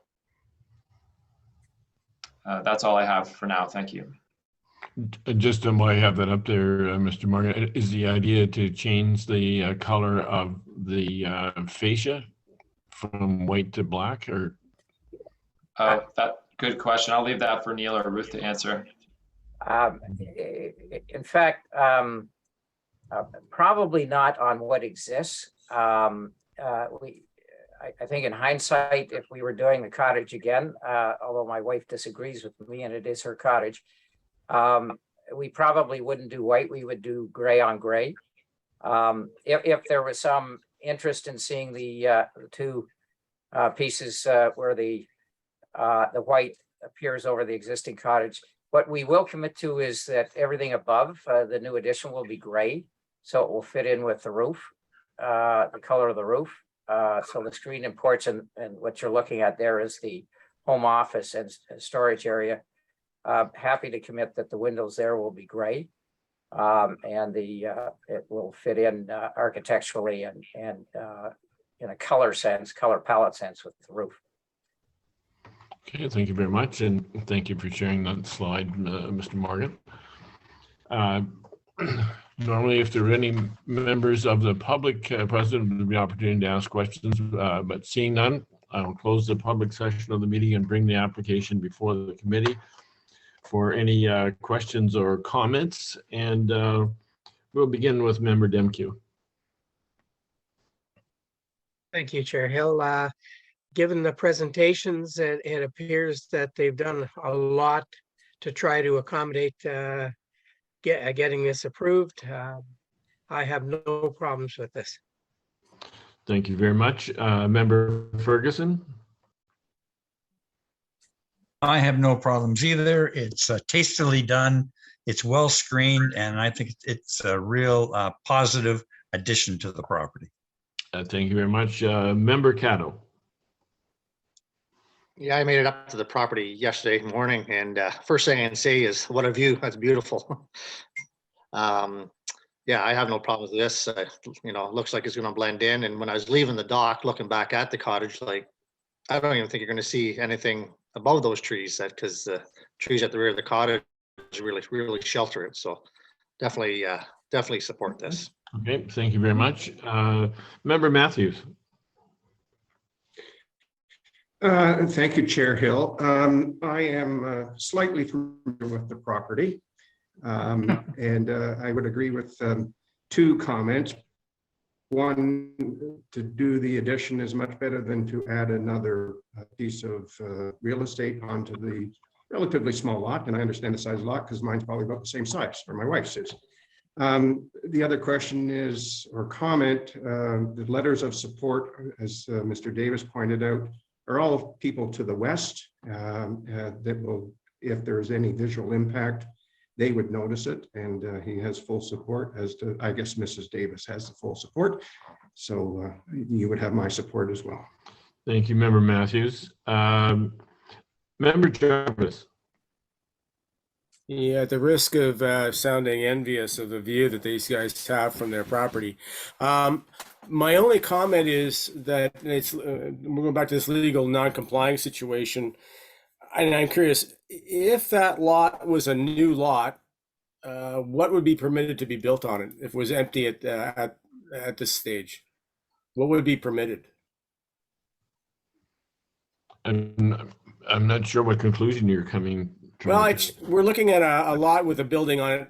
Granted, 90 years old. We're putting on a small addition to that, and modest and tasteful. I'm not disagreeing with any of that, but you're looking at a lot that is small to begin with, and if it's legally non-compliant, you're looking at a building that, under normal circumstances, I believe would be significantly reduced in size, if non-existent, an application came in for a new building on that lot.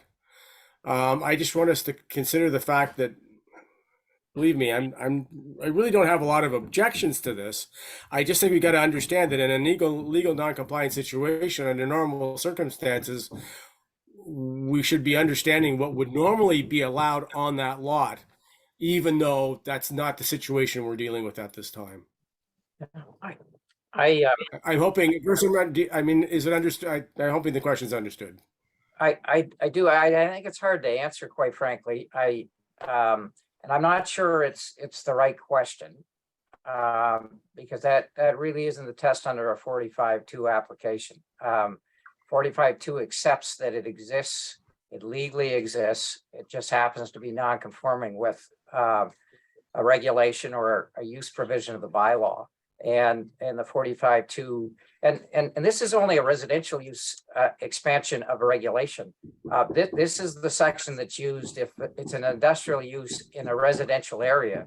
They have the right to come forward under the test and expand. And I think to Member Jarvis, when we did the plan for the area, quite frankly, that we had recommended not to make everybody legal non-conforming on these older, smaller lots with very historic buildings on them, that they should all be made legal conforming. That somehow did not get carried through in the bylaw itself. So we ended up making all these people legal non-conforming. And I think what's different here is you don't want these uses to disappear. Right? They are part of the heritage of this community, all these older cottages. Member Matthews is sitting in one that's, I think, about at least the original one, 100 years old. They're part of what the fabric of this community is. And I think you've got to give a reasonable opportunity for those people who, when regulations get imposed at a later date, to and the cottage gets passed down. This is now the, well, we've got the 6th generation in the cottage, to have an opportunity to make it work in 2022. And so I don't think it's a fair test through you to, I'm going to call you Steve, Steve, to actually do that. I don't think that's the test. You don't compare to what the bylaw says. You look at the impact. And I think the impact test it gets answered, quite frankly, by what you're looking at. You don't look to the bylaw. I understand where you're coming from, Neil. And I get torn on a number on these things on a regular, we do get the applications fairly regularly on legally non-complying, and it's something we've got to deal with. Anyway, I'll let it lie. All right, thank you, Member Jarvis. Member Kuchar. Thank you very much, Chair Hill. I have lost a number and somebody can remind me, but it doesn't matter. I think that under the circumstances, the addition is modest. The end result is modest. And if, further to Member Jarvis's thoughts, the lot would never have been allowed under the new conditions, but it exists, the cottage exists, and the end result isn't a monster cottage with the proposed addition. It's still a reasonable sized cottage under 3,000 square feet, I believe, or maybe even 2.5 once it's all said and done. It's not that large a cottage overall, which I think would be allowed in most of Cognachine under the new rules if it was set farther back, which would be very difficult to do here. Having said all that, I'm fully in favor of approving this application. I go by the front of that cottage on a semi-regular basis. I wish I was going by more often, and I go by the back end as well regularly. I don't think this is going to in any way interfere with the view or the pleasure of voting by. From that perspective, I have no hesitation in adding my vote in favor of this application. Thank you, Member Kuchar. And like yourself, I travel the small boat channel on a regular basis, and can confirm that if the consideration was just a visual impact, that most people going by there wouldn't notice the cottage as it is now. So building a little bit more behind some trees is certainly not going to have an effect. So I think we're all in agreement here. And with that in mind, I'll read the resolution. Moved by Member Caddo, seconded by Member Demkew. Be it resolved that the Township of Georgian Bay Committee of Adjustment grants permission for a gross floor increase of 37 square meters for a total GFA of 246.2 square meters, notwithstanding section 7.4.1 subsection B and 4.11 subsection E of the zoning bylaw for 1440 Island 2560 with the following conditions. A, that municipal taxes are paid to date. B, that approval of this permission request expires 3 years from the date of decision if building permits have not been issued for the approved structure. All those in favor, please signify by raising your hand. Thank you very much. The application is approved. Thank you very much. Thank you. Thank you very much. Thanks. Have a good afternoon, everyone. Thank you. Bye-bye. Bye-bye. Thanks again. Aye.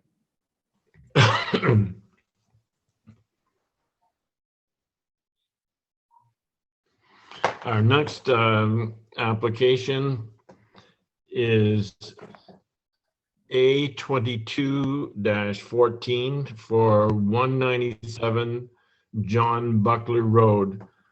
To the planner, please. Hello again, Mr. Chair and members of committee. I'll be taking you through application A2214. Share my screen. Everyone can see this okay? Yes. So this is a minor variance application for the lands located at 197 John Butchler Road.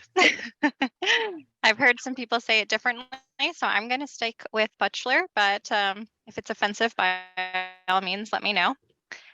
The purpose of this application is to facilitate an addition to a legal non-complying dwelling by permitting a gross floor area increase, a dwelling width increase, a reduced front yard setback for the proposed addition and porch, and permit development within the natural state shoreline area. Based on a review of the relevant planning policies, staff are recommending the approval of the application.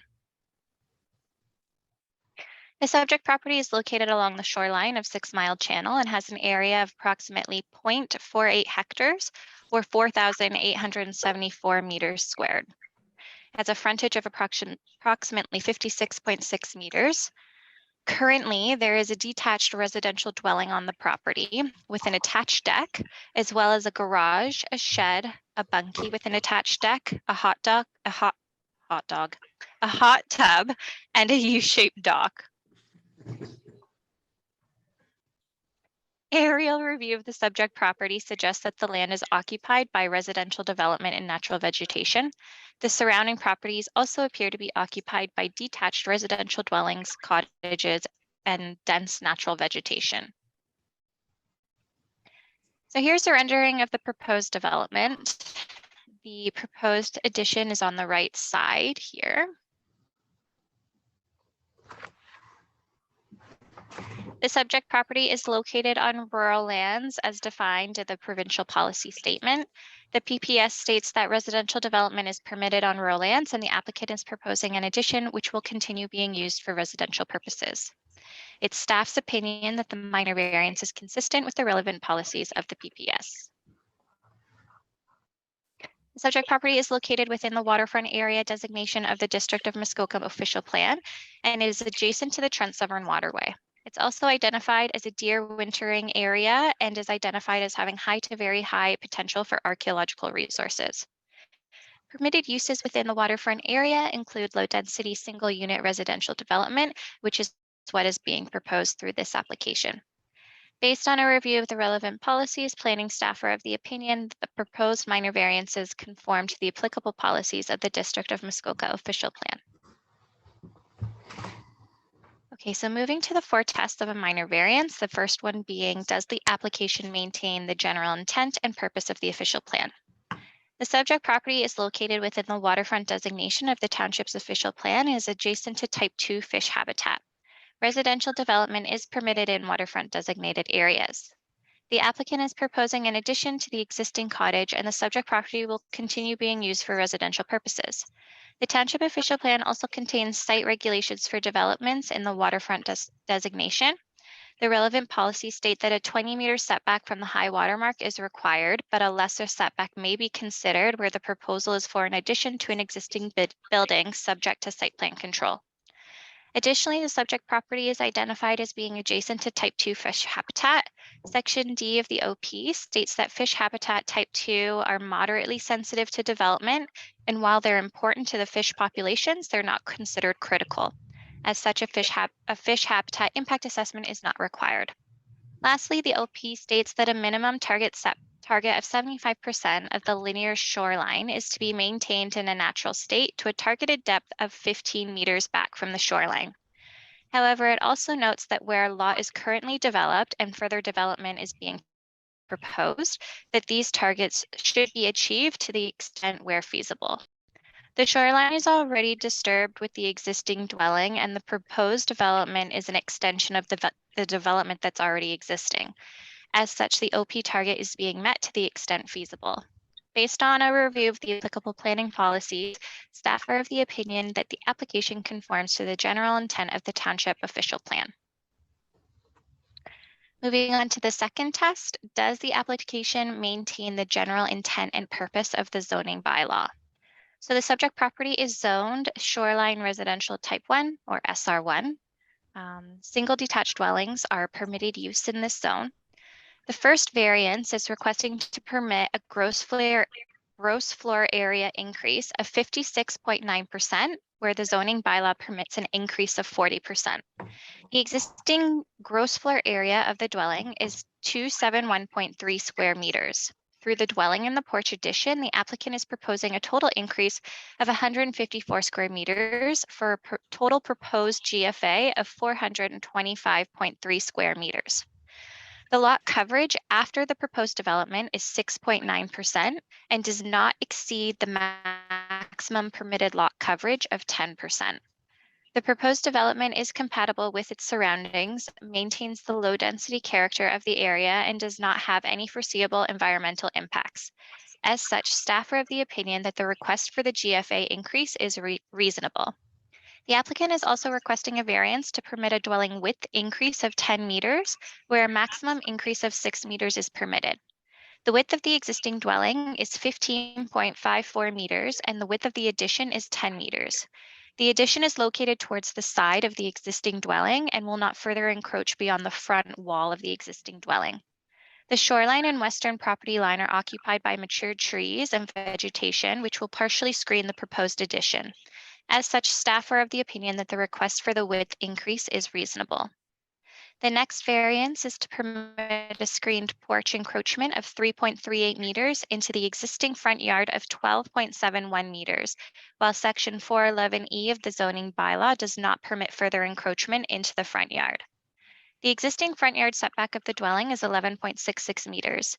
Permissions for a reduced setback of 15 meters was granted through a previous minor variance for the subject property.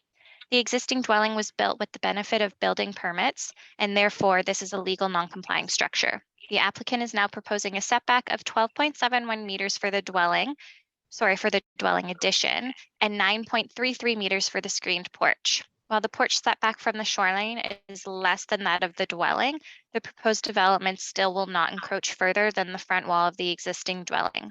As such, no major visual impacts are anticipated due to the addition, and the request for the 3.3 meters encroachment is reasonable. The next variance is to permit a front yard setback of 12.71 meters for the addition to the existing dwelling, whereas 15 meters is required. The existing setback of the dwelling is 11.66 meters, and the proposed setback of the addition from the shoreline is 12.71 meters. This is more than the existing development. As such, no additional visual or environmental impacts are anticipated, and the request for a reduced setback of 12.71 meters for the proposed dwelling addition is therefore reasonable. The next variance requested is to permit a screened porch encroachment of 3.38 meters into the front yard, where section 420 of the zoning bylaw permits a maximum encroachment of 2.0 meters into the required front yard. Through this application, the applicant is proposing the required front yard setback of 12.71 meters for the dwelling addition. The porch is therefore required to be set back 10.71 meters from the shoreline. The applicant is proposing a setback of 9.33 meters for the porch, which will increase the projection by 1.3 meters for a total of 3.38 meters. However, as previously noted, despite the increased projection, the porch does not encroach further past the front wall of the existing dwelling. As such, the request for 3.38 meters into the front yard is reasonable, as no additional visual or environmental impacts are anticipated. The last variance will permit a detached dwelling and a covered porch to be erected within the natural state shoreline area, also known as the NSSA. The zoning bylaw states that lands within 15 meters of the high water mark on all lots in any shoreline residential area shall be maintained in a natural state. Currently, parts of the existing development on the subject property are already located within the 15-meter setback from the shoreline and the regulated water's edge.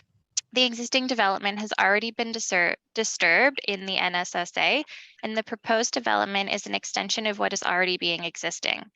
The majority of the proposed development is located beyond that 15-meter mark, and it's primarily only the screen porch that encroaches.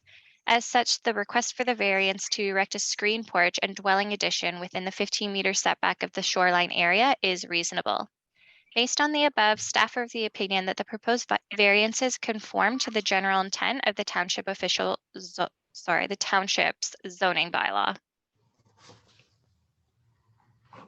Moving on to the third test, is it desirable and appropriate development? The subject property is zoned for residential and accessory uses and is generally compatible with the surrounding development.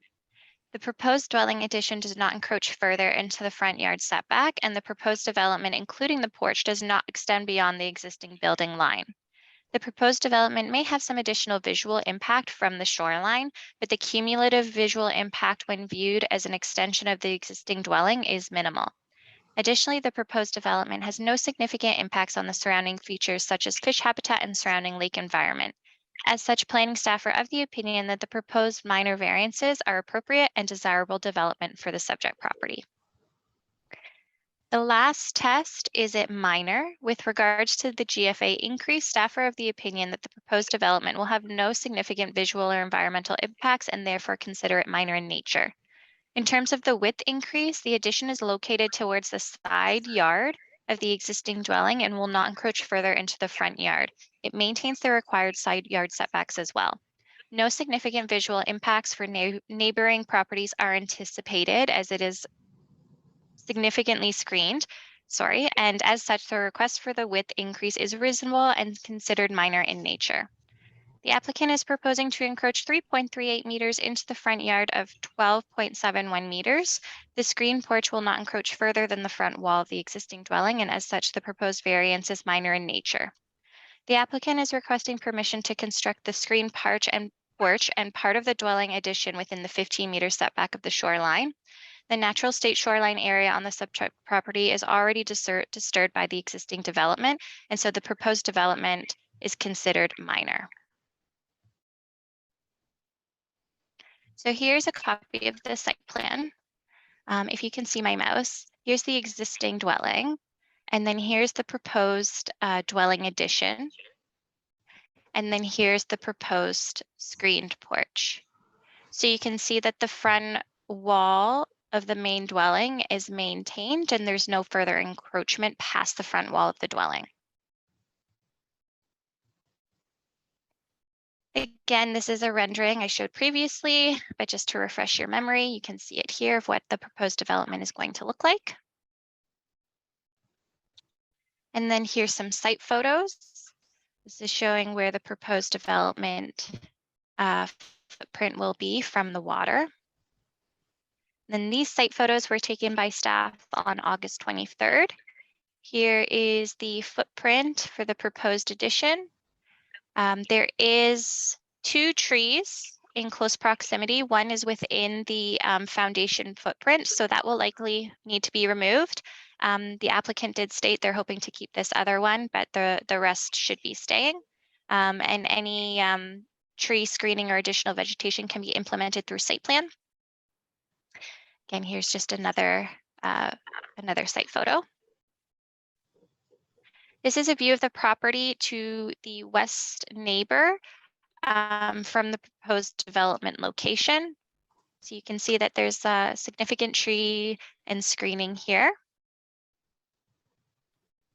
And so based on a review of the applicable planning policies and an analysis of the proposed development, staff are recommending that the Committee of Adjustment approve minor variance application A2214 for 197 John Butchler Road to facilitate an addition to a legal non-complying dwelling with the specified conditions. And that concludes my presentation. I'm happy to answer any questions you may have. Thank you. Okay, thank you very much, Ms. Bradford. Madam Secretary, have there been any correspondence in this application? No correspondence has been received. Okay, thank you. Is the applicant or their agent present? And if they would like to address the committee, please identify yourself. I'm Oscar Singh, I'm the applicant. I'm not sure if our agent is here as well. Just wanted to thank the township for hearing our application and Ali for presenting. The only thing I will add to the discussions is the location where the addition is being put. It was actually not originally part of our property. It was purchased several years ago in good faith with the township that essentially we could do an addition. And that would essentially mitigate any possibility of yet another full cottage and septic system being built on that small lot between ours and the neighbors which we acquired. Okay. And did you mention that your agent is online as well? I believe they may be. To answer questions. Okay, that's fine. Thank you very much. Are there any members of the public who wish to address this particular application? All right, seeing none, we'll close the public section of the meeting and bring the application before the committee for any questions. And we'll begin with Member Coutier. Thank you very much, Chair Hill. I appreciate it. I have one question, and if it's in the report, I didn't see it, and I apologize for that. But I'm wondering in this particular area, I believe this is on 6 Mile Channel. I'm wondering what the maximum gross floor area of a dwelling would normally be in our zoning bylaw. Ms. Bradford, can you respond to that? Through you, Mr. Chair, to Member Coutier. My understanding is that the application is permitted to increase an additional 40% in GFA. The applicant is requesting an increase in 56.97% increase. No, I appreciate that, but I'm just wondering what if it was a new build, what would normally be the maximum that would be allowed to be built for a residence in this area? And I'll tell you, the reason I'm asking is, if I understand it correctly, this will end up resulting in, and excuse my old measurements, but a 4,500 square foot dwelling. And I'm not sure that that would have been permitted. I don't know what the maximum is in that area, and that's what I would like to have confirmation of. Yes, please go ahead, Ms. Bradford. Through you, Mr. Chair, to Member Coutier. I am not certain off the top of my head, but I can definitely check up on the bylaw and circle back and get back to you. I would appreciate it. Okay, if that's a question I think we'd all like to answer to. So if that's something that the planning could provide right away, that would be a big help. Because very simply, my concern is that if we would be permitting a 4,500 square foot home in an area that the maximum was probably something less than that. I believe you're correct. We did have a limit on the maximum size in the 6 Mile Lake area most recently. So let's put that number up so that we have that to refer to. So I see Ms. Godet has raised her hand. Okay, thank you. Ms. Godet. Hello, through you, Mr. Chair, to Mayor Coutier. There is no maximum GFA in the SR1 zone. Okay, so this is not part of any sort of community plan with maximums such as 6 Mile Lake? Is this not SR6? I believe it is SR1.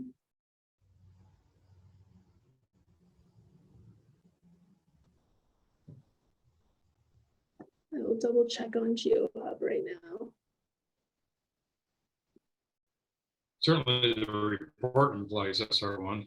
Says SR1, yes. I'll just double check what we've got everybody here.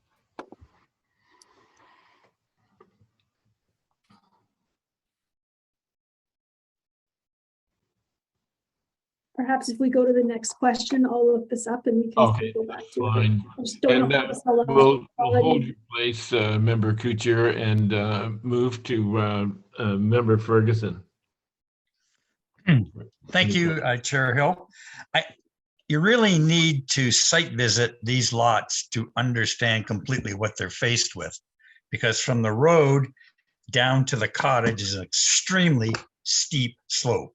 So there is virtually no room behind these cottages to add anything. So if you're going to expand, you really have to go along the shoreline.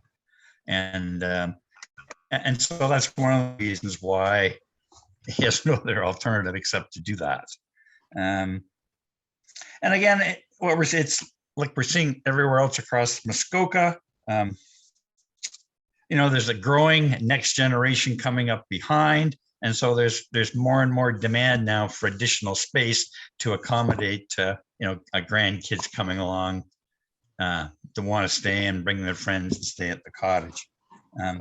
So I think overall, he's done a really good job trying to design this to not expand any further into the front yard setback, because you really can't go back. Okay, thank you very much. I see a hand up from Miss Bradford. Please go ahead. You're muted now, Ms. Bradford. Sorry. Through you, Mr. Chair, to the committee. I just double checked on GeoHub. It is SR1. It's on 6 Mile Channer, but it's not part of the 6 Mile community, and so it doesn't have those GFA restrictions. Does that help answer, hopefully? It does. Thank you very much. So that means there's no GFA restriction for that SR1 zone? Okay, thank you. I see all the nods. So I think we're in. So is that everything from you, Mr. Ferguson, Member Ferguson? Okay, thank you. Member Matthews. Thank you, Mr. Chair, and thank you, Mr. Kuchar, for asking that question, because that was one of my concerns about the total gross floor area of the building. The other question, I guess it's more of a question. The shot appeared like the road was actually going right through Mr. Singer's property, and I just wonder if that's kind of just a wrong placement of the the viewing. I know it's not this application, but knowing others that have had to have and everything else, I think it should be for consideration for the owner at least. I can help out there because I think this is a private road. Oh, just a minute. What the hell happened? And it runs through many of the lots because of the steep slope going down through here. So people actually own land going down to the water. The road goes through, and then they own a piece of the land on the far side of the road. And that's happens to many of the lots down this roadway.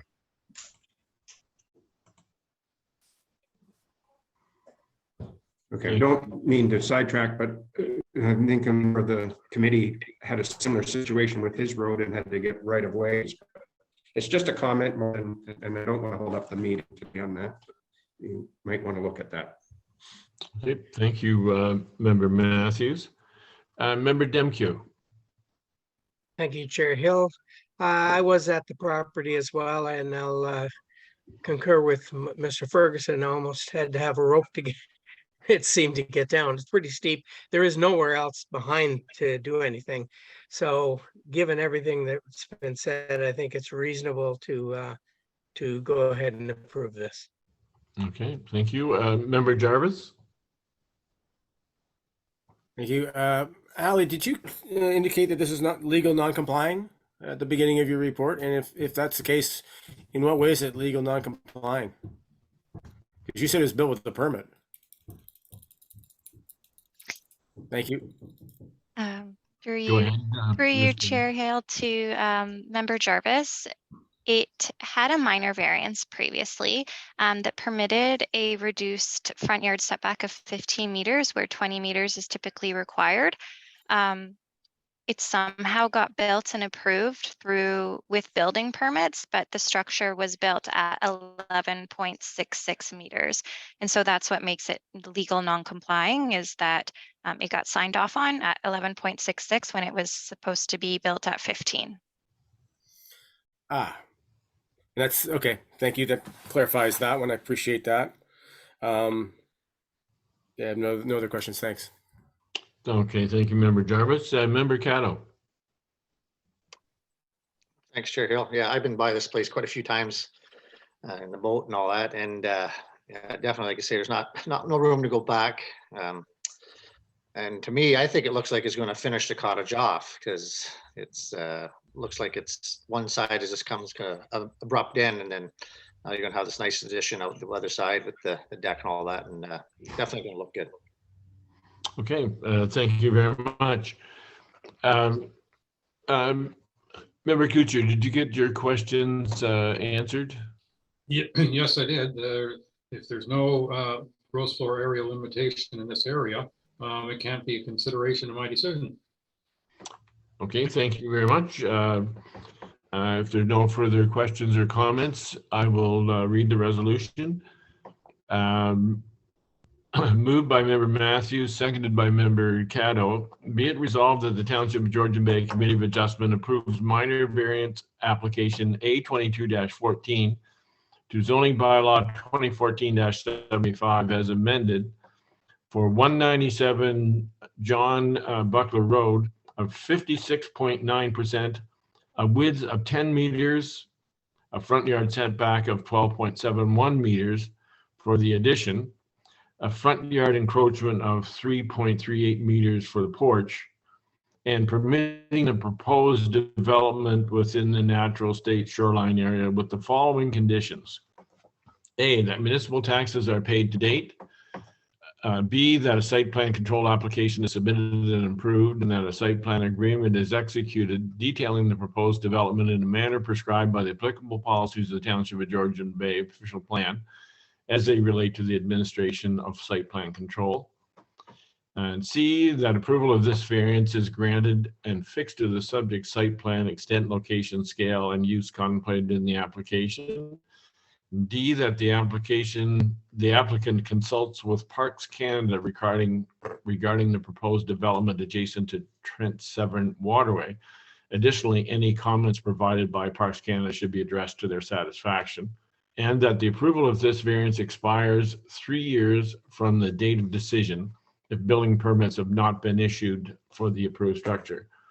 All those in favor, please signify by raising your hand. Thank you very much. The application is approved.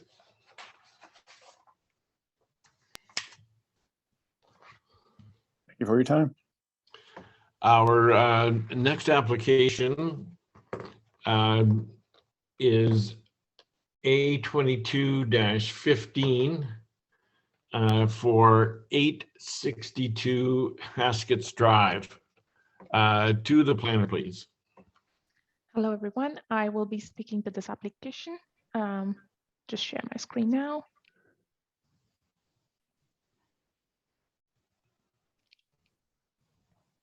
I hope everyone can see my screen. Yes. Okay. Perfect. So this is an application for a proposed minor variance. The applicant is Vincent Santoro, and the address of the subject property is 862 Haskets Drive. The purpose of this minor variance application is to facilitate the construction of a bunkie by permitting a lot coverage of 13.9% within 60 meters of the high water mark, while 8% is permitted, and permitting a total lot coverage of 11.4% for the subject property, while 8% is permitted by the zoning bylaw. I note that the staff report states that a minor variance for 11.8% within 60 meters and 10% overall is required. But I would like to highlight that the requested variances have been revised upon further review by staff and based on the updated plan of survey provided by the applicant surveyor. The application will also recognize the existing side yard setback of 1.4 meters for the deck located to the north of the legally existing boathouse and the existing side yard setback of 1.06 meters for the storage shed, while the zoning bylaw requires a setback of 5 meters for both the above noted structures. Here's the location of the subject property. The property is generally located east of Haskets Drive and west of Maud Island or Island 210. And Island 200 on the shoreline of 6 Mile Lake in the township of Georgian Bay. Here's an aerial view of the subject property, and the property has an area of about 0.48 hectares and a frontage of about 45.73 meters on 6 Mile Lake.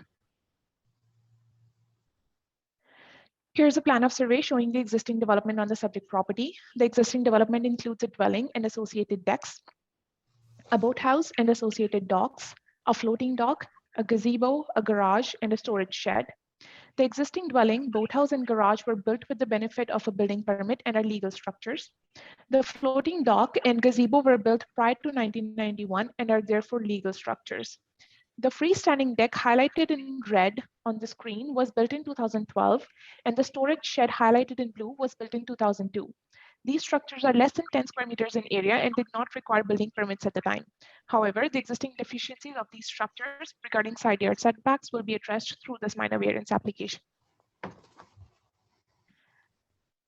So the applicant is proposing to construct a bunkie approximately 53.29 square meters in size towards the rear of the existing cottage.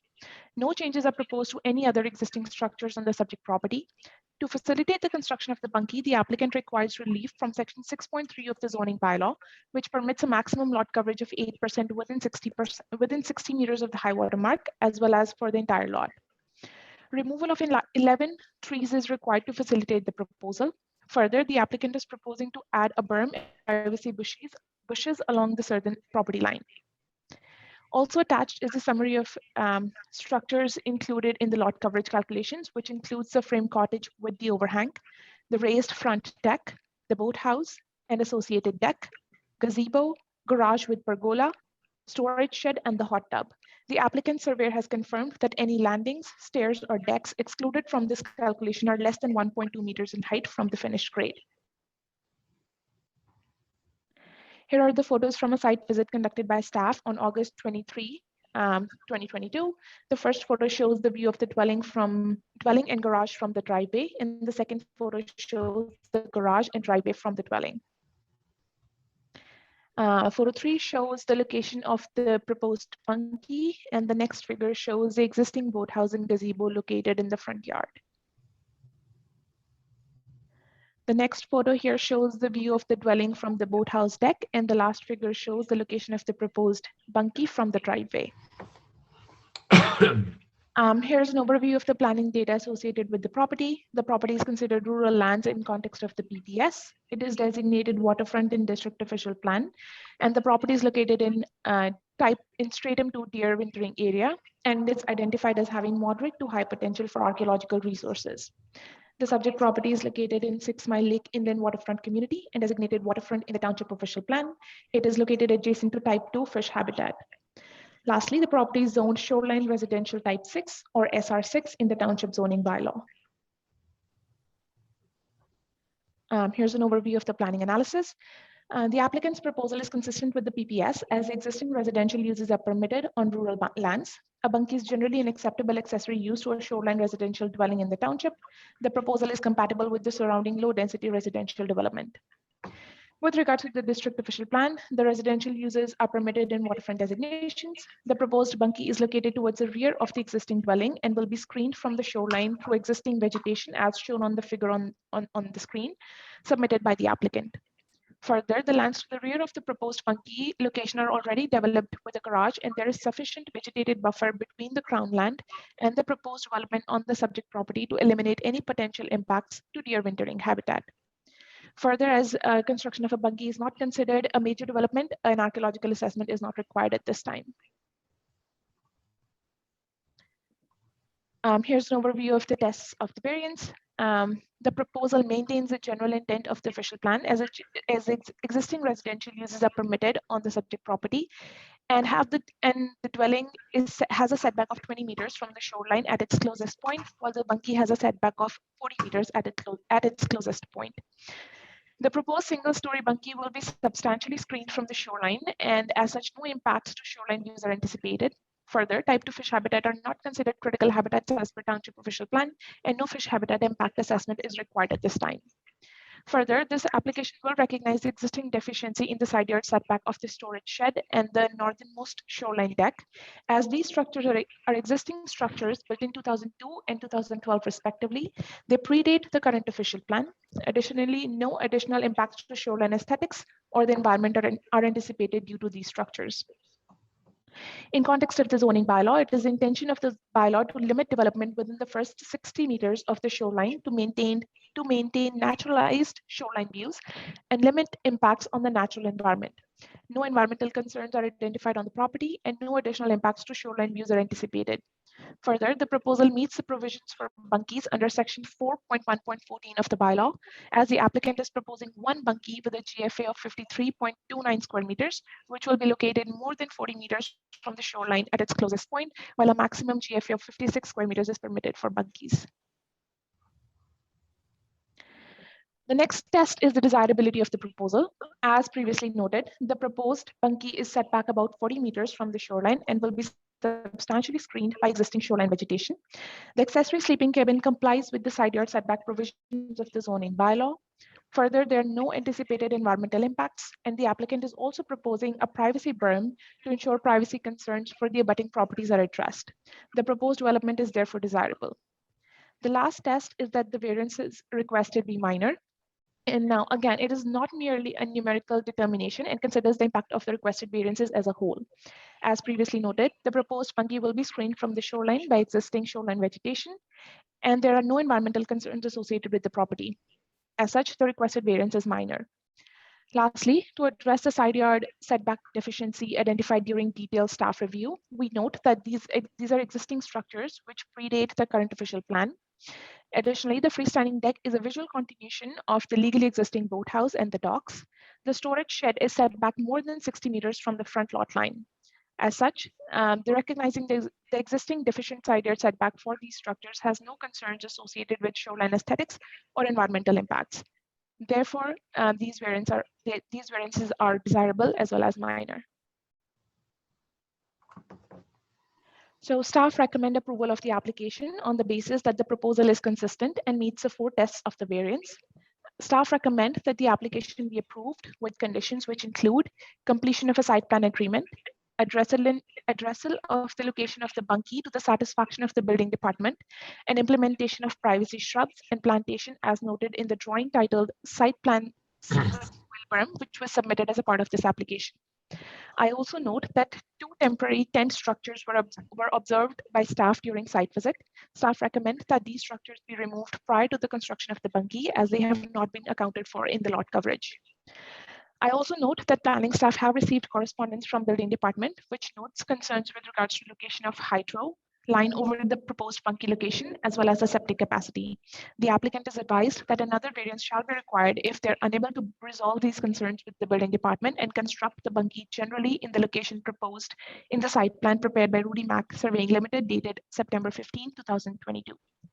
That is my presentation, and I will be happy to take any questions you may have for me. Thank you very much. Madam Secretary, has there been any correspondence on this application? One letter of support was received from Robert Smith.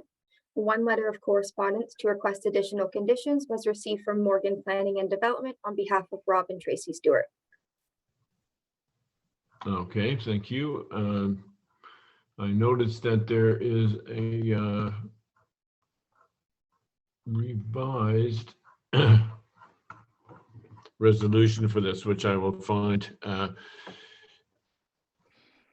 Is the applicant present, and would they wish to add anything to the planner's comments?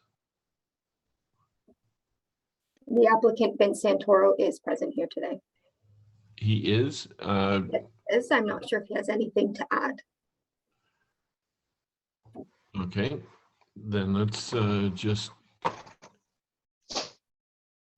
We also have Ms. Lemieux present today as well, who is acting on behalf of the neighbors.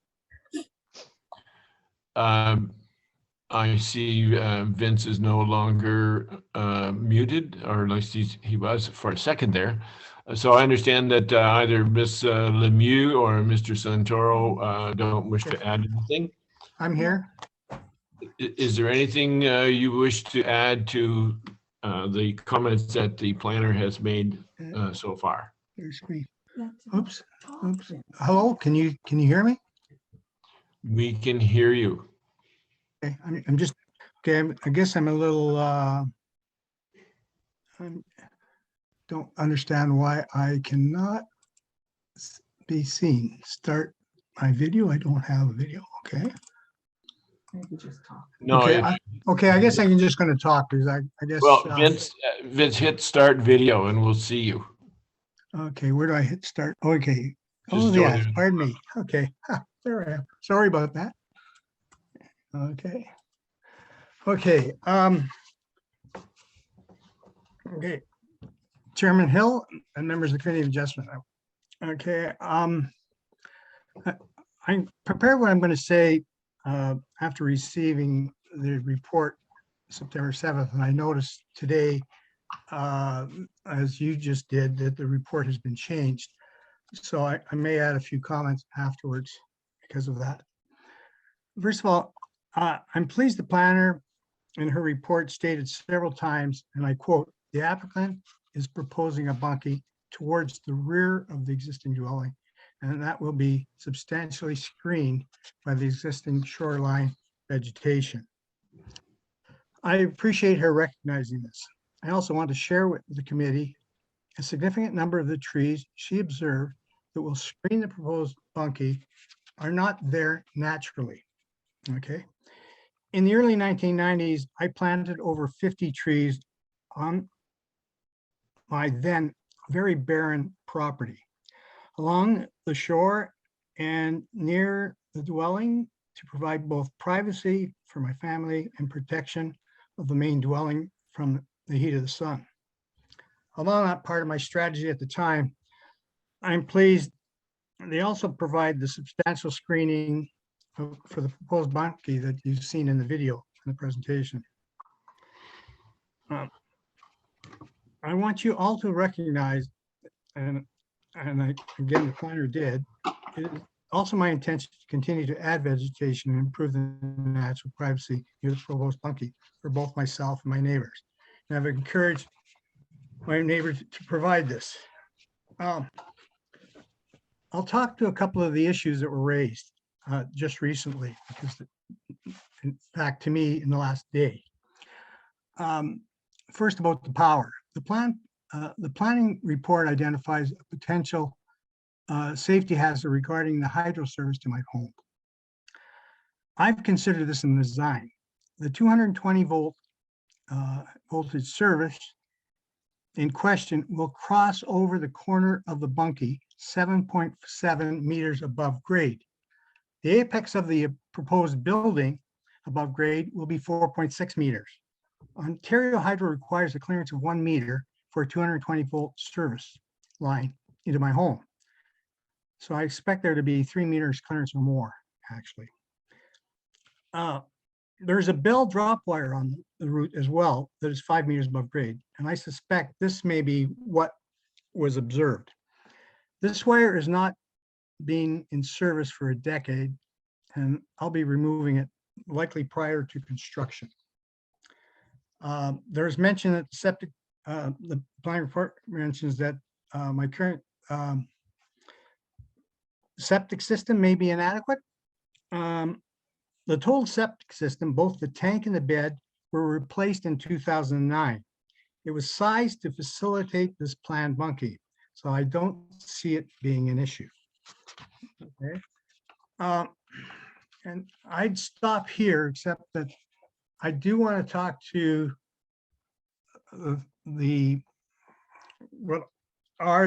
what is a garage in a box shelter logic that's like Canadian Tire. Vince, yes, if you can hear me, I think you've, you know, in the essence of saving time here, a lot of the things that you are addressing here are matters that have already been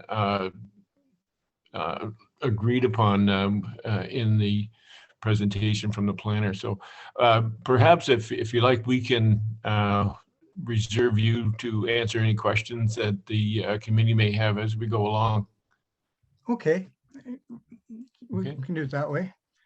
Okay. I guess the only point I wanted to make is the recommendation, which is new to me that I just saw, is they're asking for what I consider a temporary structure or the garage in the box, if you will, that are very popular to be removed from my property because they're being identified as structures.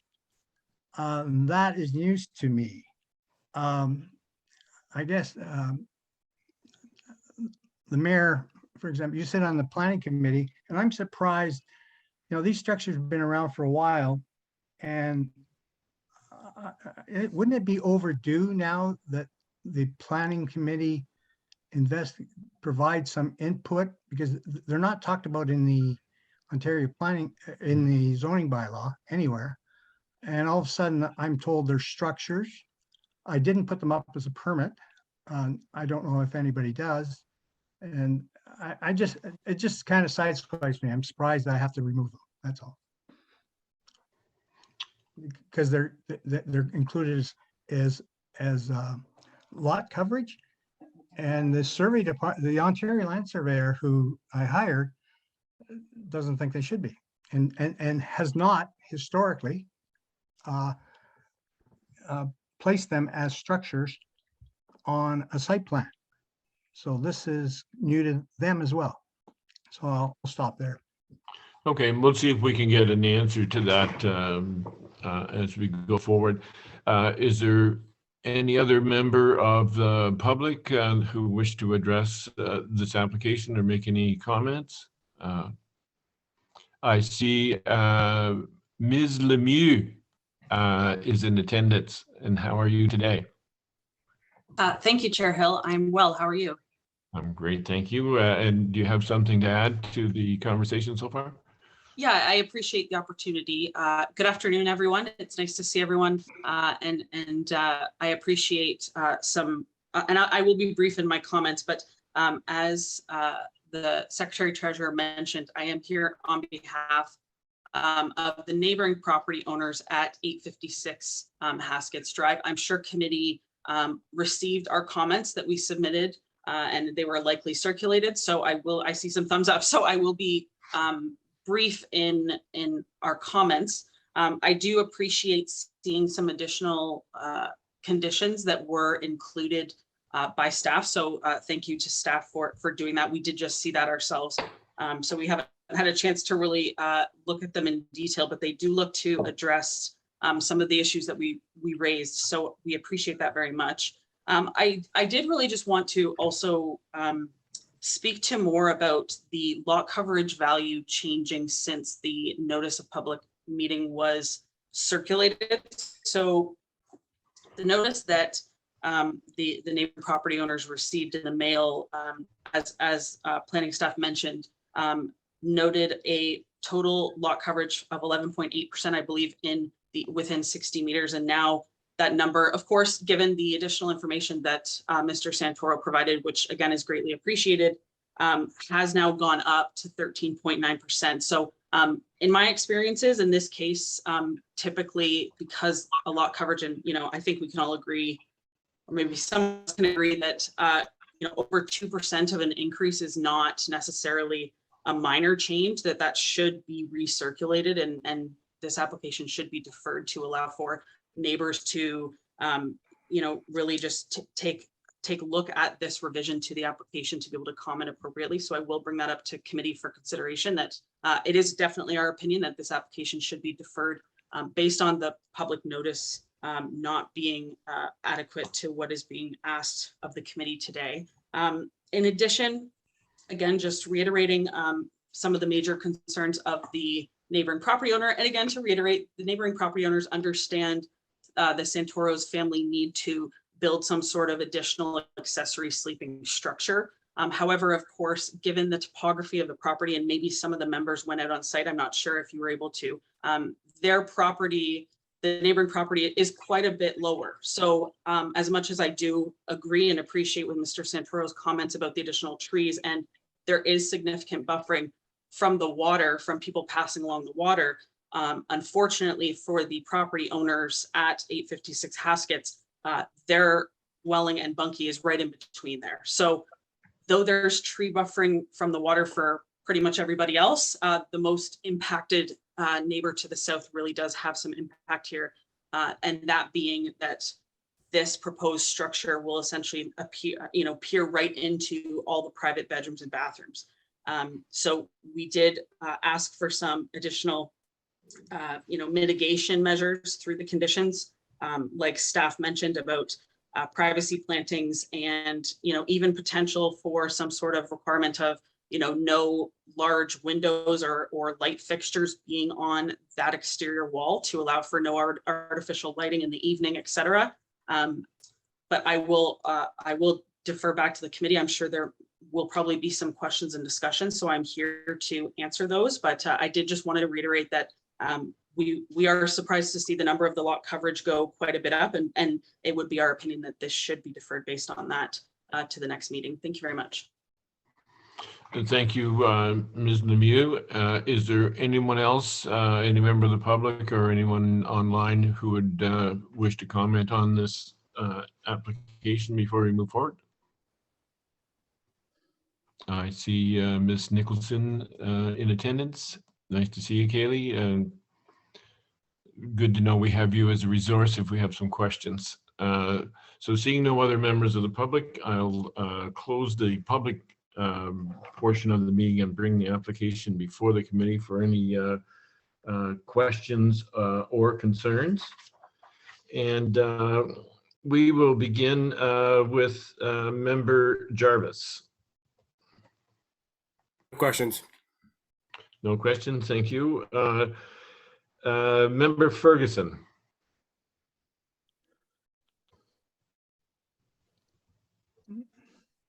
Muted, Mike. You're muted, Mike. And Mike, just before you begin, has everyone received the new resolution for this application?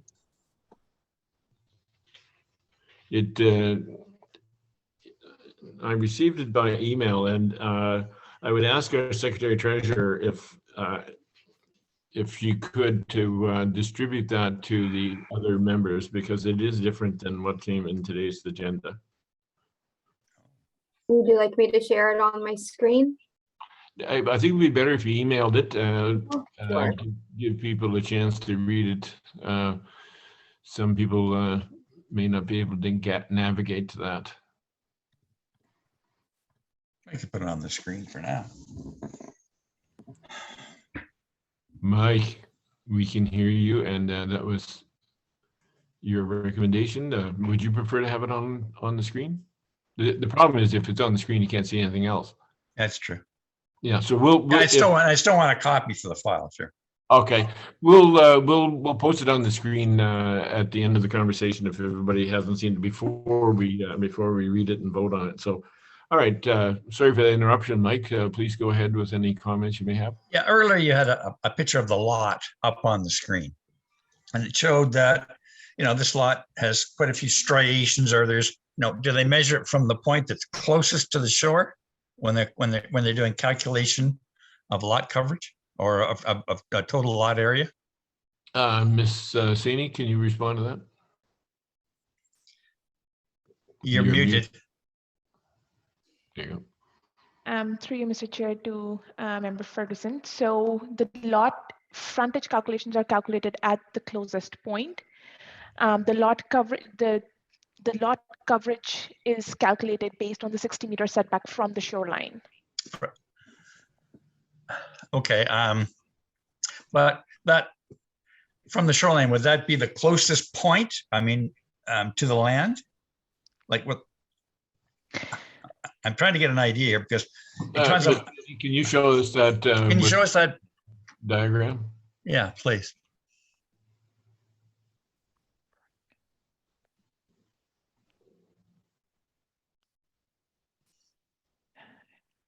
I hope you can see my screen. Yes, so. Yeah, if it you- doesn't really give me the. Yeah, I mean, so when we're,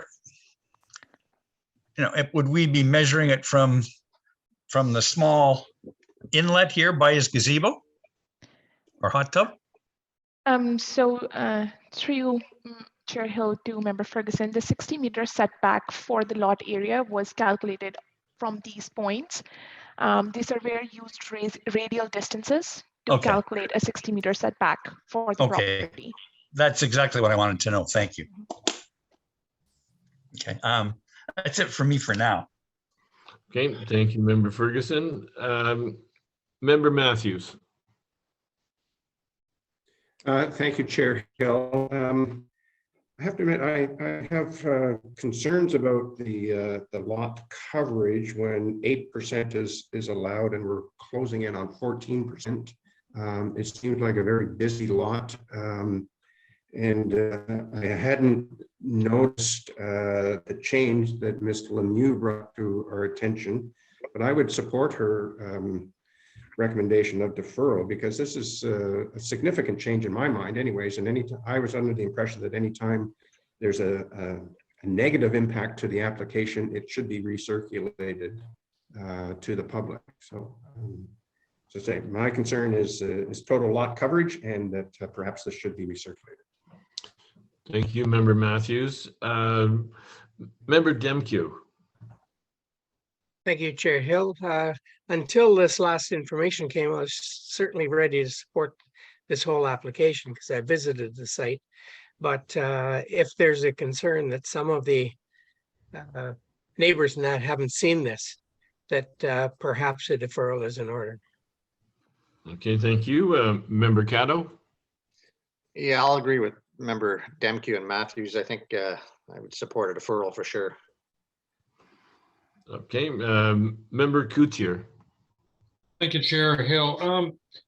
I want to make sure I understand a little bit of all this, but I think the reason that there's been a change in the lot coverage calculation had to do with these temporary garages that were set up in the backyard, if I understand it correctly. Excuse me, let's get an answer to that. Is that correct, Ms. Saini? So through you, Mr. Chair, to Member Coutier, that is not correct. So after receiving public feedback, and we had some discussions with the surveyor based on the zoning bylaw and how the lot coverage calculations should be done. So based on that, there were some additions and some subtractions overall from the lot coverage calculations. And the 2 temporary shed structures were not included in the lot coverage. Okay, well, but I wanted the temporary sheds to be discussed by staff, because my understanding is that those so-called temporary sheds do count towards lot coverage if they're basically not temporary. And because I think if you create a structure, it doesn't matter whether it passes building code or not, it's still a structure on site. And I would hope that our staff and perhaps even our CBO would comment on those structures because they are common in quite a few properties. Thank you. Okay, Madam CBO, would you care to respond to that question regarding the tent structures that have been mentioned? Correct, I can. So tent structures don't require a permit unless they're over 60 meters squared. Unfortunately, I'm not aware of the size of these structures. Most of them don't. They don't require building permits, but they do obviously always require to meet the zoning bylaw. So once it doesn't require a permit, then the onus falls onto the planning department to enforce any kind of restriction in order of lot coverage and location on the property. And if I may just make a couple clarifications before we jump too far, Mr. Santoro was talking about the hydro line. I just want to clarify those setback requirements that are in the building code alone are horizontal, not vertical. And secondly, I know the hydro did have concerns with it as well. So the building will have to be relocated or a permit will not be issued. Secondly, the comment about the size of the septic is just because we don't know everything we don't do a full review when these applications come forth. So the note about the size of the septic is just a notification that if the septic is not sized for the proposal and what's existing on the property, then a permit won't be issued. It's just more to let the applicant know that they need to do their due diligence to make sure that their septic is sized big enough, because if not, sometimes they get a surprise when they come to apply for a permit afterwards and then realize they have to upgrade their system. Thank you very much. That I'm sure answers questions for a number of people on the committee. And I see Miss Saini has another comment. Speaking through you, Chair Hill, to Member Coutier, just to explain or just to discuss the temporary structure. So these were identified by staff during the site visit. The applicant did not, or the applicant survey does not show them on the site plan. So staff are recommending that these structures be removed before the bunkie is constructed. And yes, to clarify, the temporary structures do account towards lot coverage. Okay, so that you sort of answered a question that it was raised. You know, what is temporary and what is not temporary? So how long does one of these structures stay there before it's no longer temporary? And the answer to that was, if it's there, it's counted into lot coverage, and that covers the I would think the inquiry that the committee has. So I see you, Mr. Ferguson, with a question. Well, just there's so many unanswered questions here, and with the increasing lot coverage, I'd certainly agree with deferral. And I'm sorry, Member Kuchar, I did jump in there. Did you have some other questions that you would like to put forward? No, the comment I wanted to make is that I believe that the lot coverage should be recalculated, taking into account all structures that they are planning, our official plan and zoning bylaw require to be included in, let me call it square footage of buildings. Okay, excellent. I believe that from what Ms. Saini was saying, that may not have been the case when when the surveyor was doing his calculation. So I think it's appropriate if we've jumped from 11.8 to 13.9, and there may be some additional buildings that were not considered that we need to go back and look at that. And I see your hand up again, Ms. Saini. Am I pronouncing your last name correctly? Yes, Chair Hill, you are pronouncing my name correctly. Yes, just to add to speaking through you, just want to clarify that these structures were not included in lot coverage because they were not presented on the site plan. Because they were not presented on the site plan and because they were not accounted for in lot coverage, staff recommended their removal. If the applicant does not intend to remove them, then we would, if the committee wants to defer the application, then we could recount them in the lot coverage calculations as requested. Okay, thank you. And are there any other questions or comments from the committee members? No. Okay. I have one question that pertains to site plan control. I've noticed in this and other applications where there are recommendations being brought forth for additional planting of trees, in this case, a soil berm and so on. Are those recommendations something that can become part of the site plan control, or is there a different group or body within the township that determines what the site plan control requirements are? Ms. Saini. So speaking to you, Chair Hill, the requirement, the condition of the severance is plantation, and the way we implement those plantation or those conditions is through site plan control agreement. Does that Does the site plan agreement get specific in terms of berms and trees and so on, and how does that unfold? Yes, that is correct, Chair Hill. We can be as specific as we want in the site plan control agreement. But that's not within the purview of the Committee of Adjustment. No, it is not. So it would not be appropriate to make that recommendation in a condition. So I'm not sure I understand your question. Would you want the My point is that if the specifics of site plan control are not within the purview of the Committee of Adjustment, then other than making site plan control a condition of approval, we should not be recommending any further. You know, we can't recommend trees or berms or things of that nature. Is that correct? I'll let Jen Godet supplement my answer here. Okay, Ms. Godet. So you can, you could say a condition such as that site plan control be implemented to address additional plantings along the eastern mutual property line. You could put something like that in if that's what you're looking for. Okay, no, it was just a question which we can probably address offline too. So are there any other further questions or comments from the committee? Okay, I get the very distinct impression as listening to the questions that were presented is that we do not have sufficient information or clarity on the content of this application in order to prepare a vote. And based on that,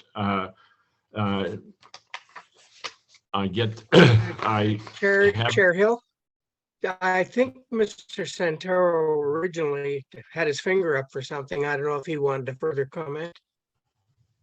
Well, at this point, we're considering the motion that would be put forward.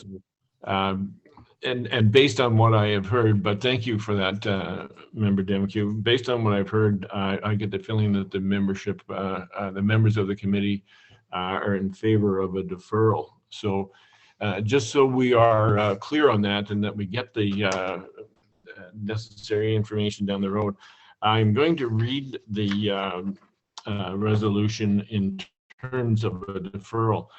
And just so you know, if the vote is not favorable in terms of deferral, then the motion is defeated. So let's consider that when we go forward. I will read the resolution.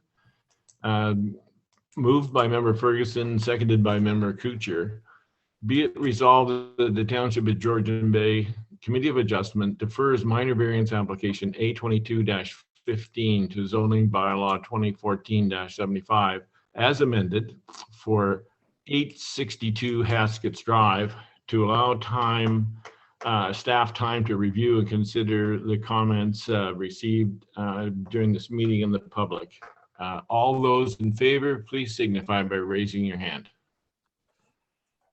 Very well, the motion is deferred.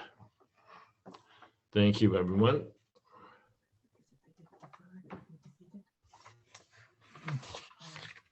Okay. Our final application is a consent application that is not subject to a public meeting. It is application B22-21 for 378 Georgian Bay Shore. To the planner, please. Hi, can everybody hear me okay? Yes, we can hear you, but you're faint. Oh, and sometimes that happens. Oh, that's How's better. that? That's Is that better. better? Okay, perfect. Thank you. That's why I always ask. Okay. Just let me get set up here.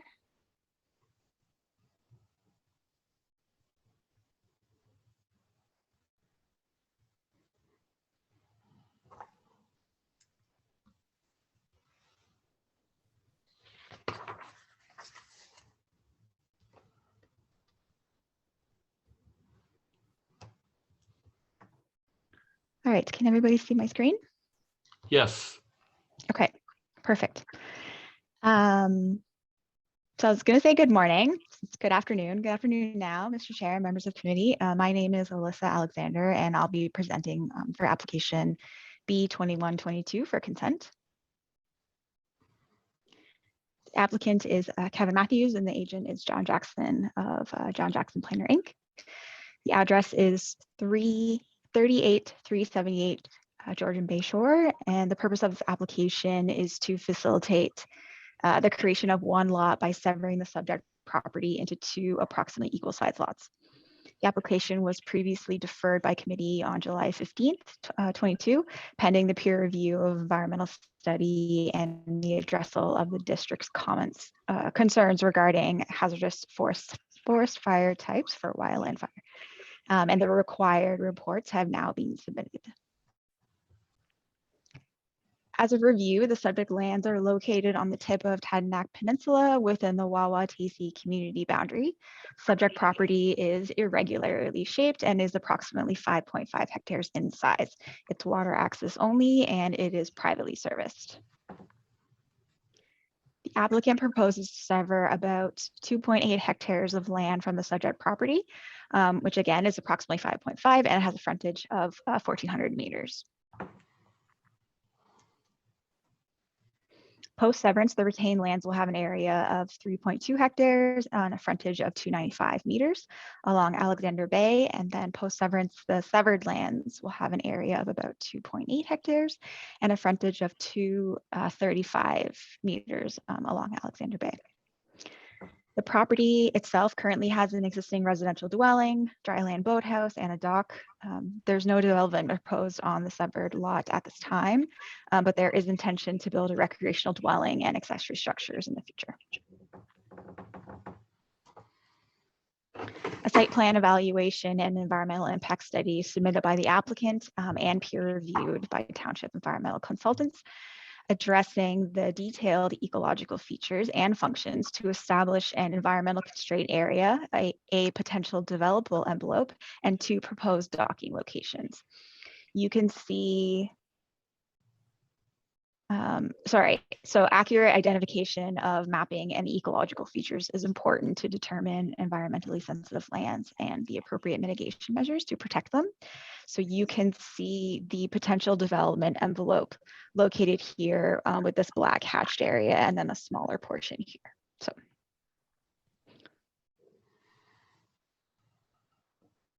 Site photos show type 1 fish habitats, both on the severed lots on the photo to the left and the retained lots on the photo to the right. Figure 6 and 7 show two proposed docking locations, both located within a type 2 habitat. The subject property is located or is considered rural lands as defined by the PPS.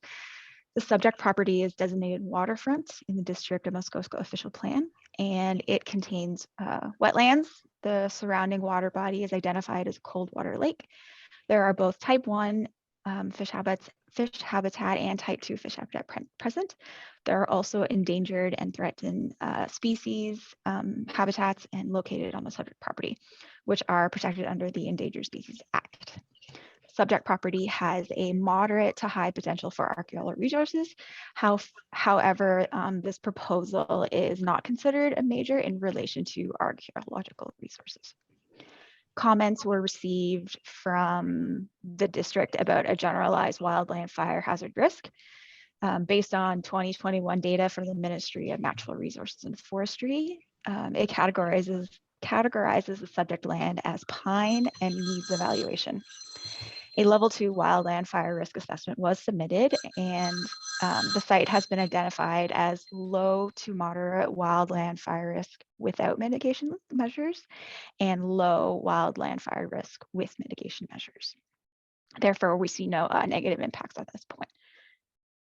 The subject property is also designated waterfront in the township official plan and is located within the Wawa-TC coastal waterfront community and adjacent to the Tadanac Ecosystem Special Policy Area. The subject property is zoned shoreline residential island type 2.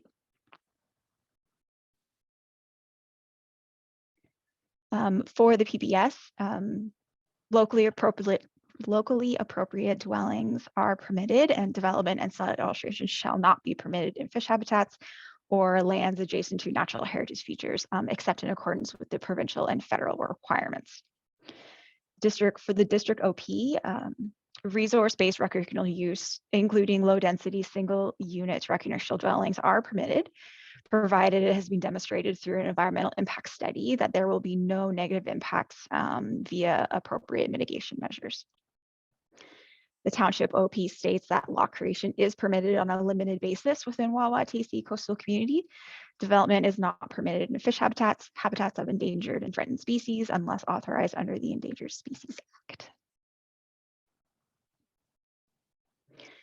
Finally, for the township OP, section F 5.11.10.2 references development near the Tadnak Ecosystem Special Policy Area, stating any development proposed on a lot which is adjacent to the special policy area shall only be considered after the township has reviewed an impact assessment and is satisfied with mitigation measures that can be implemented to ensure that the development proposed will not adversely impact the ecological features or functions of the special policy area, and to be consistent with the provincial policy statement and objectives of the official plan.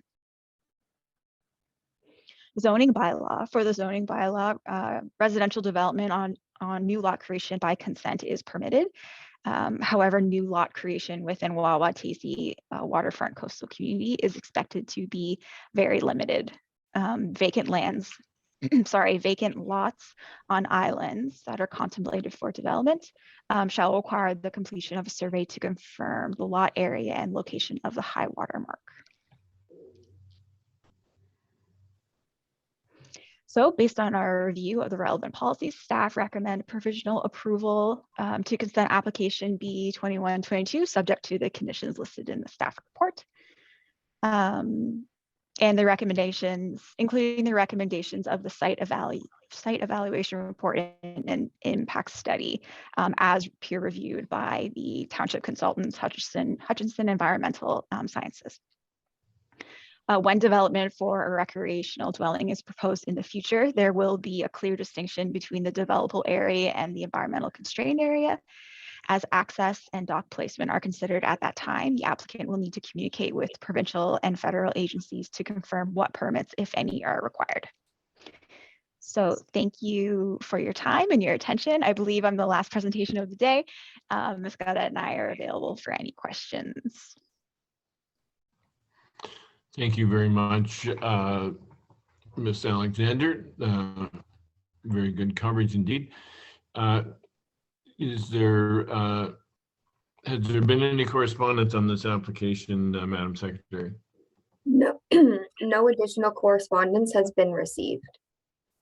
Thank you. Is the applicant here or his agent wish to speak? And if so, please identify yourself. Hello, it's Kevin Matthews here. Indeed, it has been a very long day today for all of you guys and myself, who signed on at 10 o'clock this morning thinking it would be relatively quick. Are you the property owner, Mr. Matthews? Yes, I guess I am. I've been sitting in my truck for the last 6 hours. Holy smoke, has that been fun? Oh, we would have put you first. We didn't know. I should have said something. Anyways, Thank you very much for letting us speak today. We've read the report, and we are, on the one hand, we are very happy with the recommendation to proceed to sever. But on the other hand, we are not very happy with the, I guess it's item D or whatever it is, the zoning element to the recommendation, and we'd like to have that piece removed. I have on the line with me also here is Rod Bills, who is our environmental consultant, and I have John Jackson, who you can see his picture there, is also on the line, who is our planning consultant. And before I ask them to come on the line, I would just like to talk a little bit about the context of what we have here and the approach that we have taken, because I think this is a little different to what I have been hearing over the day. And the context is, this is a severance. It's not a building application at this time. And as we stated in our last session here, we've owned this property for 50 years now, a little over 50 years. And the severance is in support of my late mother's interest to have family life and cottage life continue on. And so the idea is to sever the property, and my brother and sister will be taking one half of the property, which is the existing cottage, and that myself and my family then have the opportunity to have a cottage in Georgian Bay ourselves at some time that we would elect to do something like that. And so this activity that we're going through here is the last activity associated with with closing the estate of my mother. So that's the context that we're working in here. And because of that context, the approach that we've taken, because it's not we don't have a specific house site at the moment. It was explained to me by your previous planner, Brian Oster, when we entered this entire exercise, that this is a two-stage process. Stage one is the municipal look at things, which is to make sure that that we meet all of the municipal requirements, and that has been outlined in the report. So that's the setbacks, that's the coverages, all the things that are required on a municipal level. And as the report points out, that the lot meets all of those requirements. So I need not to go further into that. The second thing he put forward to us is, he says, then there's the provincial side of the equation. And the provincial side is governed by the provincial policy statements and the rules and regulations, the laws, the acts, the Endangered Species Acts, and so on. And to do this, you need to do what's known as an environmental impact assessment. And in that assessment, it identifies the different environmental attributes and as they relate to your property and development. Now, when we started this, we went to the ministry and began that process, but we were asked to also by the township to do that. And the ministry got back to us, the MECP got back to us and said, we don't get involved in severances at this point. We get involved in property developments. Like if you're going to put a building up, if you're going to do this, then we assess it against that. But just on a pure severance, that's not something that we get involved in, and therefore we have no comment. So fine, we put that aside.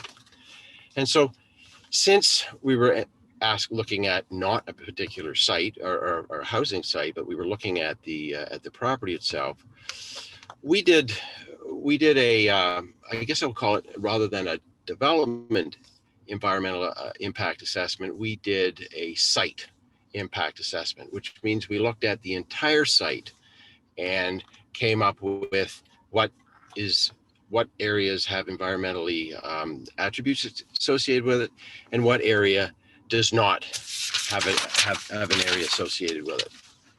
And the findings were twofold.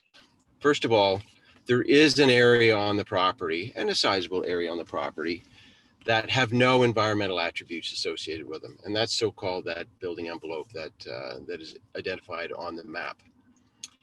And from our perspective, we thought, well, okay, that addresses the severance question. In other words, there is enough space on the property to build a dwelling and meet all of the municipal requirements and meet all of the provincial requirements, or not require any provincial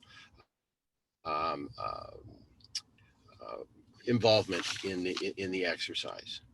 The second thing it identified was that there are areas of environmental attributes. They are not uniform across the property. There's some over here, there's some over there. And it identified that of those environmental attributes, some of them, if you were to do a dwelling, would have no environmental impacts. Some of them would have low, and I think there was one instance that there was a moderate end of things. And what's important to remember or recognize in that is that those comments are made in relation to the property as a whole, not a specific building site. had we known that, the approach that staff was going to come forward was to, identify you can only build here, then we would have approached this quite differently. But that was never brought forward because we were not looking at a specific house site. We were looking at just the plain developable ability of this. And we also understand as we look at it that if in the end, we or somebody else decides to or looks to develop, put a dwelling on the property, and it is in an area that is outside, that is in an environmentally, an area that has environmental attributes associated with it, then there is a clear legal process that exists today that you have to go through with the province. You have to get their consent. It's part of the law. And when you look at the provincial policy statements, they are statements. And they themselves, as it was just read at the beginning of this in terms of what is allowable, that the province can allow development in an area that has environmental attributes, and there is a process for going through that. And there are many, many applications, there are many, many developments across this province and in the Georgian Bay area that have received, that do proceed and have received MECP approval in order to for the development. But they've gone through a process and they have identified what the impacts are and what the levels of impacts are. So what our request is really simple, is we'd like to see this severance go through. We're fine with the points of conditions, except for the one on the rezoning. We think the rezoning is outside of the preview at this time. It may be the situation at the end when we have a house site and we get through it and everything's fine. There may be a requirement at that point to zone the rest of the property non-developable. That's fine. But at this point, as owners of the property, we'd like to have the opportunity to, put a dwelling where it makes sense. And so we'd like to have that zoning element removed from it. And if I could toss one more in there, is I would like to sort of have 3 years from the timing of this decision as opposed to the 2 years recommended, just because, as you well know, coming up with and developing properties and houses in this day and age is an awful lot longer and awful lot more arduous task, and the 2 years might not be enough given the location and where we're at. So having said that, if I may pass the torch to Rod Blitz, who I see is on the screen here, and just have him make a few comments with respect to the provincial side of things and the process that is in front of us there, that protects the township in terms of everybody from an environmental side of things, because we're all environmentalists at heart on this for sure. So Rod, if I can, Mr. Chair, if I can pass that over to Rod, would that be acceptable? Well, I just have a quick question on your comment here. Listening to all that you'd said, is that one of your comment was you'd like to build a house where you think makes sense to you, where this approval recommendation here is that the municipality is asking you to follow the recommendations of the ecological services and Hutchison Environmental and exclude places that are considered environmentally sensitive. So I'm not sure how those two things go together. Well, and Rod, you may want to chime in on this one here, but what we are saying, and as I said before, the report, if we had known that the environmental impact assessment was going to, lock on a specific site, then we would have approached it in that way. But when we did the analysis, we did an overall analysis of the property to define what's what. And in that exercise, we did not identify where we wanted to put a cottage. And to this date, we still have not identified where we want to put a cottage. What we don't want to have is we don't want to be restricted to what is known in that report as you know, containing no environmental attributes. And it's probably a misnaming of the report to say that this is the development envelope. Really what it's saying is this is where there are no environmental attributes that are present. And so that location, you know, can always be considered for development if the proponent wants to do that. Which, as I look at it, is it gives the support to the planning committee to say, well, we can give them the severance because they can build on that site, and there is an area that does not have attributes. However, if they ultimately decide that they were going to put it elsewhere and it may impinge or all or none or whatever on some environmental attributes, then they have to deal with the province on that through that legal process. Okay, is there anyone else that wishes to speak to this application? Rod, maybe you and then John might say something, please. Yeah, sure. I can just do a little brief summary if that's okay, Chair Hill. Yes, thank you. So I think, you know, I think what Kevin was trying to negotiate or navigate through here is we have not seen a rezoning of property or of portions of a severance like this before. This seems to be a little bit unusual, but I did take some time to go through the official plan to try to figure out where this is coming from. And there is some sections that refer to this, and section I-231 talks about where there's a site evaluation report and, you know, if development constraints can be addressed, and if so, most appropriate manner in which development should occur. The site evaluation report has to demonstrate that it's suitable for development, which we've satisfied, and we appreciate the fact that the peer review has now been complete and so on. The next part about that is there's another section, I-424, and it says if the development or the potential development appears to not meet the character of the policy area, in this case, the Wawatasi community waterfront, then they may require rezoning to restrict development in those areas. So I checked with the character section for that development area, and we do meet those criteria. All of the things that are valued in the character of that community waterfront area, we've met those.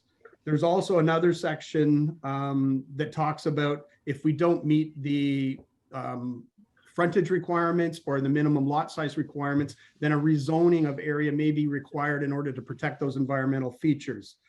And again, we've met all of those components as well. So I'm a little puzzled as to why we need to rezone. And, you know, I really appreciate the presentation that Alyssa put together. And I don't know if everybody noticed, but there was a particular point where we were talking about endangered species, and that if there was any sort of development or any sort of activity that was going to occur outside of that unconstrained area, that there would be the applicant would be on the hook to negotiate with the Ministry of Environment and Conservation and Parks under the Endangered Species Act to get authorization or approvals, which is absolutely right, and that's consistent with the PPS. But when you rezone it as natural state, that basically negates that ability to do that. And it is a provincial responsibility. So I'm not sure that it's appropriate through the Planning Act to do that, especially given the fact that we've met the character of the area and we've met all of the requirements for size and frontage. I think it makes more sense. And the ones that I've seen in the past, that the way this is typically handled is through site plan controls. You put in all of the mitigation measures that we've, you know, spent a fair bit of time with you guys as well developing. And you will see a clause in there that if there's any activities that would involve either the federal or provincial government and the legislation associated with it, it's up to the proponent to negotiate and gain those approvals. And, you know, the township can ask to see that approval to make sure that that's consistent with the PPS. But typically I've not seen that they completely rezone it as natural state and basically negate that opportunity. So that, I think that's what I would propose, is that to give the township some comfort that that's in the site plan control, that would certainly be reasonable. And that's what I've seen in most cases. I have not seen this type of rezoning activity. And it would certainly be suitable, I think, to the proponent here. And I think John may also have just a couple words to say about that, but I think that's what I wanted to say. Okay, thank you, Mr. Bills. Mr. Jackson, do you have anything further to add? Just briefly to bring your long day to close. Thank you, Mr. Chairman, members of the committee. I think Rod touched on it, and that is that we shouldn't necessarily take away an entitlement that the owners should be able to access so long as they go through the process of obtaining some kind of authorization, which is the way that the provincial policies word, and that language is also in your official plan.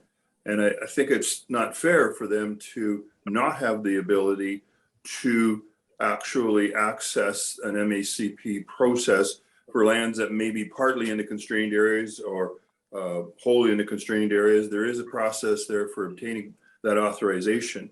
And I think it's important for the committee to understand that during this investigation by the environmental company, they engaged MECP, and MECP unequivocally stated that, look, a severance in itself doesn't do anything. And in fact, if you don't build for 5, 10, or 15 years, the landscape of the endangered species legislation could alter. It could grow, it could shrink, it may no longer be relevant. So the time to do it is when you're going to actually propose to construct a cottage. And I feel, as the Matthew families feels as well, that black and white rezoning exercise is not really relevant at this time or fair. It takes away entitlements that I think that it shouldn't accomplish as part of this transaction. So if there's questions, I'd be happy to try and respond to them, Mr. Chairman. Okay, thank you very much for your input and your questions there. I would ask, I see we have Ms. Godet in attendance still. And I'm sure you've read the resolution that we have. Could we have your comments, please, on the requirement for that item D that requires a rezoning? Sure.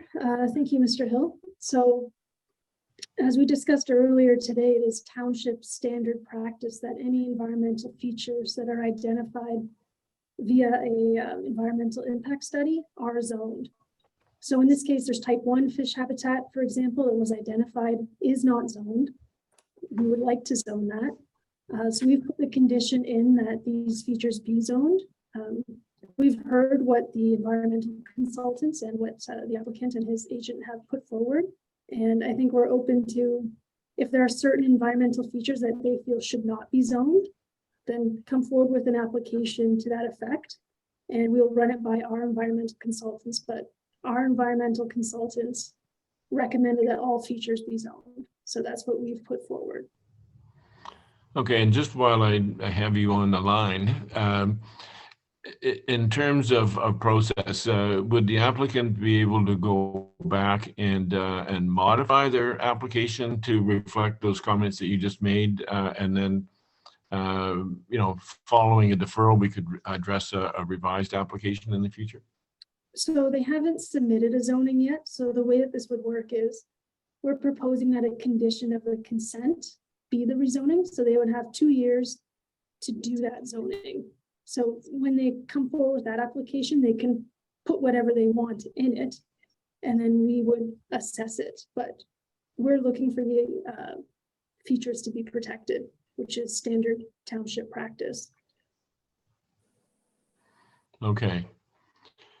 Now, having heard that proposal, Mr. Matthews, are you inclined to follow that suggestion?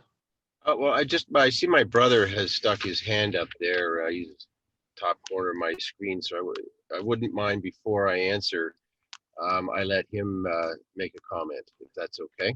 Okay, that'd be fine. Mr. Llewellyn Matthews, you have the floor.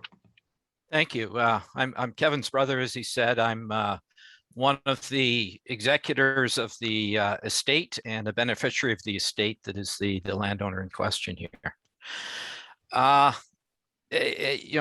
the frustration you're hearing is, I think, similar to the frustration you heard from the first item on the agenda, and that this has been a fairly long process that seems to have changed from what it was when we started and what was explained when we were started. And there seem to have been new requirements thrown at us throughout the process, and we've tried to comply with them to the best of our ability. We haven't received a whole lot of help from the staff through this process. The responses have been late, and so we then have to scramble in order to get them before the committee, so that the committee has the information it needs. So that's some of the frustration that we've gone through. It has appeared to us that the process as is being presented to us does not seem to allow you to give consent without a complete development plan. And that's not what we're looking. We aren't at the stage, as my brother explained, to have an exact site, the timing, location, and design. None of that's been done. So that unless the township has environmental requirements that go above and beyond the requirements of the Endangered Species Act, the Fisheries Act, and the provincial legislation, we're not sure why the township is getting involved in areas that we are going to need to go forward and get approvals from the various federal and provincial ministries once we actually have a design. Because the provincial approvals for endangered species habitat are going to require us to identify this. We have to have a site. We will then have to assess whether it's having a negative impact, and if it's having a negative impact, we'll have to propose mitigation measures so that there is a net beneficial impact. That's the requirements of the provincial law. We quite understand that and prepared to go through that, but as I say, we need to have a design and we need to have a development in mind before we can do that. And if the township is trying to tell us we can't get consent to sever the lot until we've gone through that process, it seems to me that the process is a bit backwards and is not what it's intended to do.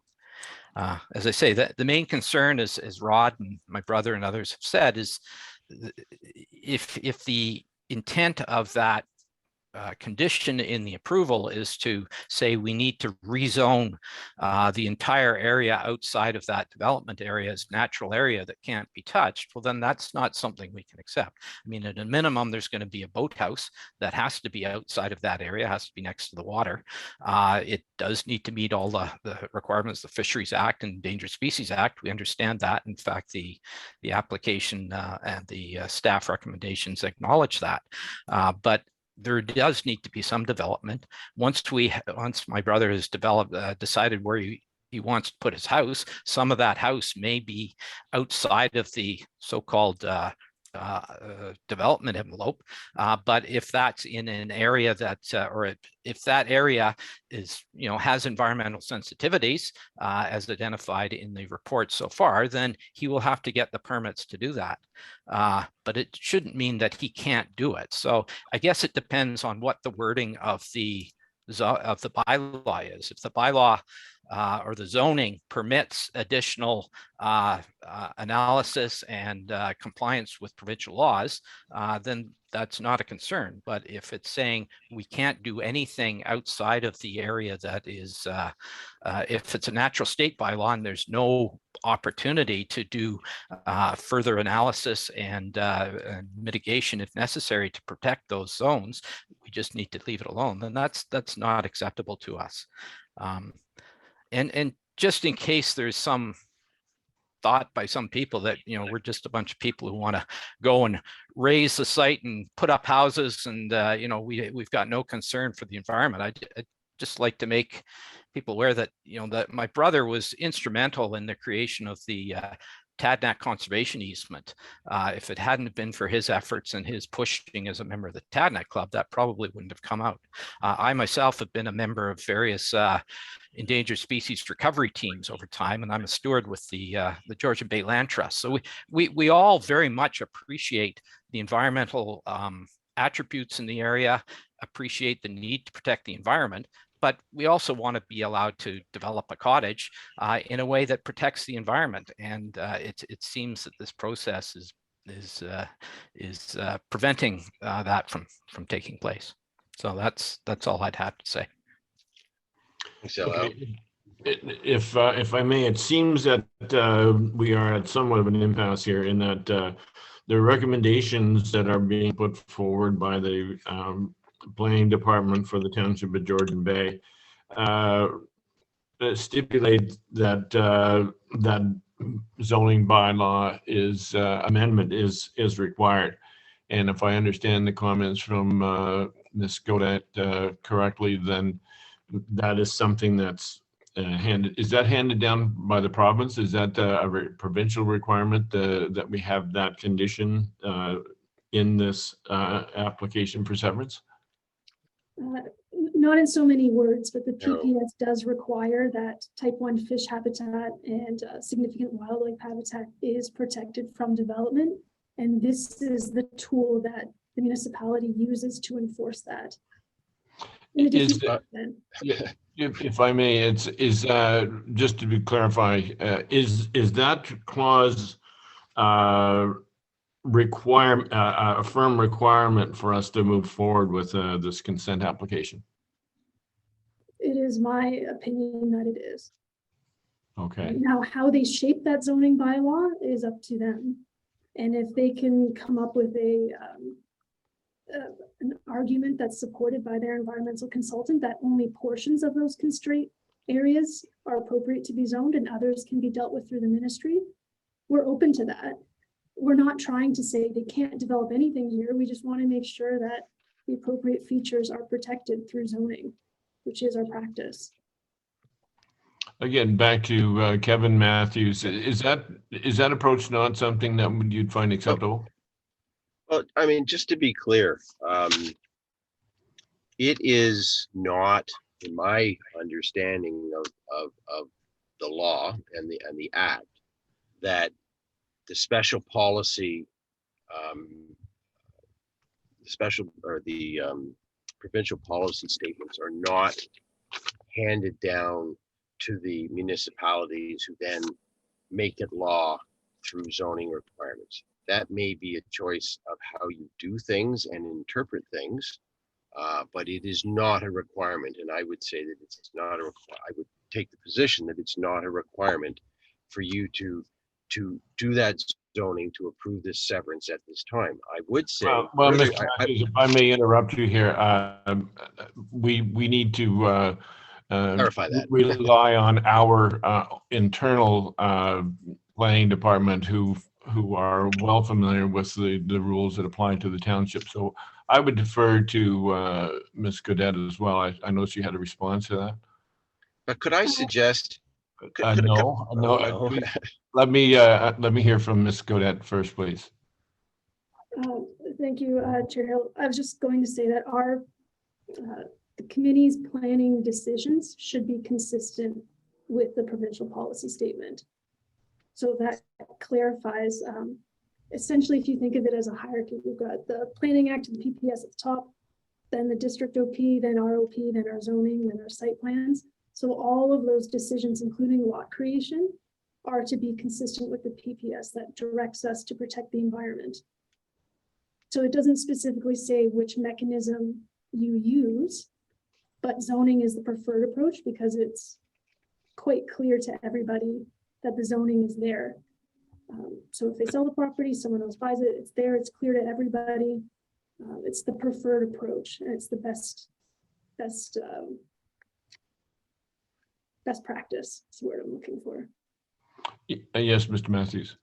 I don't necessarily disagree with what she is saying, what Jen is saying, but what I guess my question would be is, how do you then take into account when the provincial policy statements say that you can develop in areas that have environmental attributes as long as you gain our consent? Well, our point here is that by putting the zoning change in today, you are not allowing that opportunity to happen. If the province comes back and says there are issues and there's no mitigation and we don't approve it, but you still want to develop, Now you have the I, grounds. I clearly got that point from the earlier part of your. Okay. So I think we're at a point where I understand clearly, and I understand your point, Mr. Matthews, and I also clearly understand Ms. Gaudette's appointment. So before we discuss that point any further, I'd like to get comments from the members of the committee as to their feelings on what we have heard so far, and then we can take a decision from there. So for the moment, I'd like to close the public portion of the meeting and bring the application before the Committee of Adjustment for their questions or comments. And we will begin with Member Ferguson. Thank you, Chair Hill. I mean, if the PPS and it's very rigid and the Township of Georgian Bay says it has to be rezoned, we're at an impasse. If there's some way to negotiate something in between along the lines of certain things could be zoned now and other things deferred, I would really love to see us attempt to get down that road. But otherwise, I don't know that we have a lot of wiggle room to approve this without that clause in the agreement. Okay, thank you very much. Member Matthews.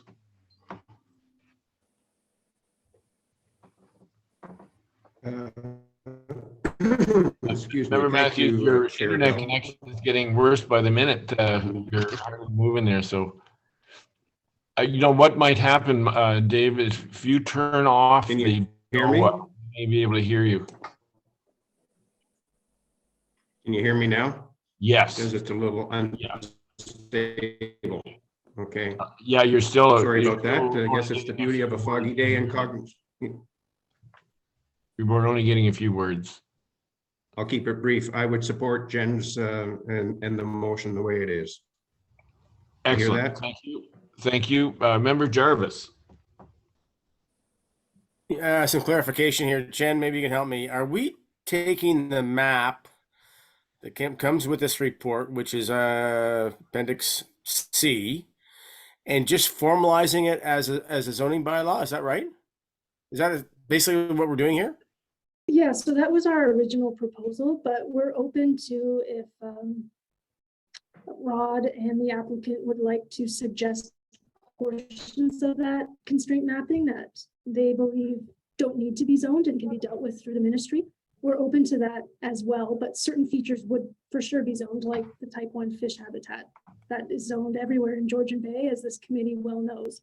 So, that's what our recommendation is based on, but if Rod believes that certain portions don't need zoning, we'll run that by Hutchinson.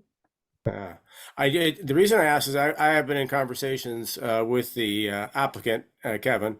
Our families tend to go back quite a ways, whether he knows it or not. But and I will apologize because my understanding in our conversation was that he was comfortable with the envelope as it was presented. But having said that, don't we have other means of working within that during the site plan stage? I mean, isn't that one of the reasons we have a site plan agreement set up and parameters? So site plan does supplement everything. So how it usually works is we use the zoning tool to have the exclusion areas zoned. And then we use the site plan agreement to put in all the sort of textual portions of the studies. That would be like what time of year you can remove trees for bat mitigation, stuff like that. That all goes into the agreement, and the two tools work together. But site plan isn't as strong a tool as zoning. So when it comes to protecting the environment, we prefer to use the stronger tool. Yeah, no, I've had experience with site plan control being being very limited in its scope through the lifting of holds. And admittedly, I guess we haven't had too many of these applications because I'm finding the requirements for a severance to me seem rather onerous, considering we're looking at a severance. We're not looking at an application to build at this time. And I guess I can understand that if that's just the way it is, that's the way it is.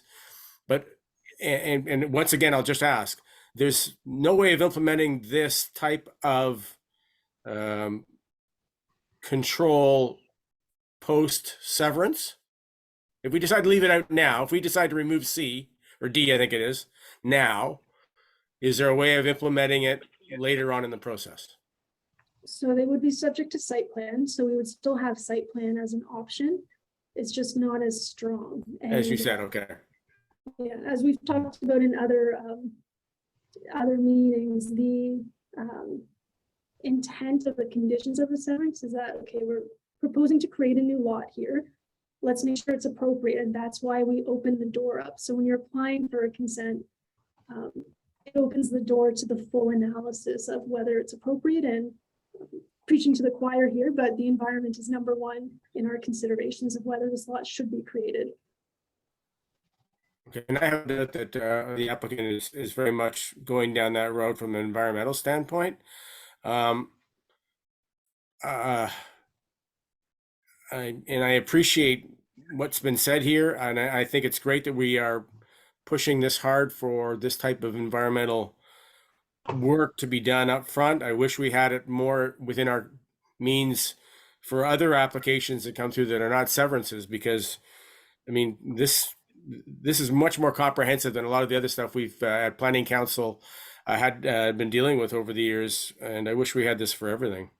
But I'm going to appeal to the good environmental nature of the applicant on this and suggest that perhaps, despite the fact that it might seem onerous, I think it may work in his favor. That's all I can suggest. Okay, thank you, Member Jarvis. Member Caddo. Thanks, Chair Hill. I'm just wondering why none of this came up at our last meeting for this property. Because I thought it was just for the wildfire hazards why it got deferred, because I was ready to vote yes last meeting. So I'm on the fence. I don't really, you know, it's a tough choice here. Okay, thank you, Member Caddo. I see Ms. Alexander had her hand up. Was there a comment you wanted to make to something that Mr. Caddo said? Yes, I just wanted to clarify that the wildland fire assessment was also in the waiting, but it was also to finalize the peer review of the impact assessment as well. So both of those things. So now that we've had those comments back, we have a whole, as Member Jarvis said, we have a more comprehensive view of the property, and what makes it unique is that it is directly next to the Tadanac ecosystem special policy area, which is located within Wawatisi. And I can appreciate the effort that was taken in to create that, and that's what we want to protect. Okay, thank you very much, Ms. Alexander. Member Demkew. Thank you, Chair Hill. It's a lot to listen to here, but the only question I have is, if we went ahead with the recommendation as laid out by planning now, down the road when Mr. Matthews wants to build, and it's going to be where he would like to, would be with some sensitive area, what happens then? He has to reapply for a rezoning, or like I'm not sure what that implication is to the applicant.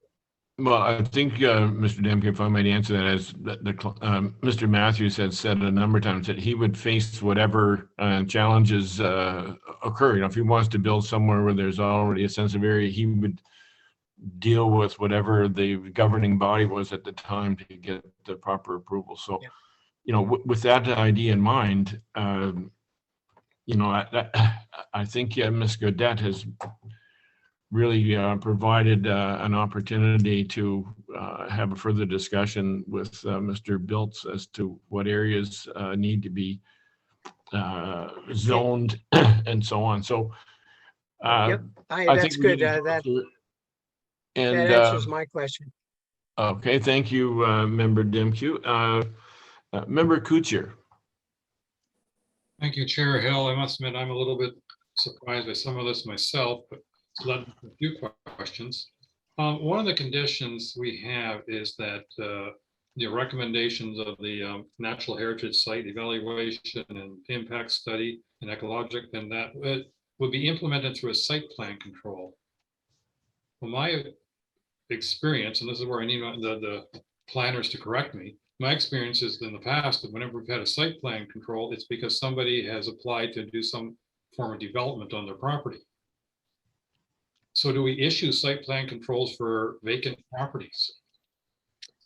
Yes, so in this case, because they don't have an actual building envelope identified, and to my understanding, aren't proposing any immediate development, how it would work is we would do a very bare bones agreement that essentially just copies and pastes the recommendations of the study into the agreement and has all our standard stuff. And then when development is proposed, you would amend that agreement to attach a plan of where you're actually going to build and your pathways, dock, etc. So the amendment is how you go about that. Because I mean, I find myself questioning, you know, you want to make a severance and then all of a sudden you face a zoning bylaw amendment to reflect all these things that would already could be reflected in a site plan control. And therefore, why would you need a zoning bylaw? And you made reference at one point to, well, the study discovered fish habitat that was not mapped in our bylaw maps. Is that correct? But to the best of my knowledge, fish habitat is on the water, and therefore can we not as a township just change that water zoning without the owner of the property involved? Because that's how all the fish habitat got on our zoning bylaw in the first place. It had nothing to do with work that the property owners had done. It's not considered to me like call it down zoning or anything like that, because we're affecting water, not land. So I would have thought we could have that part we could do without the cooperation or payment from the landowners. Technically, the township could. I don't know that it's the best use of the township's resources to be doing that for every application. Well, I'm not suggesting it would be. I'm just saying, like, I guess what I'm wondering, where I'm getting to is, to me, D and E are, it's almost like belts and suspenders type of situation, because both of them are making reference to the same report. Both of them are making reference to the information that the applicant has obtained for themselves and us. And if that information can be incorporated into a site plan, then will that not suffice, so that if any future development were to take place, then it's taking place on a property that has a site plan. And if the owner wants to make, or applicant wants to make a change to the site plan at that time, that could be considered. And at that time, we may want to consider a zoning bylaw amendment. So I guess I'm asking, why do we need both? Zoning is the stronger tool that is supplemented by site plan. So if committee is concerned that we're kind of cutting from both sides, it is my preference that we keep the zoning and release the site plan, though I do think both are appropriate. All right, I think I'm going to join some of my fellow members that are saying that I think we're making this application a little too onerous, and I'm a little bit surprised that it is a requirement, a legal requirement that if you want a severance, you must rezone. Because I haven't seen that, to the best of my recollection, prior to this. If I can clarify, it's not a legal requirement. It's that in this case, they're proposing to create a lot that is substantially constrained by environmental features. So we're saying, if you want to create that lot, protect the features. That's a condition of creating a lot. So when you see some other severances, it's not like we blanket apply this. It's just we apply it as required. Mhm. All right. I'm having a tough time with it, but maybe that's because it's almost 5 o'clock. I don't know. We're going to break for lunch. It's about time. The resolution as it sits now includes both that item D and E. And so far, I have not heard a resounding argument as to why those should be removed. And I also see there that there is opportunity for the applicant to proceed with, this section of the severance application. And then I think our planning department has demonstrated a great deal of flexibility as to what is included or not included in those requirements for the bylaw amendment or the site plan control. So I think you've got lots of room to work there. But at the end of the day, our senior planning consultant is advising us that these are the requirements that our planning department has to live up to when offering recommendations on applications like we have here. And my intention is would be to follow their direction. So with that in mind, I am going to read the resolution as presented. I'm sorry, I see a hand up there for Ms. Gaudette. And you are muted. Thank you, Chair Hill. I was just going to say for condition D, to reflect the conversation that we've had today, it is appropriate to, at the very end of it, where it says are rezoned to a restrictive zone category, we can change that to are rezoned to protect the environment. And that would open up the flexibility that we talked about, where Mr. Bills and Hutchinson together can, as the environmental experts, tell us what should be zoned. Very good choice. I will make that change, and our secretary and treasurer, I'm sure will confirm that when you receive your copies. And Member Jarvis, question? Yeah, just further to the recommendation by our planner, Ms. Gaudette, and I know that Kevin had his hand up. I'm just wondering if that type of change would be welcome by the applicant. Did you want to make a comment on that, Matthews? Sure. I mean, yes. I mean, to amend that wording is way better than what it was. It gives us, because a comment was just made a minute ago that there's lots of flexibility to work within what we think we have or what we have today. And my concern is simply that if you approve a certain set of wording today, then how is it that we can come back tomorrow with changes to our environmental envelope where we've agreed to them today or you've set them up today?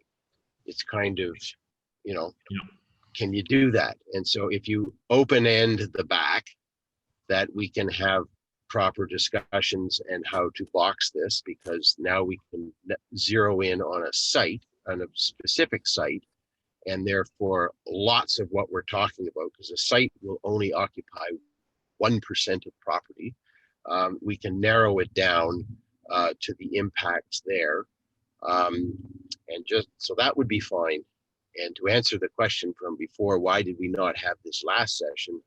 We were not even apprised of the zoning change in the last session. That was brand new news to us following the July 15th planning committee. So it caught us completely off guard. And if I could ask that the planning department please engage and respond to us, because we have requested on several occasions to have conversations and deal with these topics, and we do not get a response. We get an email back that's closed-ended, and that's not how this process should work.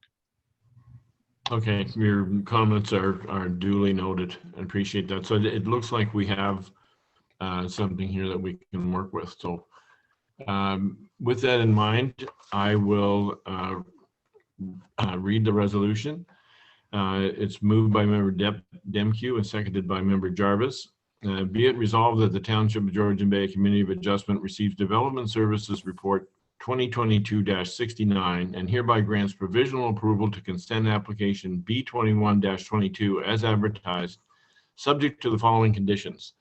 Municipal taxes shall be paid in full up to the date of request of issuance of the consent certificate.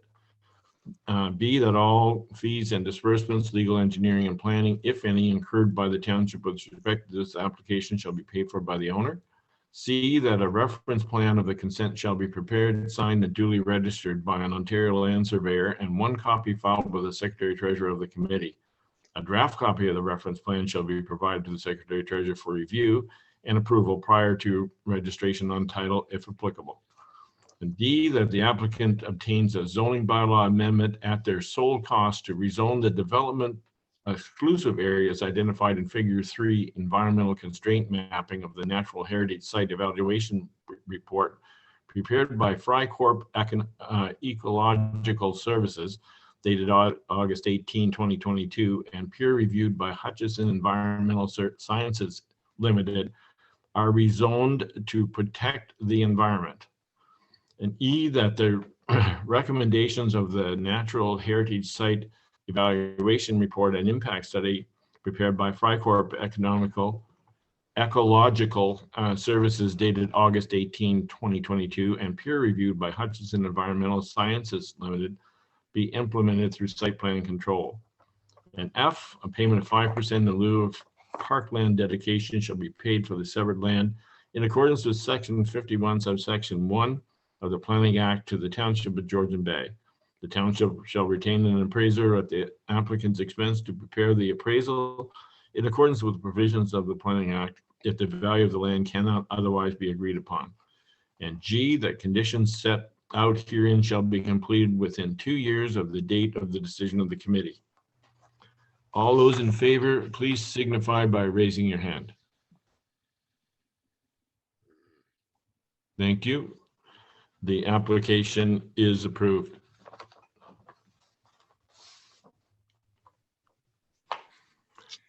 Thank you.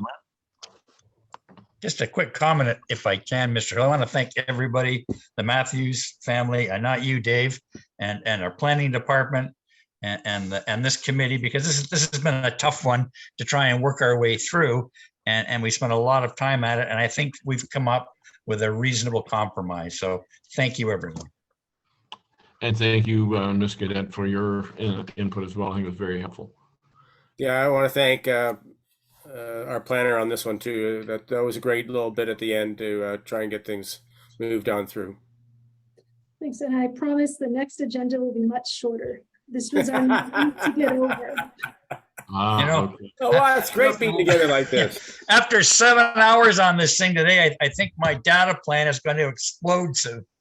I have my bill next month. I have another resolution moved by member Cato, seconded by member Kuchar.